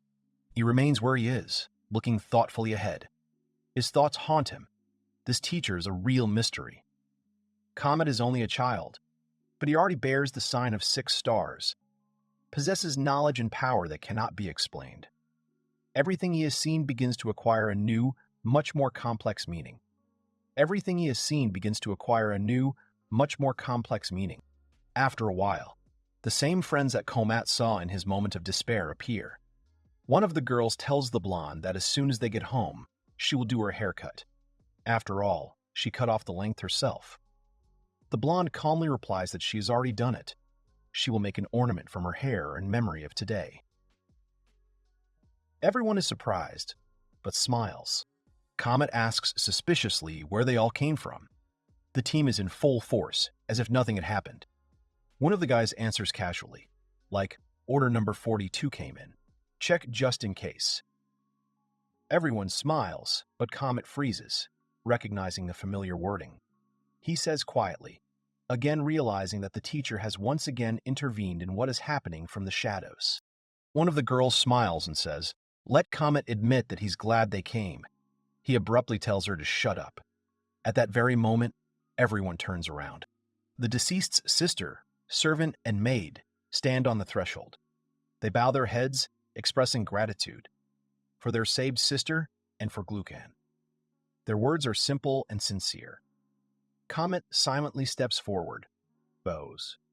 His face remains reserved, but in this gesture, there is recognition, respect, and deep silence instead of unnecessary words. Under the starry sky, the blonde reminds them that they were warned this time, but in the future, everything could be different. They listen to him silently, intently. On the street, he holds out a stone, offering an exchange. It's not just a gesture. It's a way to stay connected, even if something happens. The blonde calmly explains why the exchange is needed. To feel each other, even at a distance. The others are surprised, but understand the meaning. Silently, one by one, they accept the rules. The gesture becomes a symbol of trust. At the end, he raises his hand and offers to seal it with an oath. No one objects. Everyone swears. They swear not to let any of them die, no matter who the enemy is. The oath is quiet but firm. Everyone agrees. There is confidence in their eyes, unity in their hearts. Against the backdrop of the starry sky, they stand together as one family. And at this moment, no one feels alone. Morning comes. The city comes alive. People gather at the square, discussing the events of the previous night. All eyes are on Comet and his team. The crowd watches with respect and admiration. They whisper about their big case being solved and say that they are cool. Among the spectators, one young man looks sullen. He does not share the general delight. In his gaze, there is envy and a desire to prove that he, too, is worthy. The disgruntled boy turns around, about to leave, but freezes. In front of him stands a man, Archbishop Seaslarp. A moment later, confusion appears in his gaze. He did not expect to see the one who stands behind their power. The teacher suddenly spoke up, saying that he valued this guy highly. He couldn't hide his surprise, not understanding why he had earned such attention. The teacher continues calmly. There is no need to wait any longer. He offers to go with him, promising not to harm him. There is confidence and power in his words. The boy, stunned, smiles slowly. He feels the power awakening in him. Joy and anticipation overwhelm him. Now he too will have a chance. A man previously thought dead appears in another world. He slowly comes to, his body tense with terror and confusion. His lips barely move. He asks the question with difficulty, exhaling, is the mage, the healer, here? Hope and fear merge in one look. A man comes into the mage's field of vision, accompanied by a huge, dark creature. He stops at the edge of the light, calm and confident. The rescued one trembles. but the magician's voice sounds soft. With a gesture, he invites them to come closer. The creatures do not move. They wait. The taller one decides to call the magician to himself, promising not to harm him. In this gesture, in the silence, one can feel strength and care. The man slowly takes a step forward. Corone sat with a stethoscope in her ears and listened to Hike's chest. He was very confused by the girl's actions. The guy who was standing next to Corone sincerely asks how his comrade's chest is. The girl replies that everything is fine, but she is just an apprentice and will ask her master to take a look later. She also adds that it seems that there is no need to be afraid of the terrible disease called pneumothorax. The guy who previously asked about his comrade's well-being grins with satisfaction upon hearing the good news and asks his friend, "Great." Yes, he turns to Haiku with a question. He thanks Corone. Hike is very embarrassed and still asks the captain for forgiveness because it was his fault that the enemy managed to escape. The faces of Corone and the captain become stern. The senior comrade explains that not only were they outnumbered, but they also used bombs, so there's no point in blaming yourself. In contrast, the captain suggests training so as not to give in to the enemy next time. Hike is confused by the captain's proposal, but is very determined to make sure that next time the enemy does not escape. Hike loudly agrees to the proposal, while the three creatures look at him. Meanwhile, Corone thinks that she should also try harder. A black-haired girl with big earrings sits by the bed of a sleeping guy who slowly begins to open his eyes. The girl immediately runs out of the room and rushes to Corona, only having flown into the room where the healer was sitting by Haika's bed. She loudly pronounces the girl's name. Running into the room, they see a disheveled guy who sat up in bed and was surprised at how he slept. Turning his head, he shouts out the name of the girl Amami, and then repeats it, unable to believe that it is her. Corone begins to burst into tears from such a sight. All the friends suddenly pounce on the guy who just woke up and drown him in hugs from all sides. Yuito apologizes to all his friends for making them worry. Next to him sits a slime with a log with a leaf on its head. One of the girls explains to Yuito that he had a fever and all he did was sleep. Corone immediately takes the blame and says that it is all because of her incompetence. Saya does not lag behind her friend and blames herself for her lack of strength. Yuito calms the girls down and tells Corona that she did a great job. Afterwards, the guy asks if the girl examined Yuno's hand. She answers positively and asks to double-check her work later. Yuito is surprised that Saya continuously poured purification magic into him. The guy asks again in surprise. Magic, and for his sake all this time, he is very surprised. He has no rash or pus. Even the wound has not festered at all. Yuito thanks the girl and she blushes. She clasps her staff with both hands and mutters that she did nothing special. Then the crowd tells that Chloe looked after the guy until dawn. Yuito asks where Chloe is. The girl immediately attracts the attention of the black-haired man by saying that she is here. Chloe ends up on the ceiling and apologizes for talking from the ceiling. It's her shelter from the sunlight. Yuito looks at the girl and thanks her for the treatment and being on duty. She replies that she doesn't deserve any thanks. She made almost no contribution to the guy's treatment. Besides, night is her time from time immemorial, and this was a simple job as a thank you. The vampire also mentions that Corone and the dragon child also stay with the doctor all night. Yuito bursts into tears and apologizes and thanks everyone present, wiping tears from his face and bumping into something along the way. The girl with dragon horns immediately scolds him, saying that it is too early for him to get up and he should sleep.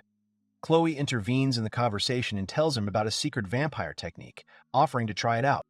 The mother of the girl with horns compliments the vampire princess on her clever idea. The daughter asked her mother if she understood what Chloe was talking about. She responded in the affirmative and began to explain what the vampire meant. And she, in turn, spoke about a special magic that allows vampires to draw blood from victims without revealing their presence. While the mother was explaining this to her daughter, the princess had already begun to cast a spell and launched a clot of magic at Yuito, who was sitting on the bed. He saw where the clot had landed and felt that the pain had passed, and was very surprised and happy. The dragon's daughter assumed that it was something like ether. The vampire princess said that she saw the Elder One use a local anesthetic and thought that maybe it was the same. Yuito was still surprised and couldn't stop saying that if they had such magic. Yuito with a serious expression. Embarrassed, she said that. Of course, she was very glad that she had somehow coped with the work assigned to her, but at the same time, she was not sure that anything would work out. She was worried and very afraid. Confidence showed on the girl's face, and she declared that she wanted to study harder and become much more experienced so that she would never feel like that again. Kaorni asked to teach her everything that Yuito himself knows and can do. The guy with tears of joy in his eyes and pride agreed to this. The dragon's daughter began to complain, saying that she had been forgotten. Her mother, who was standing behind her, stopped her daughter and reminded her that this was not some kind of competition. The door swung open, and a man entered the room who asked about the doctor's condition from the threshold. The dragon's daughter immediately recognized him and exclaimed that the noisy man had arrived. The man who entered immediately loudly expressed indignation that it was no longer possible to visit the sick person. Yuito, as always, politely and in his own manner, greeted the doctor, asking if he was okay. The princess solicitously inquired about the doctor's health. The girl with a bun on her head, accompanying the princess, informed her companion that it was getting a bit crowded here. The princess affirmatively agreed. You must be right. The island, standing in the middle of the ocean, seemed uninhabited, and like a lonely cruiser sailed on the quiet waves that surrounded it. Its shores were inaccessible. There was no harbor where a small ship or boat could take shelter. Lonely trees towered on its top. But nevertheless, when sailing towards it, one could see a small building located on the shore of the island. Somewhere there, deep in the island, there was an operating room where a serious appendectomy was taking place. All the necessary equipment was on the sterile surgical table. The actions were coordinated like clockwork. The sharp scalpel in the surgeon's hands was impeccable. The young father, who was sitting in the waiting area and anxiously awaiting the end of the operation, was very excited at first. But as soon as Dr. Okuzawa came out of the operating room, he quickly ran up to him to ask how his son's appendicitis was going. Kesh. Dr. Okuzawa, apologizing for the wait, said that the operation was successful, without complications, and the baby is now sleeping peacefully. The father of the child who had been operated on grabbed the doctor's hand in gratitude and shook it in frantic gratitude, claiming that he was their savior. To which the doctor, feeling awkward, tried to modestly object that the child's father was clearly exaggerating. The man, as a token of gratitude, offered the doctor his help in any difficult situations, wishing to thank him in this way for saving his son. The doctor was surprised by this offer and asked if the boy's father was free the coming weekend. To this question, the boy's father answered that he had no special plans for the weekend. Then the doctor, taking advantage of this opportunity, asked the father to stay home and look after his son, who needed his father's love and care, and the doctor himself planned to do field research. The next day, the doctor got up early, as soon as dawn began to illuminate everything around. He went to the ocean shore to explore the surroundings, and making his way through the thickets, he suddenly discovered a wall and an entrance on the hillside, which was covered by thick vegetation. This place seemed mysterious to him and filled with some strange sounds and smells. The doctor hurried away from this mysterious place. Meanwhile, in the hospital, the father of the boy who had been operated on met his old friend Kuraiwa and exclaimed in surprise, asking if he had hurt himself and what else his visit to the doctor might be connected with. By the way, the boy's father immediately reported that the doctor was not there at the moment, to which Kuraiwa asked about the health of the baby who had been operated on. To this question, the father happily told that the operation, thanks to the doctor, was successful and his beloved son was now sleeping soundly.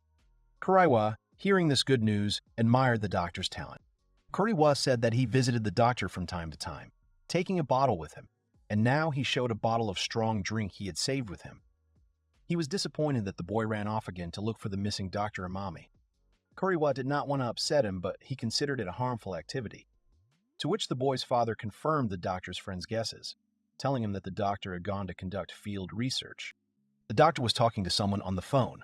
The person answering was talking about Tsukanai and how their names differ depending on the region. The guy typed something into his phone and asked the other guy to continue.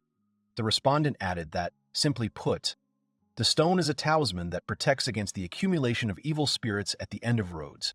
So such talismans are often placed in such places, or the stone is located on a winding path. The doctor confirmed that the path is winding. The man on the other side of the line continued the story about the stone that protects against typhoons and storms in such places, explaining that the Sekanto wanted to protect the entire island from the evil that comes from the sky. The doctor asked if lightning was included in this list, and the answer from the earphone was yes, clarifying that this was purely a personal opinion. The guy apologized to Natsume. He didn't want to drag him into this, knowing that graduate students are busy people. However, he didn't mind at all, because he himself, having originally come to the island, studied its folklore. Natsume further clarified that he was talking about the spirited away tradition passed down in Saiwajima from generation to generation. Natsume said that it was all nonsense, and that the doctor didn't have to worry about it. The boy thanked Natsume. The man on the other end of the line asked the other to visit an abandoned shrine if he had time. Natsume apologized for the cryptic nature of his words and said that perhaps it wasn't so abandoned after all, and that the other would be very surprised when he saw it. The doctor made his way through the bushes and trees in the wet jungle, asking the guy in glasses if this was the right place, complaining about the large number of mosquitoes and leeches that were in abundance. Natsume said that it was a bit off-topic and basically the complete opposite of Spirited Away, immediately asking if he could tell the doctor about Roihoshin. The doctor didn't understand what he was talking about. Asking again the name, Natsume replied that they were quite popular. The guy finally understood who they were talking about, citing the festival as an example. Natsume noted in his story that in addition to Namahash from northeastern Akita Prefecture, there are Pantu from Miyakojima, Toshiden from Shimo Koshiki Island, and Minduna of Satsuma Iwo Jima, the hell of mask-wearing Raihoshin. Continuing the story, saying that these creatures always come on the last day of Oban, including to their island. He mentioned a deity known as Bose. He said that Bods comes from the Taro wasteland, next to the cemetery, and tries to smear people with red mud with the tip of his cane. There is a belief that this helps to drive out evil spirits and improve health. The doctor was surprised that Bodzi was like a doctor. Surrounded by dense vegetation, on the edge of a cliff, stood a doctor who looked at the hole in surprise and asked Natsume what it was. Natsume replied that it was certainly possible that lightning strikes of such force could be caused by climatic conditions.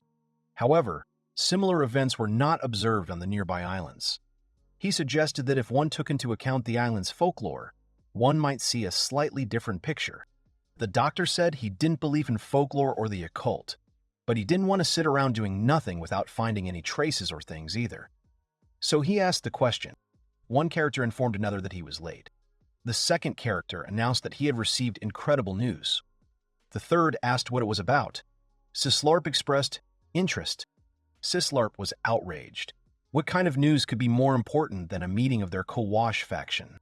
Having descended, Sislarp was called by name by one of the arrivals, recalling that, of course, he could not forget about the priest who had screwed up with the elves, because he was subordinate to a man.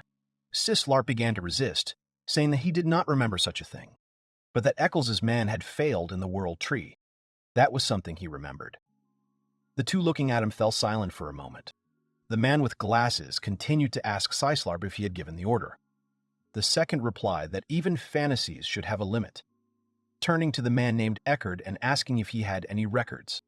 Eckerd gave up and released Sislarp, saying that it didn't matter as long as the hated Eccles submitted. But this all leads them to the main problem. One of the 6 stars moved forward to take care of Colonelson. Eckerd continued, saying that apparently he returned wounded and nothing can be said for sure since he has not yet regained consciousness. But it is easy to guess that a battle took place at the World Tree. The girl angrily asked about the battle, and Sislarp grimaced. The girl continued, saying that it was funny to learn that the 6 stars had their families broken, otherwise they had become completely arrogant. But it would not be funny if it provoked a war with the elves and dragons. Sislarp grinned and said that wars do not start so quickly. The man's smirk grew into a smile, and he suggested that they first hold their leader accountable for the failure of the 6 stars by sacrificing him. In a beautiful manner, where Zess lay unconscious on a bed, all the other members of the 6 stars were next to him, and Comet was casting a spell over his head. Finally, Zess opens his eyes, and everyone else jumps up to him in joy and surprise, saying that they didn't expect anything else from Eccles. Zess addresses the bishop by name and clutches his head. Eccles asks him not to force himself in response. Comet, standing nearby, immediately gets down to business and asks the lying man what actually happened near the World Tree. Zess frowned, trying to remember. His eyes widened and he turned his head, asking again about the location of the event. He sincerely does not understand what the conversation is about and asks Comet to explain what he is talking about. Comet widens his eyes in surprise. With irritation, she presses on the sick boy, saying that now is not the time to fool around. Mio, sitting at the foot of the bed, steals Zess's attention by asking him if he remembers how she barely managed to save him from the Dark Elves. Zess tensely apologizes to Mio for his lack of memories of the event. Everyone is very wary and asks Eccles for help. He asks them not to worry because people often lose part of their memory as a result of a blow to the head. Eccles turns to the door and tells his student to get some rest, and that he will not forget his sacrifice. The tallest man who is walking with the company decides to inquire about his friend's future health. The teacher answers with a short word, yes, adding at the end, in theory.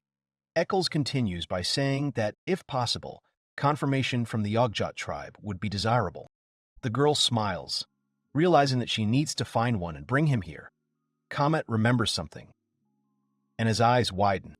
The boy knows that there is already one in the throne, the servant of His Holiness, Henneth of Udjat. The tallest man doubts the help of this man. The others fall silent, listening to what Eccles will say. Eccles takes on the task, claiming that somehow they will come to an agreement with his character. But the main problem is that they do not know what happened to Zess. The girl with the bun on her head said that by the time Mio rushed in after feeling the stone's reaction, Zess had already been attacked by the Dark Elves. The tallest guy added that the Dark Elves were near the World Tree, and that they seemed to have a terrible relationship with the Light Elves. Comet suggested that those elves were not from the World Tree, but that they had a human pulling the strings. The girl with the bun clarified that it was like a gray cardinal who hated their teacher. The guy with white hair really didn't like this conversation. Arch concluded that it might be the Kavas faction. Comet came up from behind and stopped Arch, saying that if they were planning to attack them, then even in the country where the Six were, they would find a way, finally asking if this was too much. Eccles supported his student, saying that they should think carefully, because something happened in the World Tree, and there was a need to attack Zess. Arch began to summarize what had been said, but someone else interrupted him.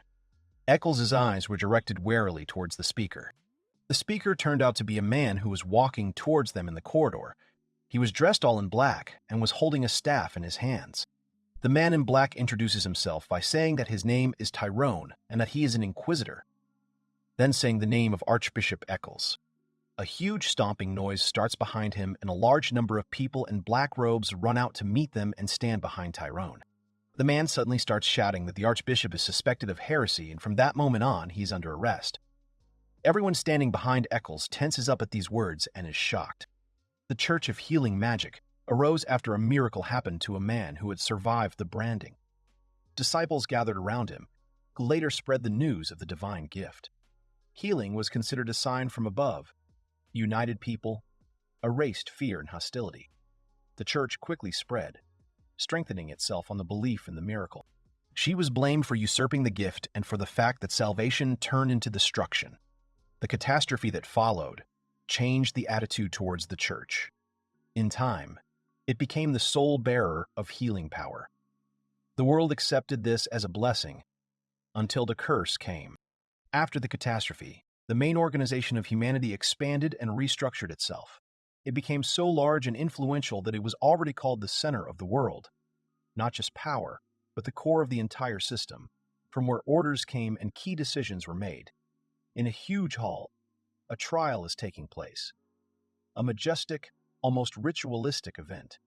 At the top, in the center, rises the figure of the Supreme Man. On either side of him are advisors or judges, sternly and dispassedly. A group of people stand in front of them. In the center is a man. His face is tense, his posture is straight, but his gaze is wary. This is not just an interrogation. His fate is being decided here. A male voiceover talks about the origins of the modern church system. It is centralized and originates from the founder Clemenius. He mentions 10 outstanding disciples, among whom the figure of the Pope and the cardinals stands out. Shows the structure of the church hierarchy. Everything starts with the deacon, then the priest, the bishop, the archbishop, and finally the cardinal. Cardinals are elected by the Pope as the highest advisors. After a strict selection process where character, ethics, and knowledge of doctrine are tricked to section process where character, ethics, and knowledge of doctrine are taken into account. The system involves gradual promotion from the bottom up, from deacon to cardinal. In recent years, this has changed. The influence of factions within the church has increased, and the choices become less traditional. Ackles is tense and collected in the courtroom, in front of all his former comrades. Looking at him with complete pride for his capture is the same guy Tyrone who detained him along with the army in the hallway. Ackles looks at the chair behind him, and then turns his gaze upward. To the most important person in this room, Ackles looks defiantly at the people sitting above who forced him to come here. A dark guy with sharp features appears in the background, his expression angry, tense. He watches what is happening with cold caution. Eckert raises his hand, which means the beginning of the Inquisition. The man takes off. 6 birds circle around him, a sign of a spiritual event. Behind the scenes, they talk about the first year of the sacred calendar, when Killen ascended to God, and his disciples created a church, leading humanity forward. People reaching for the sky, a temple in the center, a symbol of faith. In the background is a dying old man and another, almost without strength. The missionaries continue to convert people despite persecution. The camera shows a skeleton. All this turns out to be a memory of a past era in which discrimination against people by other races was very strong. Unity and cooperation are proclaimed as the highest values for the human race. 2 men prepare to shake hands against the backdrop of a symbolic landscape. Then, they show people in masks and hats, inquisitors. The church creates the Inquisition to cruelly punish all who deviate from the teachings of Killen, heretics. The Papal Secret Service, the Inquisition, reports directly to the Pope. Magicians are usually not allowed in, but there is a close eye in the frame, hinting at an exception to the rule. The main ones during this Inquisition will be 3 people from the Kawash faction, Sislarp, Eckerd, and Kupra. A man leafs through a book, an aura glowing around him, and the others bow before him. At this time, a story is told about 3 cardinals, the leaders of the Kawash faction, the main proponents of anthropocentrism in the church. Unlike other movements, the Shalom faction, which strives for harmony with other races, and Zvimhar, which focuses on confirming the teachings through tolerance. Kavash chooses the path of force and direct pressure in political and religious issues. Kovash faction, thanks to its hardline approach, has gained considerable influence even over the Inquisition, which is formally subordinate only to the Pope. We see one man bowing before another, a symbol of power and submission. Sislarp asks not to misunderstand him. His lips are tense. The camera zooms in on the face of a young man with soft, almost defenseless features. He looks confused, as if he doesn't fully understand the scale of what's happening. There are serious people around, their faces full of anxiety and hope. They have gathered here for one purpose, to call upon him for the sake of protecting the church and all of humanity. The atmosphere is tense, as if before an inevitable decision. Ackles sighs wearily, then turns away abruptly, making it clear that he has no intention of wasting his time on empty words. His departure is taken as a cold but firm refusal. The girl freezes, barely containing her disappointment, then lowers her gaze and picks up the staff, which begins to fill with magical energy. The air seems to become heavier. The tension is growing. The girl raises her staff sharply, pointing it at the boy.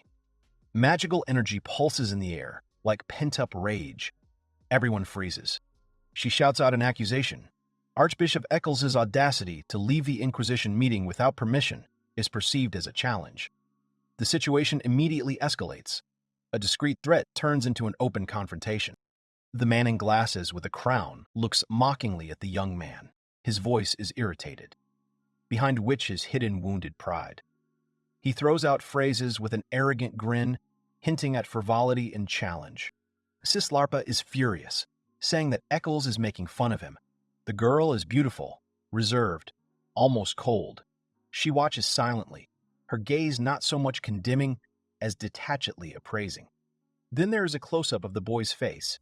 He does not react, just looks at everyone with an impeccably calm, almost aesthetic expression, as if none of this concerns him, or has already been decided.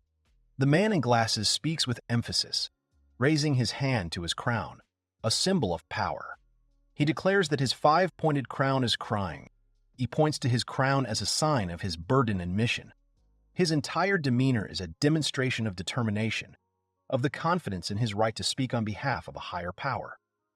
He asserts that it is they, the bearers of the five horns, who receive the grace of the Creator God, who must fulfill their duty as representatives in the world. He ends his speech by stating that this is something self-evident, and he dared to add that God is trying to create a place on earth where all people could live for eternity. He continues to speak, not hiding either the pressure or the superiority. He looks at the young man carefully and firmly, as if trying to break through the defense with his gaze. There's accusation and disappointment in his voice. Sislarp asks Eccles directly why he is trying to resist this great task. Eccles looks at all those assembled with a look of full conciliation and says that this is something that goes without saying, so he does not need to dare or add anything. He had no desire to go against God, and he would like to know on what basis these three make such a statement. Sislarp, sitting highest, grins and calls out to his colleague. Eckert, without thinking twice, he enlightens Exo that there are 4 points that cause concern and begins to announce the first point. The messenger of God presses on, the accusations becoming more specific. He points to an act that is considered outrageous, abandoning his subordinate. The girl next to him adds details. The priest's name, Corneil's son. Her words are calm but condemning. The atmosphere becomes tense. The man explains that he left without completing his treatment at the World Tree. The girl reminds him that the place is full of dangers, including dragons. A person abandoned there could die, and no one would know. It all seems like an act devoid of compassion. The men continue to develop the idea the mistake could have been a disaster for the entire country. Such behavior would have given rise to retaliatory action, and the consequences could have been irreversible. They speak about this calmly, but with a clear hint of the gravity of the act. The speech sounds like a guilty verdict, veiled in diplomacy. Eccles is asked to apologize for all the things he has done. The guy does not object. He is silent, looking down, and quietly admits his guilt. His words are short, without excuses. The guy bows, a gesture of recognition and acceptance of guilt. In response, the faces of those present light up with smiles. Some are content with this reservedly, some with a barely noticeable grin. The atmosphere softens. These people are very happy that they were able to catch the hated Eccles in a mistake. Behind the door, the disciples of the saint listen and worry about their teacher, who is completely alone in the hall, surrounded by people who can no longer. Eccles admits he never even thought that Sislarp's student could be incapable. This is said sarcastically with a hint, clearly not by accident. It sounds like a mockery of the others. The reaction is immediate. The faces around instantly change. People tense up. Some clench their fists. There is irritation in their eyes. The atmosphere becomes tense again. A tense dialogue ensues between high-ranking characters. One of the participants refuses to accept the distortion of facts and states that he sees no point in staying if the conversation continues in this vein. Eccles is accused of being responsible for the actions of his subordinate, Colonelson, although he points out that he was sent with him not by personal decision, but by order from above. The debate heats up. Eccles is passionate about being blamed for Colonelson's failure, pointing out that the fault may lie more with a dubious order. He tries to shift the blame to management, claiming that he acted on instructions. The accused decides to leave if the judges continue to distort the facts. The situation escalates to the point of shouting. Cupra furiously proves that at that time, Colonelson was Eccles' subordinate, which means the guy should be responsible for him. When emotions reach a peak, one of the characters subduedly suggests leaving, feeling that further presence is useless. His words provoke a violent reaction, but he calmly reminds that Colonelson was appointed as a companion by official order of the Cardinals, including the Cloche faction. This statement casts doubt on the charges and causes confusion among opponents. Eckerd, shouting over Cupra, stops her argument with Eccles, saying that his case is being heard here, not theirs. The man in glass is immediately made public the second charge. One of the men is behind bars, agitated, shouting, and accusing. Vernon's confession, in custody, is read out, in which he claims that the Archbishop ordered the fire. The crowd is outraged. The accusation is that the group, having information about the plot, did not try to prevent it. The man tries to remain calm, expressing bewilderment that the accusations are based on the words of the criminal. The atmosphere is tense. One of the people present, clearly furious, shouts that the tragedy could have been avoided. Eccles says that Cardinal Nassep was capable of it. This statement enrages Eckert. He asks the guy again with undisguised irritation. Eccles answers in the affirmative and explains that the cardinal was in charge of the southern district, including the prostitute district. And if Nassep had known of Byrne's intentions, this would not have happened.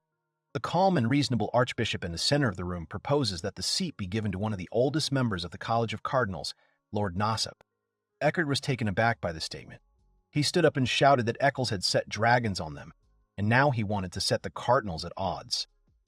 The guy with the bored look said that this was already nitpicking.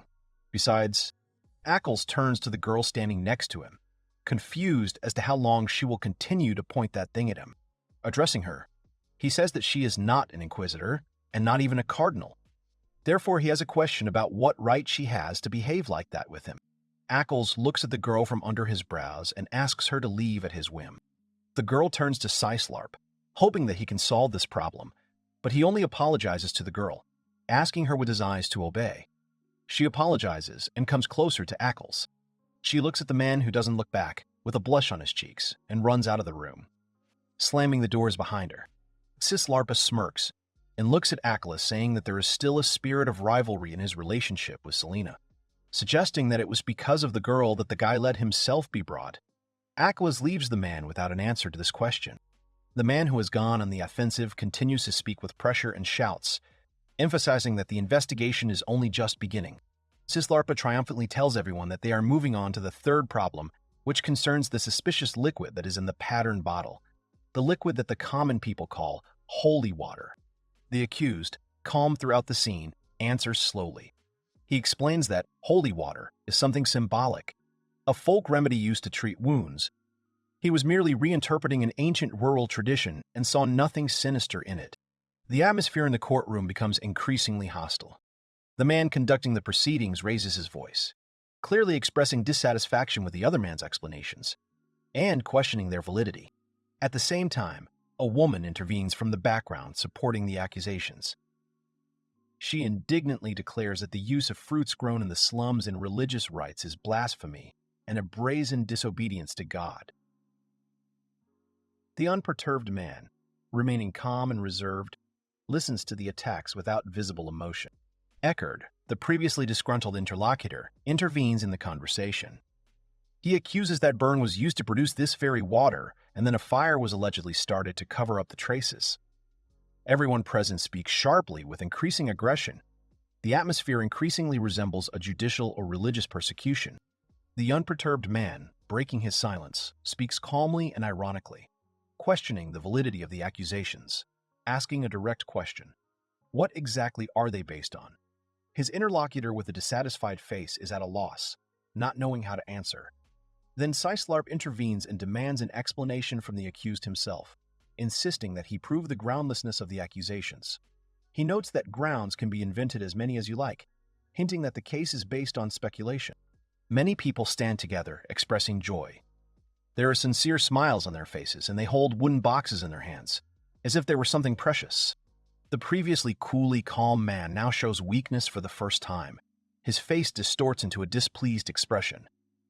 The attempt to maintain confidence and control no longer looks flawless, as if he is trying to maintain an image, but is no longer so convincing. His opponent, catching this, shouts out a caustic question with a triumphant grin, enjoying the moment and clearly feeling like a winner in this verbal clash. The interlocutor continues to look at the man with a grin, enjoying his apparent confusion. However, he pulls himself together again and calmly begins to speak, regaining control of the situation. He reasons out loud, as if putting everything in its place. His suspicions were strengthened when the Kavash faction appeared in full force, and now it became obvious that before him is an unofficial investigation, disguised as an Inquisition hearing. He notices that they are trying to put pressure on him through the hostages and calls everything that is happening a farce. Eccles' gaze remains calm, firm, and impenetrable. No aggression, no fear, only restrained determination. He asks what he must do. The men, clearly pleased with his role and what is happening, begins to applaud loudly, smiling with exaggerated delight. His gesture is not an expression of support, but rather a sarcastic approval of the words of his interlocutor. It is as if he is enjoying the spectacle, and his own power in this trial. He then moves on to the fourth point of the charges. With a strong intonation, emphasizing the importance of the moment, he recalls a recent incident. Immediately after the events with Colonelson, one of the members of the faction known as the Six Stars was injured at the World Tree and returned. The man throws out a provocative question: what actually happened there? Leading the hearing to another round of questioning and suspicion. Sisler but bites his lip, impatiently waiting for the other man's reaction, asking him questions out of curiosity. In the end, Ackles can't ignore what happened to one of the Six Stars. The man continues to press, hoping that the boy will realize the failure of his subordinates. Sislarp's smile is distorted, and it hints that Ackles is inhumane. Meanwhile, near the World Tree, Corone takes a pair of scissors and carefully cuts the stitches that allowed the boy's wound to heal faster. Putting away the scissors, Corone officially declares that the stitch removal is complete and asks the owner what he thinks about it. Yuito exclaims in delight and praises Corone, thanking her for the work she has done. Corone thanks her master for entrusting her with the treatment. The four sit at a table, resting after the treatment. There is an atmosphere of friendship and mutual support among them. One of them notes that the results of the treatment were possible thanks to the training of the elder Corona, who is eager to apply the knowledge she had gained. The boy enthusiastically picks up on this, emphasizing the importance of the basics, suturing and ligatures. He suggests that they continue practicing together, to which Corona, the girl with the ears, readily agrees, calling him Master. Another girl with ears also expresses her desire to try, and another one joins them, timidly expressing her willingness to participate. The boy agrees with a smile and calls them by their names, Chloe and Saya. But the next moment, he suddenly freezes, eyes wide open, as if something or someone suddenly caught his attention. The council is sitting in a room surrounded by beautiful facades with vines hanging from them. Someone says that Yuno and Alex have no time for joint practice today. In this case, she doesn't care about the circumstances. The woman is more concerned about who is pulling the strings. The girl sitting next to her agrees and threatens to kill her when she finds out who's doing it. The other two girls also try to get a word in. The elf talks about Yuito, saying that he is important and that the World Tree will take strict measures because of him. Their priority now is to find out the true state of affairs. Another girl with a bun on her head turns around and calls out to the young man, asking him to form a reconnaissance squad and take command. At this moment, a dark-haired young man with elven ears enters the hall. His sudden appearance causes a violent reaction. The captain, noticing him, shouts at him. Phylon, noticeably embarrassed, understands that he has come at the wrong time because the meeting is still ongoing, and with all his appearance expresses apologies. Archbishop Eccles and his disciples had just arrived back in the World Tree. The owl was rushing to report the news to the entire round table.